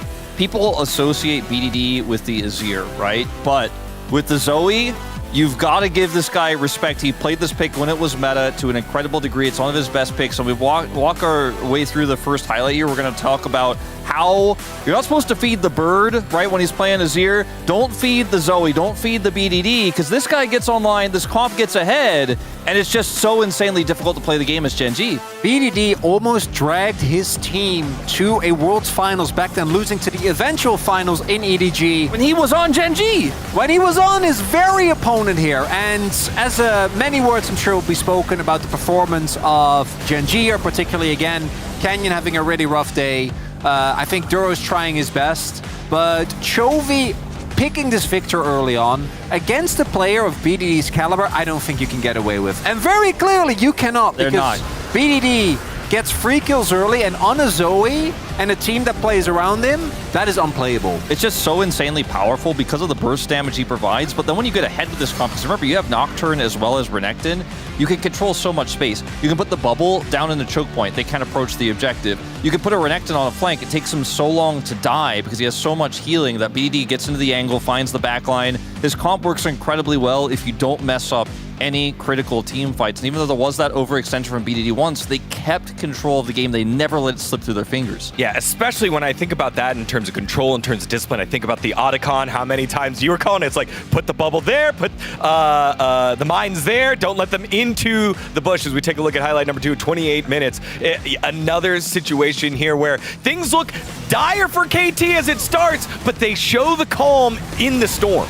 Because that's the slip. That's the one slip. Right there, right? And that's where we're like, is that it?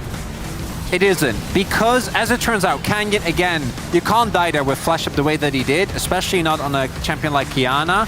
But there is another carry, and another big hero here for Key today, and KT, and it is Dukdom on the Ziggs. Incredible performance here. Ruler decides not to play for kills here, plays very safely, thinks he can actually layer the damage through, but it's not enough. Ultimately, this satchel here as well, pushing Keen into the wall. Dukdom, I think, very satisfied with his performance. His timings of his ults, which again pair well with the Sleepy Trouble bubble, were really impactful in those team fights, the Elder fight as well, later on where he gets a big bomb. And this was a really big gamble from KT, because this composition, if it loses one mid-game fight, it's over. Like, you're playing Zoe, Nocturne, and Renekton from behind, you don't actually have an AD carry. So it was a really big gamble, but seeing it off, paid off rather in such a big way is just a joy to watch. And then finally, one of the longest highlights that we've had all year long. It is the Elder fight that starts with what almost is a clean sweep for both sides. They go back injured, then TP back in and have to take the straight. And look at this bomb value here. The Redemption is layered on top, so a lot of that is nullified here, and then Gen.G try to turn and look for the front to back. The hook onto Perfect isn't the ideal target because he has GA and he's Renekton, right? Ends up being a relatively split fight here where the jungler is down for KT. Canyon wants to stick around and make a play, and KT are like, nah, this is our fight to take. Perfect gets the flank angle here, and this is a huge play here from Perfect, isolating Canyon, allowing BDD and Dukdom to carry the rest of the fight. So much damage on this Fed Zoe. If it's a different game state, you could never play like this. And it's very fitting that it's BDD and Dukdom that do it there. And I gotta say, Gen G, we have actually seen them go to a large amount of Game 5s, but I think if you're a Gen G fan, you'd be worried that they might get knocked towards lower bracket, because specifically looking at the drafts as well, I think that this is one where you look at Gen G and on paper, there's a big gamble being taken. Canyon used to be exceptional at Kiana, clearly a lot of rust there. The Poppy counterpick makes sense, and this was, I think, the most invisible game instead that Keen ended up having, and they're gonna have to find something for Canyon that works, or they are going to lose this series. It's weird to look at a draft like this in Game 4 for Gen G and go, well, it's a lot of comfort for Gen G, but it's not a real composition. Then look at KT on the other side, building some comfort, some old picks like the Zoe, but also a draft that works incredible, it's very cohesive.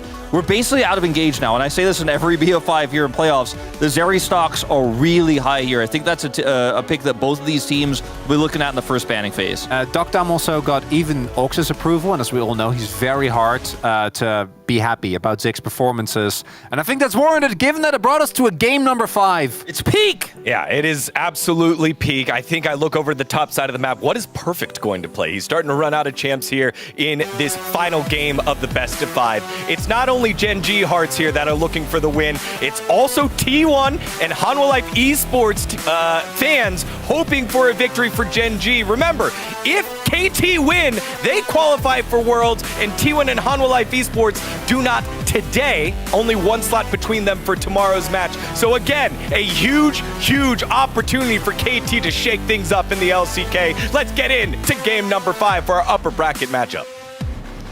Thank you very much, guys. Thank you, Digon, for that send-off as we are going into Silver Scrapes. One game to decide it all. Who is going to move on to the next round? Who is going to go to Worlds tonight? Will it be KT or will it be T1 and Hanwha Life Esports alongside of Gen G, who already have that spot? We will find out in just one game. I saw the fans got their phones out. We got the lights up. And it's just going to be an awesome banger of a Game 5, I hope. I hope we get a really close one here, Ox. Yeah, I hope so too. And I think KT have done so much to get to this point. You know, we saw them struggle through the Legend Group, really have to fight through some hard opponents, and it feels like they were climbing back up to that form we saw from them in a bit of round 1 and 2, but getting this far against Gen G, just getting this far to Game 5 is such a huge achievement, but it's going to feel so rough if they get this far and then they don't secure that spot at Worlds today. They want it so bad. You can tell from how they're playing, you can tell how they're putting their all into this, and it comes down to this one final game. If KT win, they secure their spot at Worlds. If Gen G win, then Hanwha Life and T1 have secured their spot, and there'll be only one spot left available. Definitely makes it difficult. As we get in, we see the Tristana taken away immediately. It gets a little bit difficult. I feel like one thing to be mentioned, there's so many support engaged champions taken away by Fearless. You look and you can see Alistair, Rakan, Leona, Nautilus, Bard, Rel, and Blitzcrank all gone. And so it has shifted the draft priorities a good amount. Tristana, Karma taken away by Gen G in those first 2 bans. Nico notably not getting a look in yet. And honestly, I feel like Nico could even be like a first pick priority. Yeah. Like with her being like one of the last engaged sports available, I feel like if she's left up, Gen G might just slam her. So does that mean KT have to then ban her? I think you absolutely have to. I don't think that Gen G have any reason to, because you're never giving it over, right? And that means that Rumble maybe gets through if KT Rolster end up banning it here on the red side. The problem is you have Rumble, you have Wukong, you have Nico. All 3 of those are up and available. You take the Nico. Oh. So Gen G ban the Nico.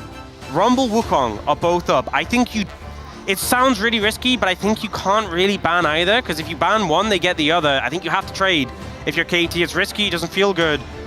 But I think if you give them Rumble or Wukong and you don't get one of the others, you're going to feel bad. So I feel like you have to choose what you're willing to trade. And then what do you pick as Gen G? Do you take the Rumble away from Perfect?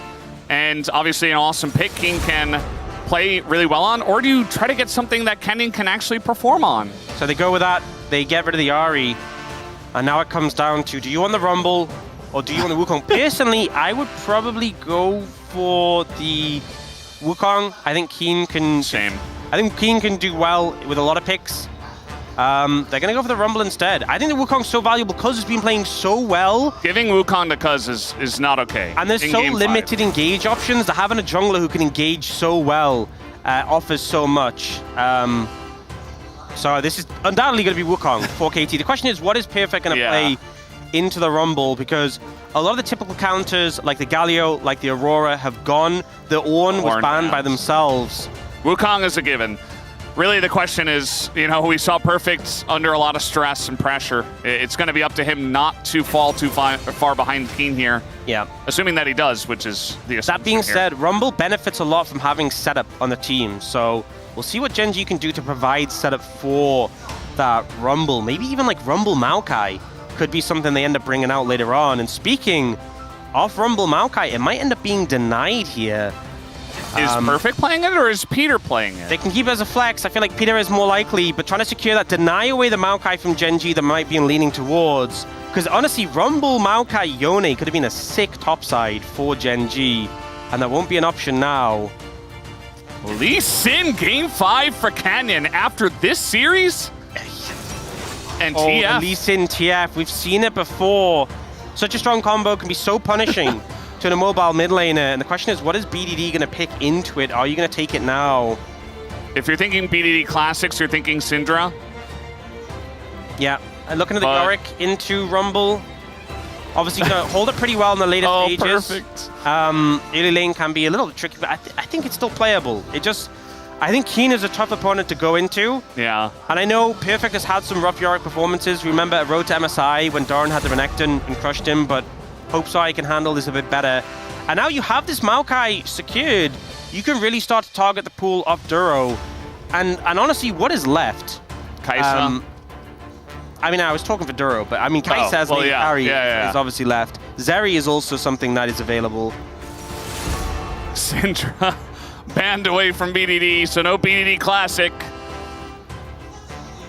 Unless he's going to dig real deep. Yeah, I'm trying to think.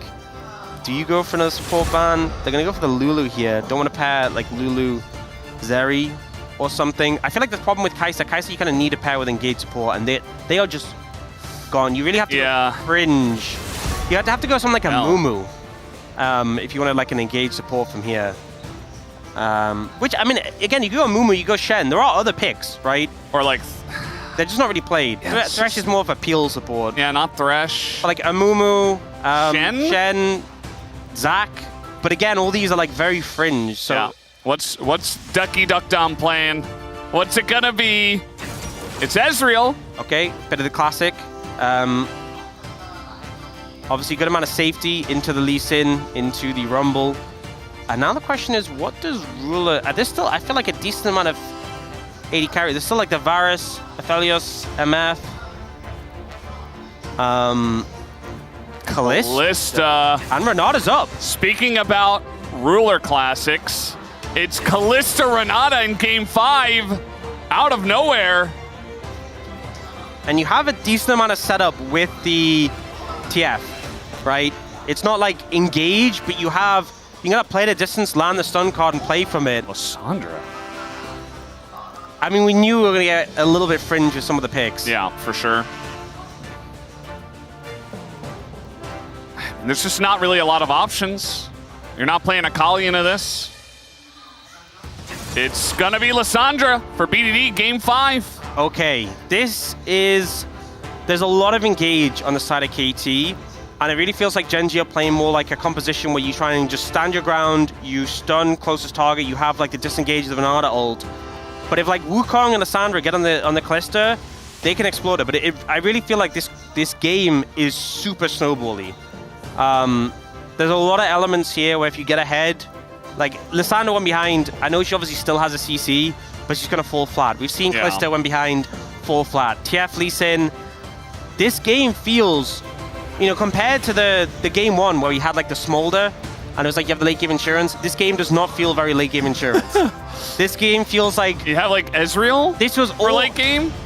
This was just... That's about it. We dealt the cards, we went all in. Now we got to see where the cards lie because we're committed.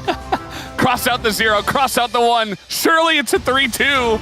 Surely it's a 3-2. Well, it will be a 3-2. The question is, which team will remain on top at the end of the day? I'm going to say Mikhail's huge value. Cleanse, huge value here. Yeah. I don't know. I kind of like Genji's comp a little bit more. But that Wukong for Cuz, I think he can do so much work. It's going to be really, really fun. Let's hop onto the Rift for Game 5.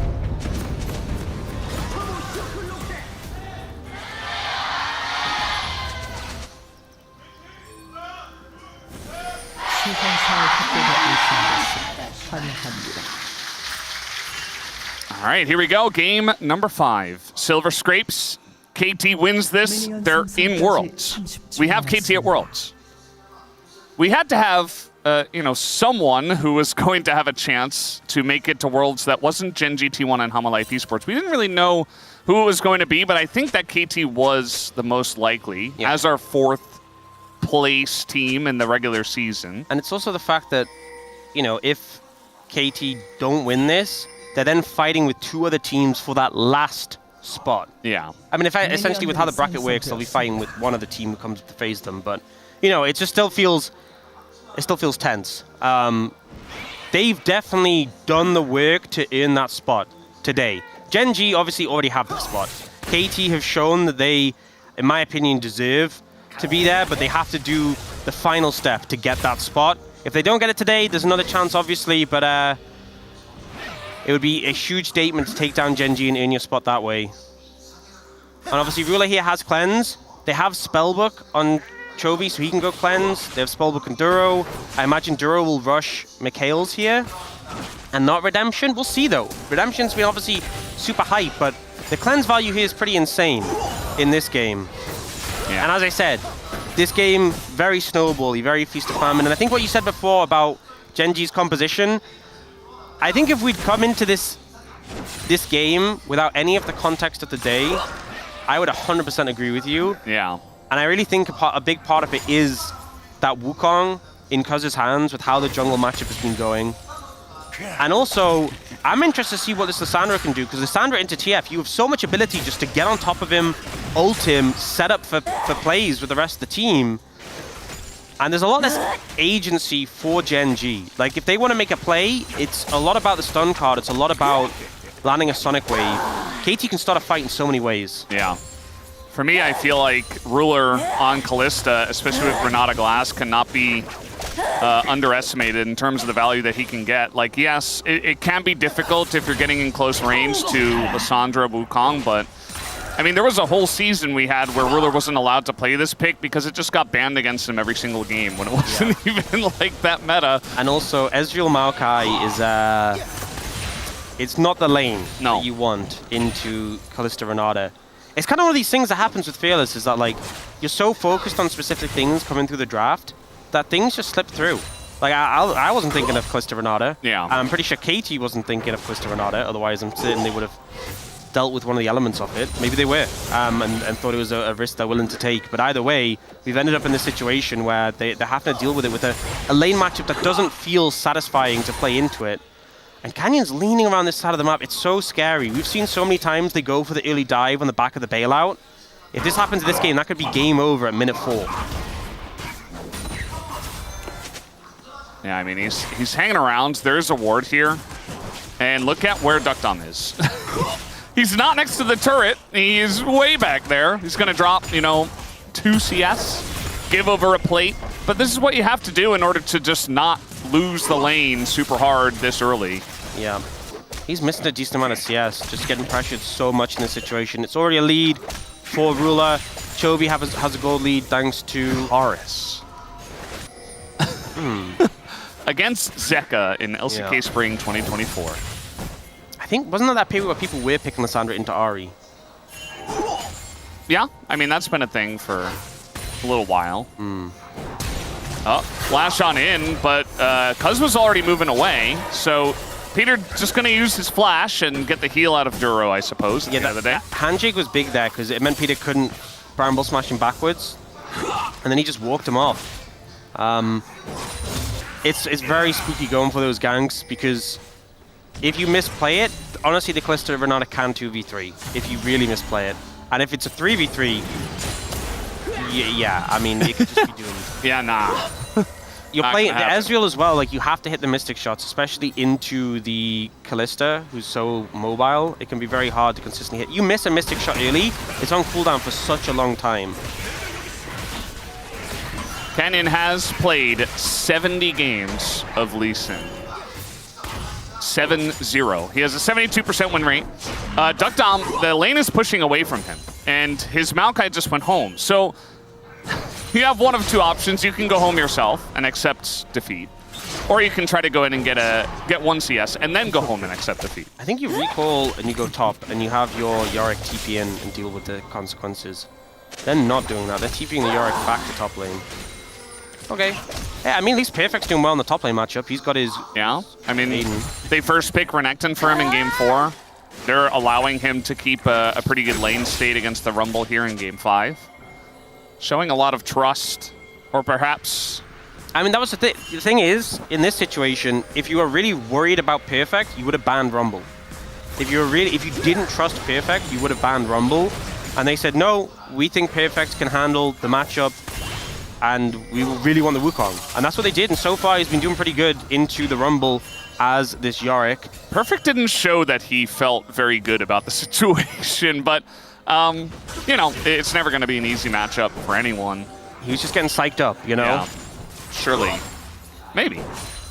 He is now playing 1v2. Isn't a fun... Well, actually 2v2.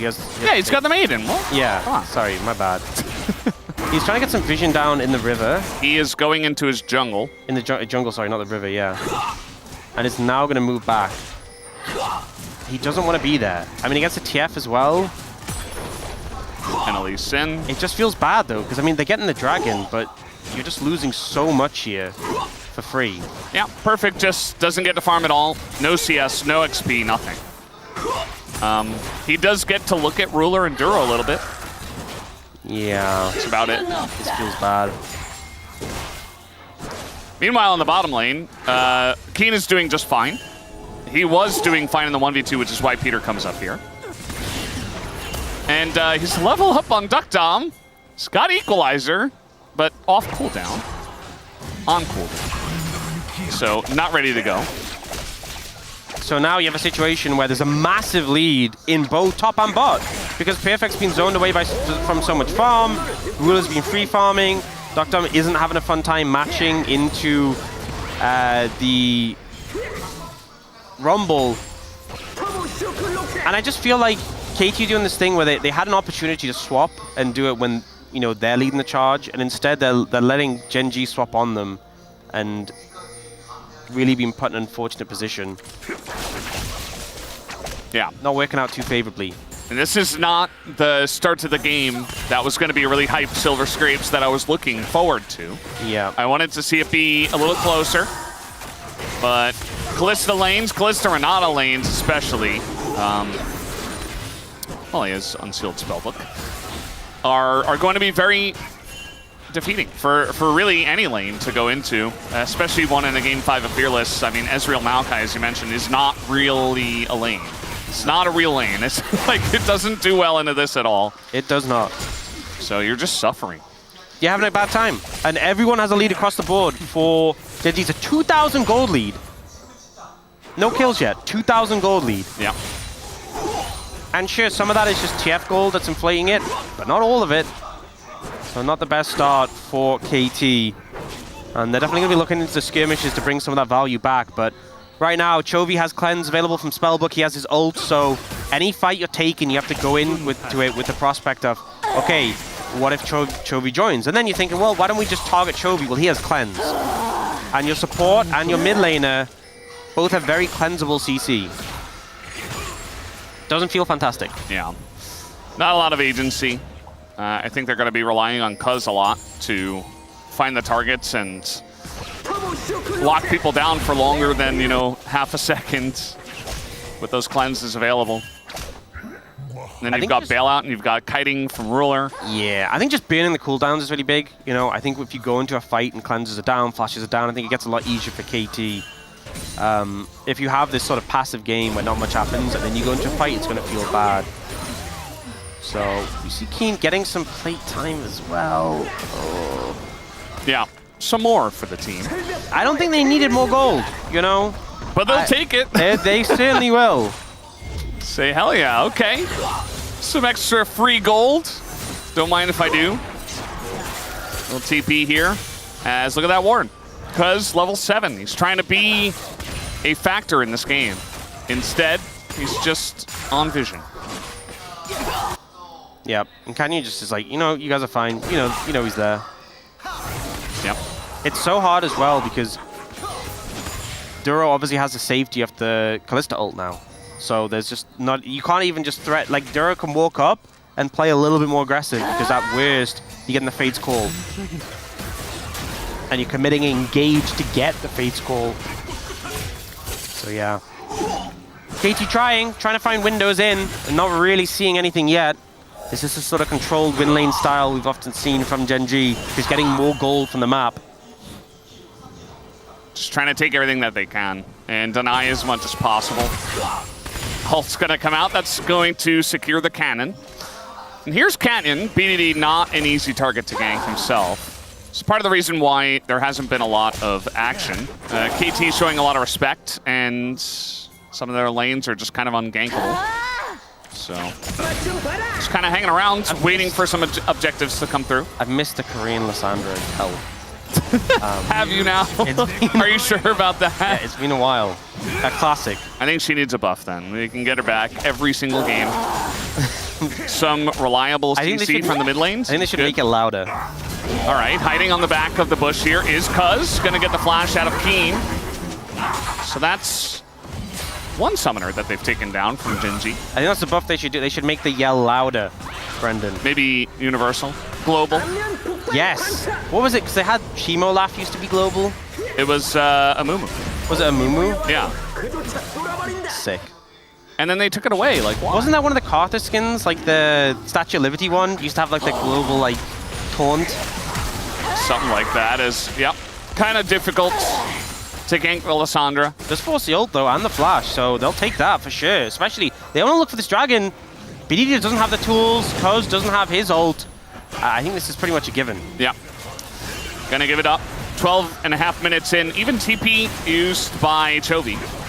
So he's just going to get that one on cooldown and come back to the mid lane just fine. So we're trading Drake for Drake here. What is the soul going to be is the only question left.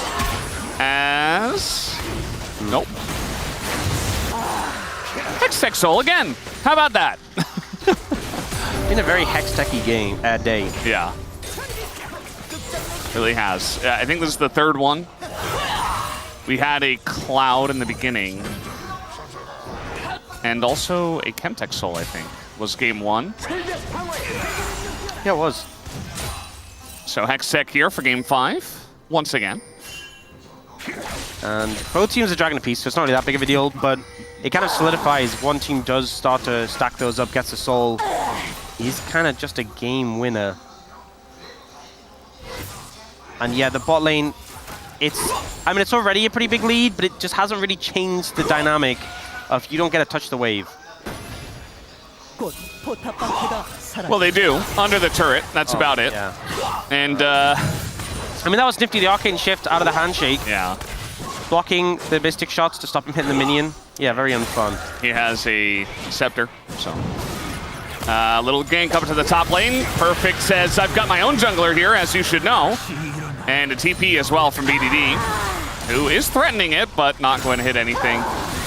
And just all 6 members hanging out on the top lane, saying hello to each other. Well, actually 7 if you include the maiden, so... Oh, I forgot. But this is happening, but it's actually kind of okay for Gen G that nothing comes from it. Like, they lose Chovy's flash, but they're just maintaining the pressure in the bot lane constantly. It's pretty brutal. We do have Triforce coming in for Duck Dam, so he gets a spike, but I'm not sure it really changes the dynamic. If the Maokai just can't engage, he can't do anything. And it is the Mikhail's rush from Duro. So he is not just a sort of redemption follower like most people are, built in any situation. Yeah. He's realized that the Mikhail's value is insane in this game. And now, it just, from this position where you're already ahead in this game, the main engage tools outside of the Wukong are like the Lysandra and the Maokai. You have a Mikhail's, you have a Cleanse on Ruler, you have a lead on Ruler, it's difficult. This is a difficult position for KT to be in. Yeah. I am very curious to see how they're going to make it interesting in this game, because they've made this entire day very interesting. We had a bunch of 3-0 predictions, myself included. We had a lot of 3-1. That was the most common. And then 1-3-2. And it was all to Gen G. Every single one. But KT has said no.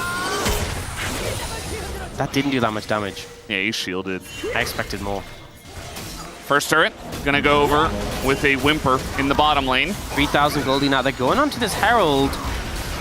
Gen G looking like they might contest it, though. The Herald probably... Oh, a little bit late to the party. Canyon is gonna go in, get the kick down, and now they're looking to turn on a Chovy.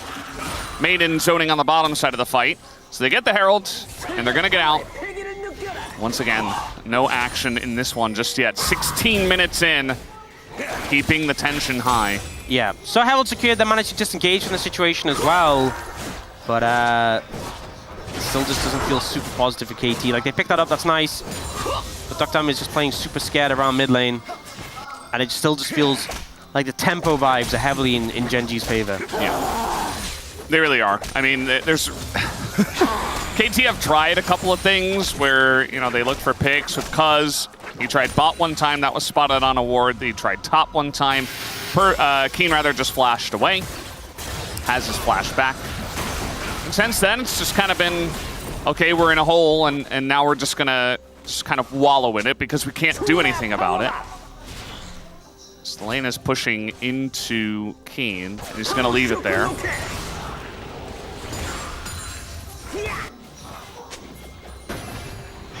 We got this objective coming up here in a minute or so. So for KT, they're going to feel, you know, a bit priced into going for some of these objectives. They can't give too many over because it is Hextech Soul. It is a very important soul that they will have to fight for eventually. I think if you lose this fight, the game might just be cooked. But I think this might be one you give up. You're not really at some huge spikes, but the problem is the team spike at similar times as well. So, all right. Well, we're probably going to beat some records for this year's LCK. Latest kill. Yeah, latest first blood. 17 minutes, 46 seconds. We're about to crest that here. And it comes down to KT. If they opt to contest this or give it up, it looks like they are moving into position. A lot of summoners available.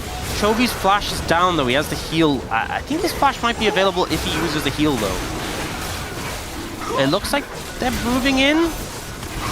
I mean, they're going to throw down Rift Herald, but there's too many sticks in this dragon, and it's just going to be smited by the Callista, essentially. The turn comes in. Ruler is getting pretty low. The follow-up with the Wukong is so much AoE damage. They get 2 kills, and the Thralls are going out, and the fight is hugely won by KT. They don't get the dragon, but they're going to pick up 4 kills in the play. There's the engage. The flank comes in. The Hex Gate's there from BDD. They get on the back line, and it works. The Wukong value is massive because him and BDD smash Ruler into the dirt.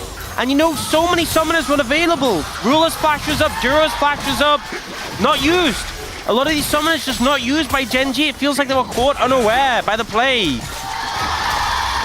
And that 3,000 gold lead demolished out of nowhere. And guess who's got the massive gold lead once again? The Jungle Canyon has been present this entire series, but it hasn't been for Canyon. It's a Cuz diff. So we watch the situation again. All these summoners are available. This flank comes in from BDD. The Maokai ult just creates so much space. The Renata ult comes through, but doesn't really get any value. And this flank with the Wukong, and you also get the reset potential from the Lissandra. So this cluster, just so much value. Everyone funnels in. And it's so important for Gen G's composition that they maintain distance, and any threats that approach, they lock them down. And they just couldn't do it. Cuz found access, BDD found access. And man, what a day for Cuz. Yeah. It's been huge. It's been really awesome to see what he is capable of, you know? Also, this just totally changes the whole vibe of this one. I'm not sure about the tempo vibes. We'd have to check in with Atlas. But, like, KT proved to everyone that, hey, we can fight these guys. And now, once again, Ruler's just going to kind of face check, and Cuz is all over him once again. The bailout is there, and Ruler, nowhere for him to go. Canyon, super low himself. The kick is actually gigantic, but it's not enough. No follow-up there as Keen burning down Cuz. He gets incredibly low. He will be taken out, but the fight is still won by KT. 4 for 2 there. Cuz does go down, not able to survive that, but it's a huge team fight win again for KT. Chovy's not even there, and KT are just demolishing them, finding Ruler again. KT want to go to Worlds. This is the game that would do it, and they're finding these fights again and again. So what even happened here? They just kind of run past the wave and face check the brush. Yeah, they're pushing in aggressively. They just face check. Cuz instantly slides in. Beautifully played. Flashes away so he can't get the reset with the bailout. And then the ult. BD saves the ult for Keen. Keen is still so much of a threat. Does kill Cuz, who's trying to get away. He ends up going, getting burnt down, but it's still such a big win for the side of KT. And again, they face checked that. Chovy wasn't in position to be there. The Destiny wasn't even available yet. Yeah. And we panned to top. He had like 3 seconds on it. So yeah. It's just, that's not how you're going to win this game, Genji. It's not going to be the way. And now, you know, we said these fights, these comps are back and forth. This situation where you got so much gold in the Wukong's such a threat. He's hit that 2-item spike, the Sundered Skies come in, he's so strong. Ruler is really struggling. He's down flat. He burnt Flash in that fight, so he's down that for a while. And also, here's the biggest takeaway.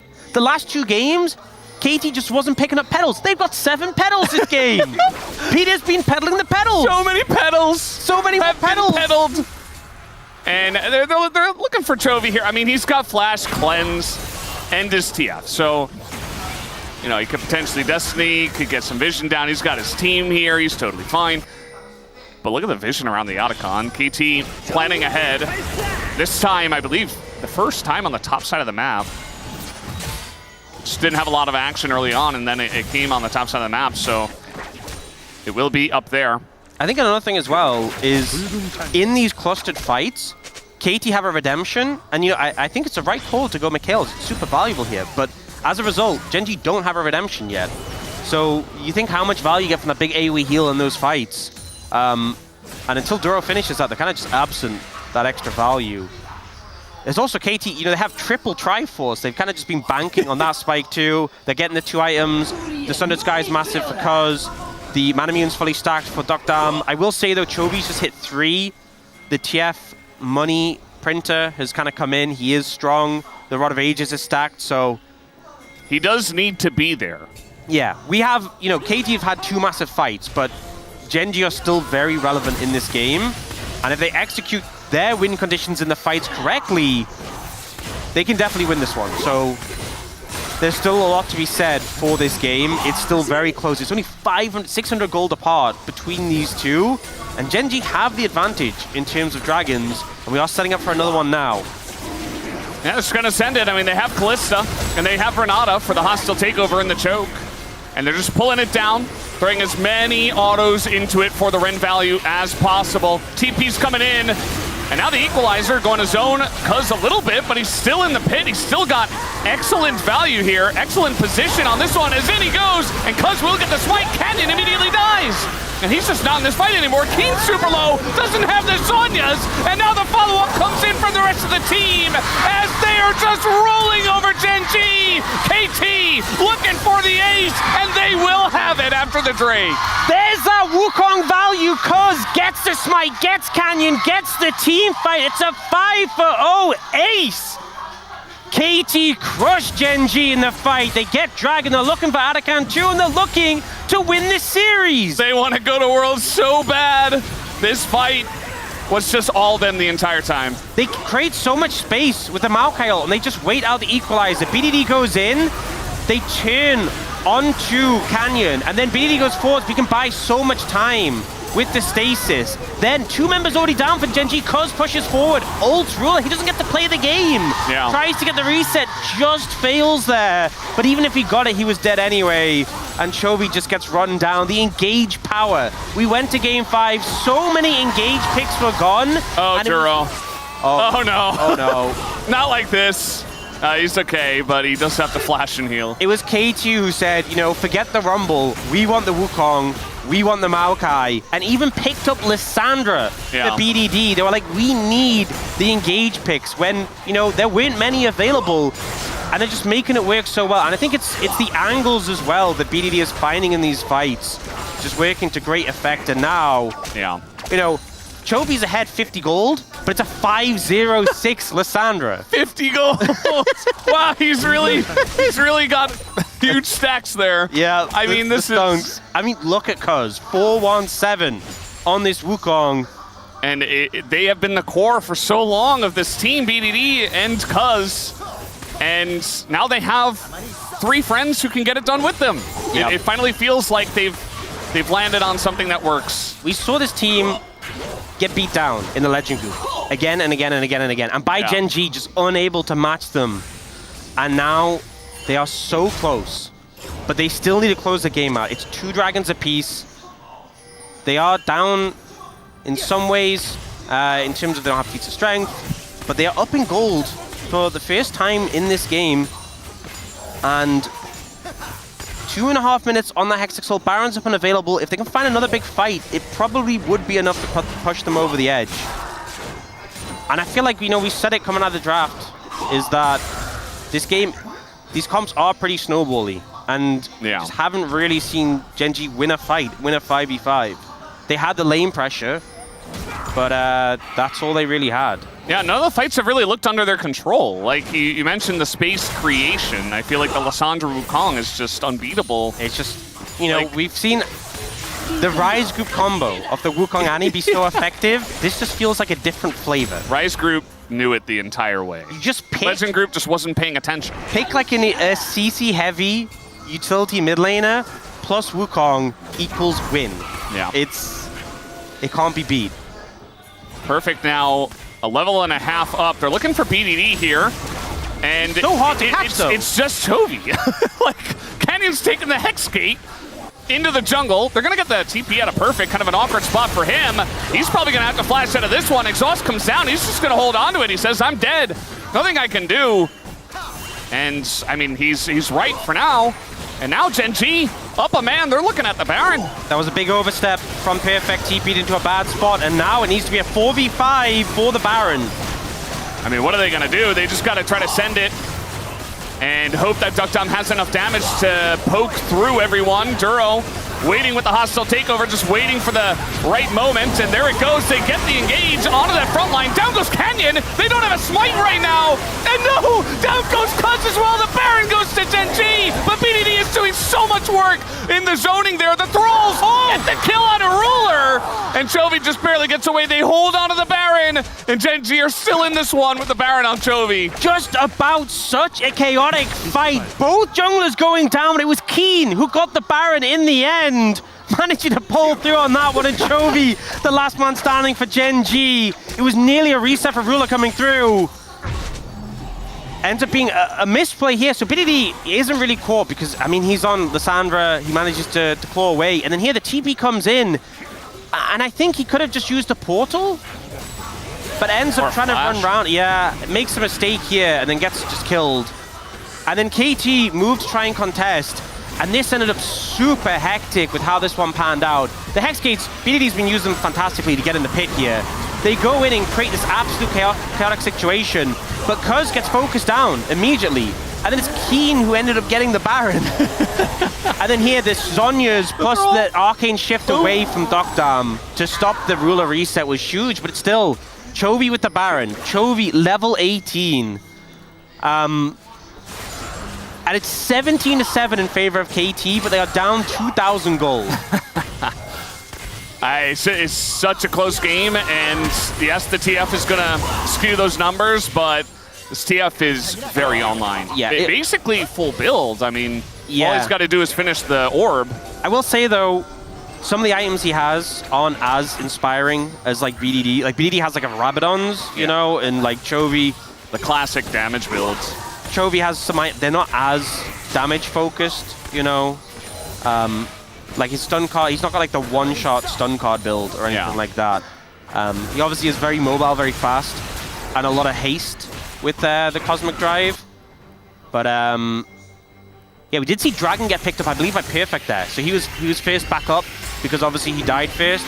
So he picked up Hextech Dragon. So there, one away from Soul. I'm not going to sit here and pretend that anything that happened in that Baron passage play was a good thing. But KT did manage to at least get one away from Soul out of that. But they did put themselves in a precarious position. It's crazy that Ruler's 3-4-4 and Doctom's 5-0-10. And Ruler's got a 1.68 gold lead. He is obviously very ahead in terms of farm, but those shutdowns came in pretty massively there. It is jungle that has the lead still only for KT and is a GA. There's a GA advantage because Ruler just picked up the Terminus, so has that 4 items. Yeah, he's going to be quite a bit more tanky in these fights, and we've seen a lot of times that Ruler, you know, especially in the closer fights, that he has been close to getting resets. And now maybe he does, as they're looking for a play here on a Chovy, trying to get the cleanse. There it is, the Mikhails. Yep, Mikhail's been obviously seen the value for there, and not that long of a cooldown as well. Better to save the cleanse for later. They get the mid-tier 1, open the map up a bit, and Gen.G getting a lot of control in this area. This is ideal for them. This is how their comp wants to be played. Control the space. If anyone approaches, you have the stun card threat, and you can start to focus down targets one by one and try and limit the engage options from KT. It's so tense, this game. I have no idea who's going to win. Like, this, I feel like there's no way to know. I think it. We say this all the time, but I think it just comes down to the way the team fights are executed and, you know, what the engage looks like. We've seen so many cool wraparounds with Hex Gates and Submarine Wukong stealthing in and getting the engage on a Ruler, but we've also seen Perfect TPing into 5 people and dying. The thing is, every clear 5v5 team fight, KT have won, right? The one that Gen.G won was with Perfect being dead. Yeah. But and it was close. That was also the most recent one, and Gen.G got a huge influx of gold in the back of that. Yeah. It's hard to say. I think it's definitely close at this point, and it comes down to how well they execute. I think the hostile takeover value hasn't been super massive in a lot of these fights. So we'll see if Duro can get a massive ult, it could be the difference maker. Or also if someone on KT messes up, if Cuz or BDD don't get as much value as they have in these previous fights, it could be also something that really favors Gen.G. We've seen the boots upgrade come in for Ruler. We've seen Chovy now is full build with Morel and Omicron. Again, not like the most expensive or most desirable items. Who's going to take the red? I mean, Cuz just got their red. You want the red for the fight, right? Maybe saving it a little bit. Are they just waiting until right before? Yeah, maybe. Because we've gotten a couple of zoom-ins now from Jonah Strong where he's like, I don't know, guys. It's been a heavy focus on total control over this river. Yeah. Which they do have. Maybe Ruler goes for it now? No, he's going for the mid-wave. Okay, Canyon goes for it. Okay. Latest red buff possible. Well, they're definitely going to have it up for the fight, so unless we're waiting around for like a couple minutes on the Drake. And the thing is, KT have that advantage because they're 1 away from Soul, so Gen.G cannot afford to trade. Between Baron and Dragon, which are spawning at the same time. Sorelda's secured for Doctam. Big spike for the Ezreal with that armor pen. Especially there's a lot of armor being picked up, even on the Callista. Oh, Sunkar comes in, Cuz that is the one guy you need if you are KT to be alive and ready for this fight. Okay, that was a lot of damage. I didn't expect that much damage from the TF with those items. Still doing a lot of damage. Yeah, and here comes Chovy once again, ghosting on in. They want to take a fight. They know Cuz is not here. Peter in a lot of trouble, has to flash away. And that he will. He gets out. Duro takes a bunch of damage. Cuz by himself. Destiny comes in. They have vision. But they're not quite able to land the Q. And now Chovy maybe overextended. The kick is massive. BDD gonna land that stun onto Canyon. Peter super low, but he's still going in. They want to get Keen in the front line, but Cuz goes very deep, goes into his GA. And now is going to respawn. And KT, they're so low, but so is Gen.G. The flash on him for Perfect. Oh. And he's very much alone. Needs to be careful if he lands another E's. Oh, the ghouls, come on. Wait, he can stall them out. A TP's coming in behind him. Oh, BDD's coming. BDD. BDD, here he is. But the stun comes in and he goes in and dies. BDD dead. Oh, the stun. Oh, the damage rather. But they got the dragon. They got the dragon. They got the dragon. Okay. They got the soul. Okay. All right. Okay. Okay. Objective secured. Just like that. Okay, it's that simple. They stole them out. The Ezreal bought some time as well. They're going to do Baron. I'm not sure about this one, guys. Oh, you got a TP. I mean, it's 4v1. Well, not only for now. Keen's up very soon. Keen's up very soon. This is risky. This is risky business. This is risky business. Well, they're doing a lot of damage to it, but Canyon certainly will have an angle, right? The Q is coming on in. He's not going to get it. The smite of Cuz is there once again. This guy rarely misses, and he's not going to miss in a game 5. Just hit the smite. It's that simple. Just hit the smite. You know what? It's not risky if you don't miss the smite. It's that simple. It's that simple. Confidence from KT. They get the dragon. They get the Baron. Oh, man. Any heart doctors out there? I think the KT fans in the building might need some help. This was a tense fight because Gen G were playing their comp how they should, creating the space, staying at a distance, trying to keep things controlled, and Cuz kind of just said, screw it. I don't like this. I'm just going to send it. I'm just going to send it. And it wasn't clean, but it did kind of work. They got funneled into this choke. BDD wanted a better target, but they just took the closest target, hit Canyon. The AoE, the slows, made it messy. And everyone got chunked out. Those Qs coming out from Lissandra doing so much. And then Perfect was chasing people down with the ghouls. Everyone limping away on low HP. That was so close to really going down. And then here. Let's just get Lissandra is what he says. And they do. Yeah, the exhaust comes in. And they're like okay, little spooky. And then here. Especially against a Lee Sin, who has the execute damage on his Q, it can be risky. You're syncing up with your team, which is an advantage, but my smite is so good. He's not wrong. He doesn't miss. Like, he just doesn't miss. I don't know how he does it. Must take a lot of practice. You can see the slows coming in, make it so hard for Gen G. Oof. The thing is, they're already struggling against like the Lissandra, the Wukong. Now, once from top of you, you're never getting space again. Yeah. Speaking of space, gaining some space, locking them down, but not pushing into the turret just yet. Hooking down Canyon. They have to sync up these waves, but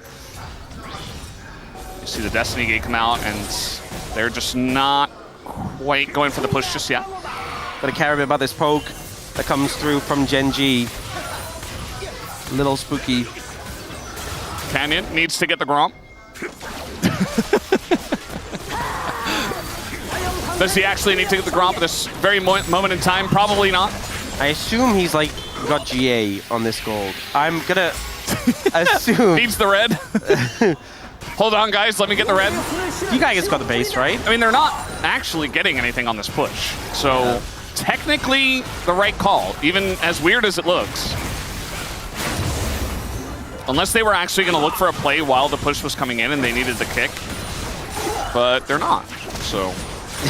Yo, give me a minute, guys. I'm just going to get this red bow. Yeah. Yo, guys, can I take Grump too? Is that cool? Wait, let me get the Krugs too. It's just 1 second. You know what? One moment. You just mute your team and you just go. All right, well, he got the Krugs,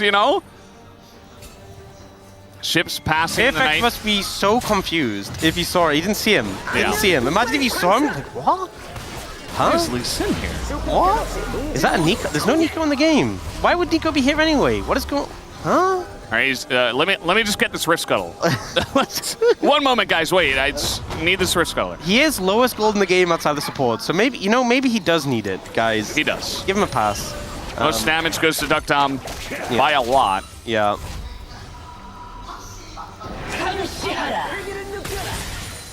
Oh, the Hextech Soul's such an advantage. Wait, he didn't get GA. He didn't have enough gold to get GA. Oh, he bought a control ward. He was saving up for a control ward. Yeah. And we're not going to have action until this Elder spawns in minute 30. Chovy sold his Morellonomicon, now he's got a Rabadons. Now he's got the big damage. Now he's cooking. Now he's doing the big one-shot stun cards. Yeah. We have a GA coming in for Docdam, Void Staff for BDD. People are approaching full build.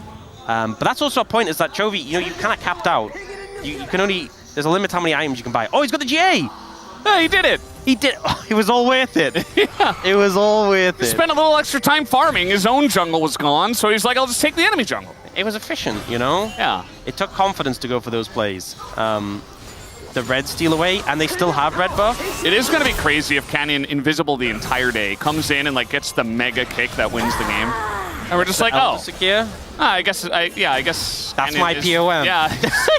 Jungle Canyon, and he's just really good. Like, what are you going to do? That's how you... Oh, Chovy very much alone, and the ghouls are smacking. Perfect finding. Chovy forcing the flash. Flash on TF so big. Yeah. To burn that cooldown. He does have Spellbook, so I assume he's going to be able to rotate it out. He does go for the Ghost instead, but it's a massive summoner to burn. And for a Yorick, at this stage, just to burn a flash like that is so big. They have an angle up top. Canyon, we were just talking about him, but it's not that reliable. It's so hard. It's so hard to find a kick against an Ezreal. How do you find the angle? And again, so much CC, point and click CC. It's so difficult. All right, position here on the Elder goes to KT. Perfect can just start soloing it. All right, Chovy. He does chunk the turrets, but this Elder is falling very quickly. Canyon trying to take the gate over straight into BDD. They could just take him down as the sun comes in and Canyon is down to his TA. Already, they don't have a jungler. As down he goes. Dead. He's just dead. The smite should just go the way of Cuz. They're taking a lot of damage. BDD has the AoE in the pit, and it goes to Ezreal. Duck gets it, and KT will take the fight. Chovy is down, and KT will do it. KT are going to Worlds! They take down Gen G! Their first best-of-5 loss since the LCK Cup! The upset of the year, and they book their ticket! I just can't believe it! How did they actually do it, KT? Do you believe in miracles? You're seeing one right here. KT takes down Gen G in 5 games. What a performance. What a performance. And you know, this has been a team with so many ups and downs. Players, Peter was subbed out, subbed back in, so many question marks. Duck down to the Legend group, Duck down 2. And they come in and they take down Gen G. They had to take down Gen G in the upper bracket to secure their spot at Worlds, and they managed to do it in this manner as well. What a performance. There you go. Qualified for Worlds 2025, just like that. You beat B&K, and you beat Gen G, and you go. They're high enough seed. They have secured at least a spot, and the tears are now flowing from all the fans that can hardly believe it. None of us believed it. None of us believed in them. What a reward for the fans. You know, for the KT fans who've come through all the ups and downs of the roller coaster, this is the peak of the roller coaster. This is the peak of the roller. It doesn't get higher than this guy. Oh, does it? Oh, does it, Brendan? Maybe it does. Maybe it does. We never know with KT. It's always the lower seeds that somehow make a big run. What a series. What a day. What a performance. And I feel like everyone had their moments. Oh, Peter! I love Peter! KT are going up. Up, up, up! And it was such a tense game 5 that was so far behind in the early levels. There's a sign there that was like, please just give us one win. Hey, they just won one win. One series win? Yeah. Delivered, you know? Yeah, you did it. They did it. You got your one win. He crossed out the 1 and put in a 2, and then crossed that out and put in a 3. And BDD is back at Worlds. And you know, BDD, I feel like he's had so many periods this year, so many times that people have been like, you know, BDD's playing great, but doesn't have the support. BDD's been doing great, but the team isn't quite there. And today we saw the team being there. The team was there for him, and he was there for the team. And sure, was it always clean? Was it always smooth sailing? No, but it's not going to be when you take down a team like Gen G. It's going to be hard. It's going to be grueling. But the team came together, and they thoroughly earned this spot at Worlds. Just what a performance. What a legendary series. And they came into this game 5, and they're like, you know what? We're just going to engage. And we're going to find the angles, and we're going to play against Keen's Rumble, we're going to play against Ruler's Callista, and they did, and they team fought their hearts out, and they absolutely earned their spot at Worlds. 100%. It was a grueling task, a grueling day for them. have the stamina to go 5 games and still outplay Gen G in a game where, you know, they were just the better team. Yep. Like, there were some mistakes here and there, but they were the cleaner team. They were the better team today. Absolutely were. They were the better team today. And it's so hard to say that when you're going up against a team like Gen G. And again, there was moments like, there's always going to be moments because it's so hard to have a clean series against Gen G. And it's the fact that they bounce back. And moments like this where it feels like Gen G have a foothold and they still look for it. And that they still come together. And I also just love that Perfect, they were willing to give over the Rumble. And they were willing to say, you know, you can do it on the Yorick. And he's chasing Ruler down with the ghouls. Those ghouls, they were slapping. And here, Cuz with the smite. Oh, just clean with it. Not even close, he says. This is the win moment. This was tense as well, because they left Peter in the pit. They left Perfect in the pit to kind of just survive. He flashes out. They're like, kill the jungler. Cuz is low. And then it's Duckdam, who ends up securing it. Look at his health. He went into GA a split second after. Cuz couldn't get back in the pit. Barbaric screams from Peter and Cuz. BDD's like, guys, come on, focus. The game's not over. Game was over. BDD's just locked. BDD Perfect is just laser locked in. Look how happy Peter is. Yeah, he's dead. He gets to do the full celebration. You know, he doesn't have to click or anything. It doesn't matter what team you're a fan of. That brings you joy. Yeah. That brings you joy. You just love to see it. It's beginning to hit perfect. He can't believe it, you know?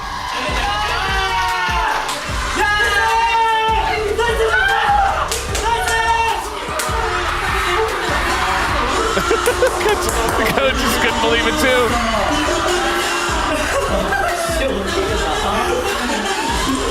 It's just chaos in there. And the goal difference graph, also chaos. I do think that Tempo vibes were pretty heavily in favor of KT that game after that one fight that proved that it was like, oh, we're so far behind after the laning phase, but it doesn't matter. We can still win team fights. Just team fight. Just engage. Wow. It's still, the series just happened, and I'm still amazed that series just happened. That was crazy. That was honestly one of the craziest series I've ever had the pleasure to cast or see or experience. Yeah, that happened. I'm still in shock. I'm looking at the numbers. They don't mean anything to me. I'm just and you like, know what? It also makes everything so cool because, you know, we were going to have 3 teams locked in. POM is Cuz. I think this makes a lot of sense. Even with how good BDD was, I think Cuz, the gap in the jungle was just because of Cuz. Both BDD and Duckdam had some great carry performances in the game. Because this was just such a massive jungle gap, it was unreal. His play was unreal. Other than the Skarner game, which is like, as soon as they got him back on the carry, it was just carry central. Not his fault. They're like, you got to play one game of Skarner. He's like, all right. And guys, we're going to have an interview at the space with Score, who I think they nicknamed him the Draft Magician. There were some of these drafts where I was like, how did he manage this? How did he do that? Also, as a fellow jungler, I think we'll be very proud of the jungle performance on the Rift today. And we're also going to be hearing from Cuz, and it looks like Duckdam was out there on the stage. BDD, pretty emotional. And there he is. He's also getting ready with Kayan there. Backstage before the space. Cool shot there. So, guys, we do have the interview now. That was an awesome series. Let's go to the interview.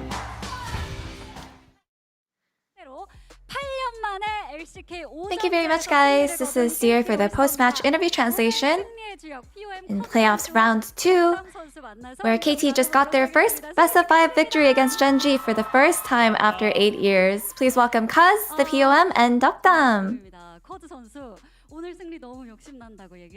Cuz, you said you really wanted this win badly. With that victory over Gen G, you have advanced to the next round and secured a spot for Worlds. How do you feel? I felt like going to Worlds this way would be a dream come true, and I feel like it just feels so amazing that it actually did come true. All your fans are just so touched and so happy, and BDD was even crying, so what were you guys talking about? We were all screaming going back into the green room, and yeah, I saw BDD crying. And honestly, BDD, he's just so dedicated. Although he definitely does play around a little bit, he's so serious about the game. And Dakdam, you were also just as amazing.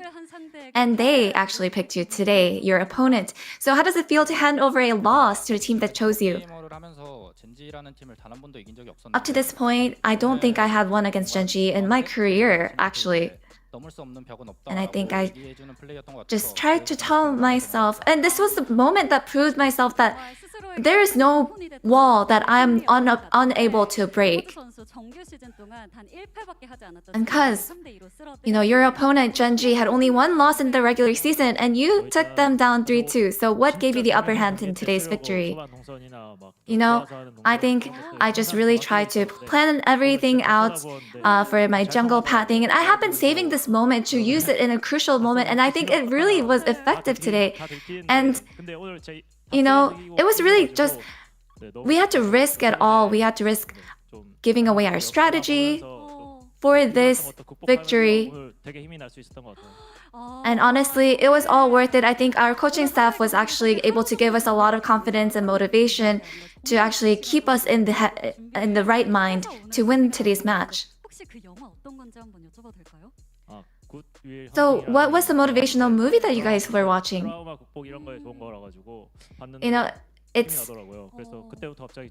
It's a movie about overcoming your trauma, and it actually, I learned so much from that movie, and it did actually give us a lot of motivation. Dakdam, it feels like the whole team greatly leveled up in their performance. So did the players also feel it firsthand?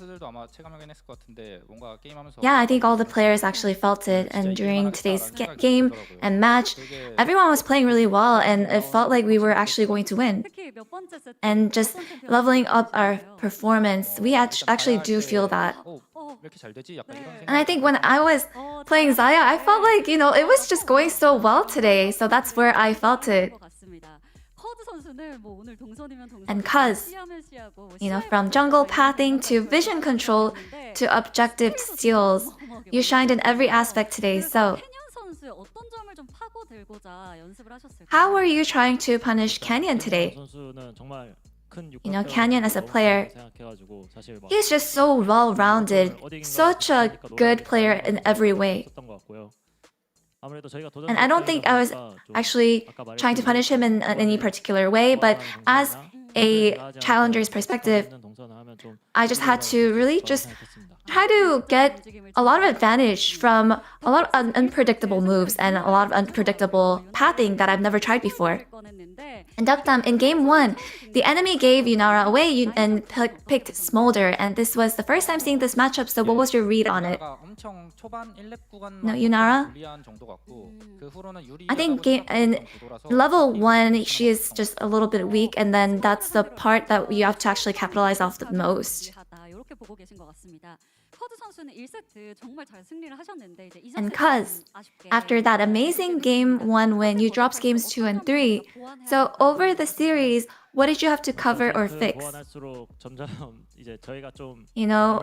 As we got deeper into the series, there are a lot of picks that came out that we lacked practice in.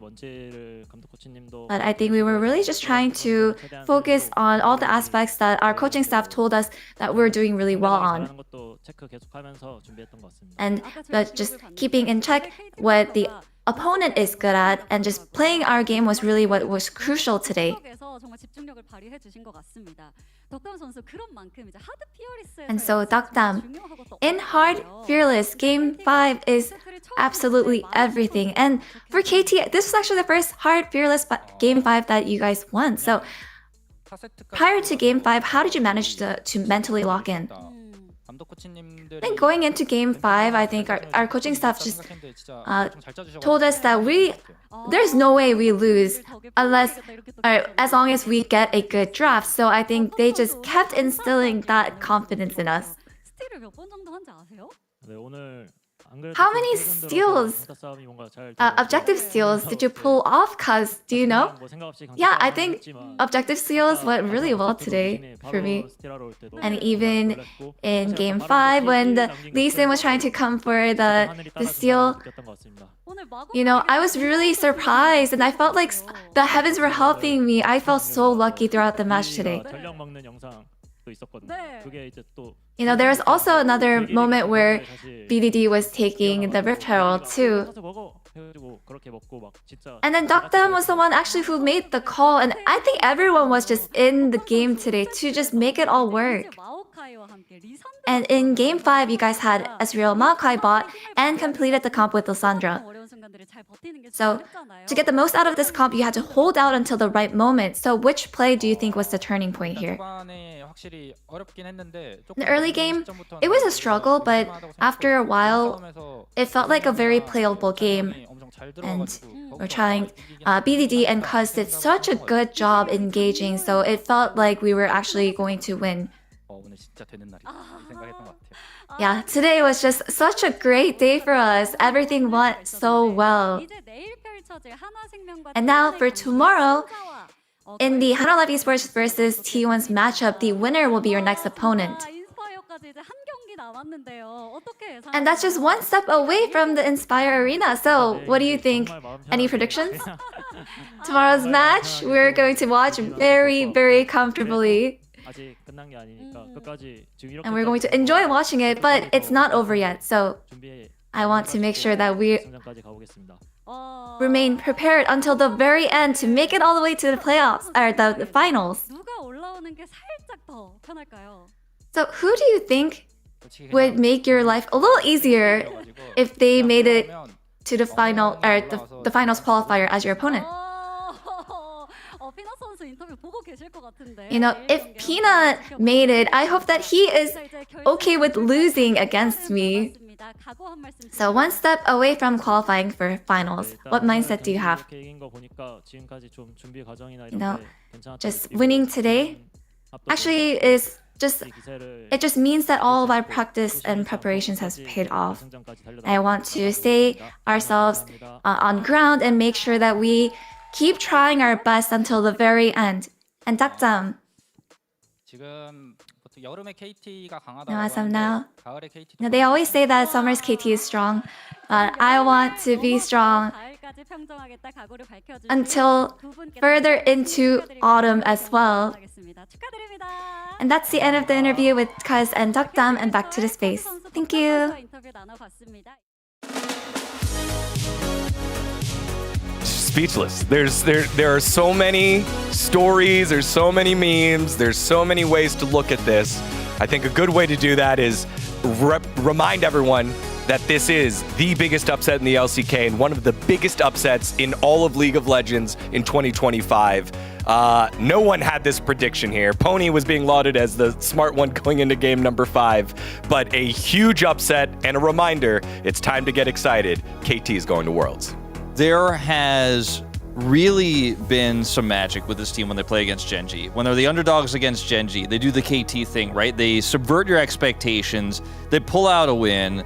BDD, a player who's had so many hardships in his career, his Gen.G 2021 Worlds best of 5, so many other best of 5s on KT roster, like the lower bracket finals, they lost to T1. His time on Nongshim, right? He's never had this opportunity, I feel like, to really solidify himself. Like, I can beat the best team. It's me on stage in this big best of 5. Carried super hard on the Zoe, but it wasn't just about him. Like, Cuz's amazing performances, what we saw in the bottom lane from Dokdam. And Perfect, you know, he had some salvageable moments, right, in this game. I feel like he was not the star, he was not the hero, but KT Rolster got it done, and that's such a shock to many, especially because Gen.G, they haven't lost a best of 5 all year. And it's particularly the way in which they did it, where the biggest gap came from mid-jungle, right? And I think that for BDD, we could kind of see that, but Cuz have had such an insane ramp up these last, like, what, month and a half, I want to say, and extremely feels earned that I want to take a look at the record that Gen.G has had, because this hasn't been the first time, even remotely, that they've gone to game number 5. The last time that they lost was, again, I want you to remind you, LCK Cup.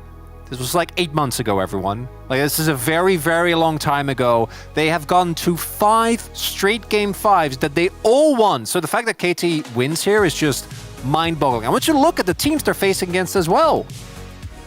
KT did it! KT was able to pull off what basically no one else has, right? Obviously, LCK Cup a long time ago, but since the regular season started, since we got into regular play here, it has just been all Gen G, and all in 5-game series as well. As you can see here, KT does it in 5. We were all expecting here. It was a cool run, KT. Nice try, brought it to 5. Gen G had an amazing draft, had early control, thought it's probably just going to be another Gen G win in Game 5, but KT was able to even break that streak. Just again, a huge upset, and you could see how much it meant to all the players, including Perfect, a little bit kind of locked in, but better than us talking about it.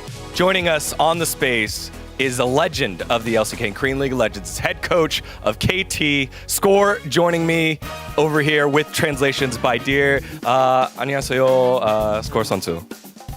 방금 축하합니다 on the victory. Score, thank you so much for coming onto the space. What does this victory mean to you? It was such a huge, huge win, but it secures your spot at Worlds and stops the Gen G dominance. 안녕하세요, 스코어 감독님. 영문 분대에 나와주셔서 감사드리고요. 먼저 오늘 값진 대승 정말 축하드립니다. 이번 승리로 KT의 월즈 진출을 확정 지으셨는데요. 소감 부탁드립니다. 일단 오늘 뭐 당연히 이제 승리를 어느 정도는 조금 할 수 있다고 믿음을 가지고 왔는데 진짜로 이렇게 이루어져서 너무 기쁘고, 또 오늘 졌으면 또 롤드컵을 어떻게 또 더 처절하게 싸워서 쟁취해냈어야 됐는데 그게 확정이 된 게 너무 기쁜 것 같습니다. Yeah, today we actually came with some sort of like faith in ourselves that we can actually win today. And I feel like just achieving that makes us so happy. And if we had lost, we would have had to claw back up to make it to Worlds somehow. But I'm just so happy that we're able to secure it today. Well, you were able to do so with such unique picks, specifically BDD, playing Zoe, playing Cassiopeia, and also playing Lissandra. Without giving away strategy, can you give us some insight on the drafting decisions today? 오늘 BDD 선수의 조이, 카시오 그리고 리산드라를 믿고 기용하셨는데 좀 전략적인 노출 생각을 하면서 혹시 뱀픽 양상에 대해서 좀 설명 부탁드릴 수 있을까요? 현재 미드 메타가 이제 쓸 수 있는 챔피언이 몇 개 빠지면 그렇게 성능이 뛰어난 챔피언이 많이 없다 생각해서 그냥 미드 BDD 선수가 잘 할 수 있는 챔피언을 항상 얘기 많이 해주는데 뭐 다른 팀이 쓰지 않는 픽이라도 뭐 그렇게 몇 개 픽이 빠지면 언제든지 아무거나 써도 괜찮은 것 같습니다.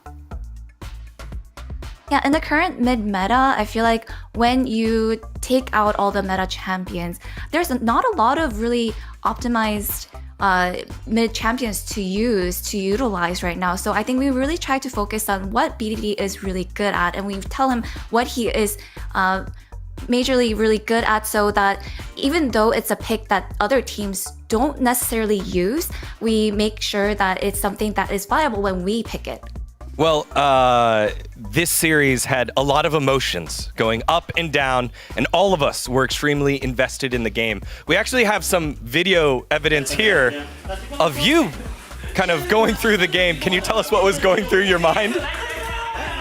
오늘 경기가 정말 손에 땀을 쥐게 하는 명승부였고 모두가 정말 완전히 몰입해서 봤거든요. 감독님도 마찬가지셨을 것 같은데 이 영상 함께 보시면은 이 당시에 어떤 생각 하셨을까요? 제가 이제 뭐 항상 커피를 마시긴 하는데 오늘 좀 평소에 비해 빨리 마시다 보니까 좀 계속 심장이 두근대서 좀 저런 리액션이 좀 많이 나온 것 같고 되게 경기를 보는데 제가 같은 편이지만 되게 재밌게 많이 본 것 같아요. Yeah, honestly, I normally drink a lot of coffee, but not unlike today. Actually, I drank my coffee so fast today that my heart was pounding the whole time, and I think that's what really led to that kind of reaction. But, you know, as much as I'm on the same team, I just had so much fun watching my own team play today. Oh, that makes a lot of sense, especially today, because at the beginning of the year, KT wasn't necessarily working as well as its full potential could be. But was there a specific match or maybe moment that you can point back to that was the turning point for KT to start doing well this year? 올해 시즌 초반에는 KT가 아직 저력을 다 보여주지 못했다는 그런 평가를 받기도 했었는데요. 이제 돌아보면 팀의 전환점이나 아니면 전환점이 됐던 특정 경기나 순간이 있었을까요?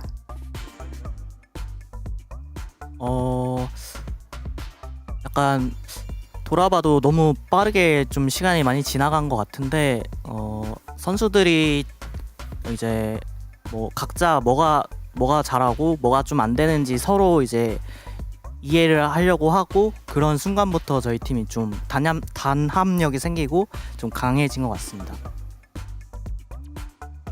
Yeah, I mean, just looking back, I feel like time just flew by, but I think all we tried to focus on was what the players are good at and what was not going very well. So having them a better understanding, giving them a better understanding of that aspect. I think the moment they tried to grasp that idea, I think that's what really got us on the same page.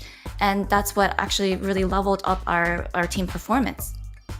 Now, you leveled up to the point where we were able to defeat Gen.G this year, who most people have as one of the best teams in the world. What does a victory like this do for you for the top 3 in LCK, which is the lowest that you could finish now, and possibly LCK champion, and moving into Worlds? 이제 많은 분들이 올해 젠지를 그러니까 확실한 우승 후보로 보고 있었잖아요. 근데 그런 팀을 상대로 이번에 승리를 거두게 되고 이제 이게 KT가 이제 탑 3에 진입을 할 수 있고 월즈를 앞둔 그런 상황이 되었는데 그러면 이게 KT에게는 어떤 의미가 있나요? 일단은 LCK 자체에서 좀 흔히 말해 이제 젠지, 한화, T1 팀들이 너무나 강력한 팀들인데 그 중에 제일 강한 젠지를 일단 이겼다는 것 자체가 되게 저희의 고점을 어느 정도 보여드린 것 같아서 남은 뭐 LCK 무대나 아니면 더 나아가서 롤드컵 때 경쟁력이 있는 모습을 보여준 것 자체가 오늘 되게 만족하는 결과입니다.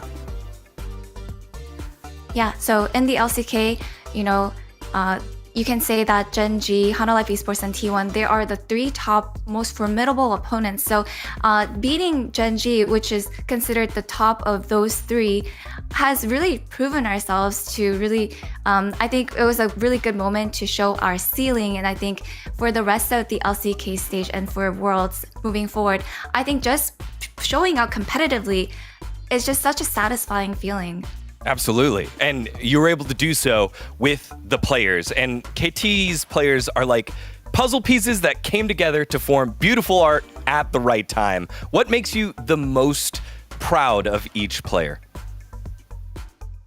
이제 KT의 선수들이 약간 퍼즐 조각처럼 모아서 하나의 그림을 만들고 있잖아요. 참 굉장한 그림을 만들고 있는데 감독님께서 만약에 각 선수들에게 좀 가장 자랑스럽게 생각하는 점이 무엇인지 이 부분은 사실 뭐 한 명 한 명 얘기보다는 5명 전체 다 이제 저희가 힘들 때도 분명히 있었는데 멘탈적으로 많이 그 힘든 과정을 견뎠다 생각해서 5명 다 멘탈이 강한 게 좀 강점인 것 같습니다. Yeah, rather than going over each of the players, I feel like all 5 of our players, honestly, we went through a lot. We went through a lot of struggles, and I think we, as a team, were able to overcome those struggles mentally. And I think I would say that our biggest strength has to be that mental fortitude. All 5 of them are just so mentally strong. Absolutely. Well, again, congratulations on a huge victory for qualifying to Worlds. Do you have any final words for your English-speaking fans?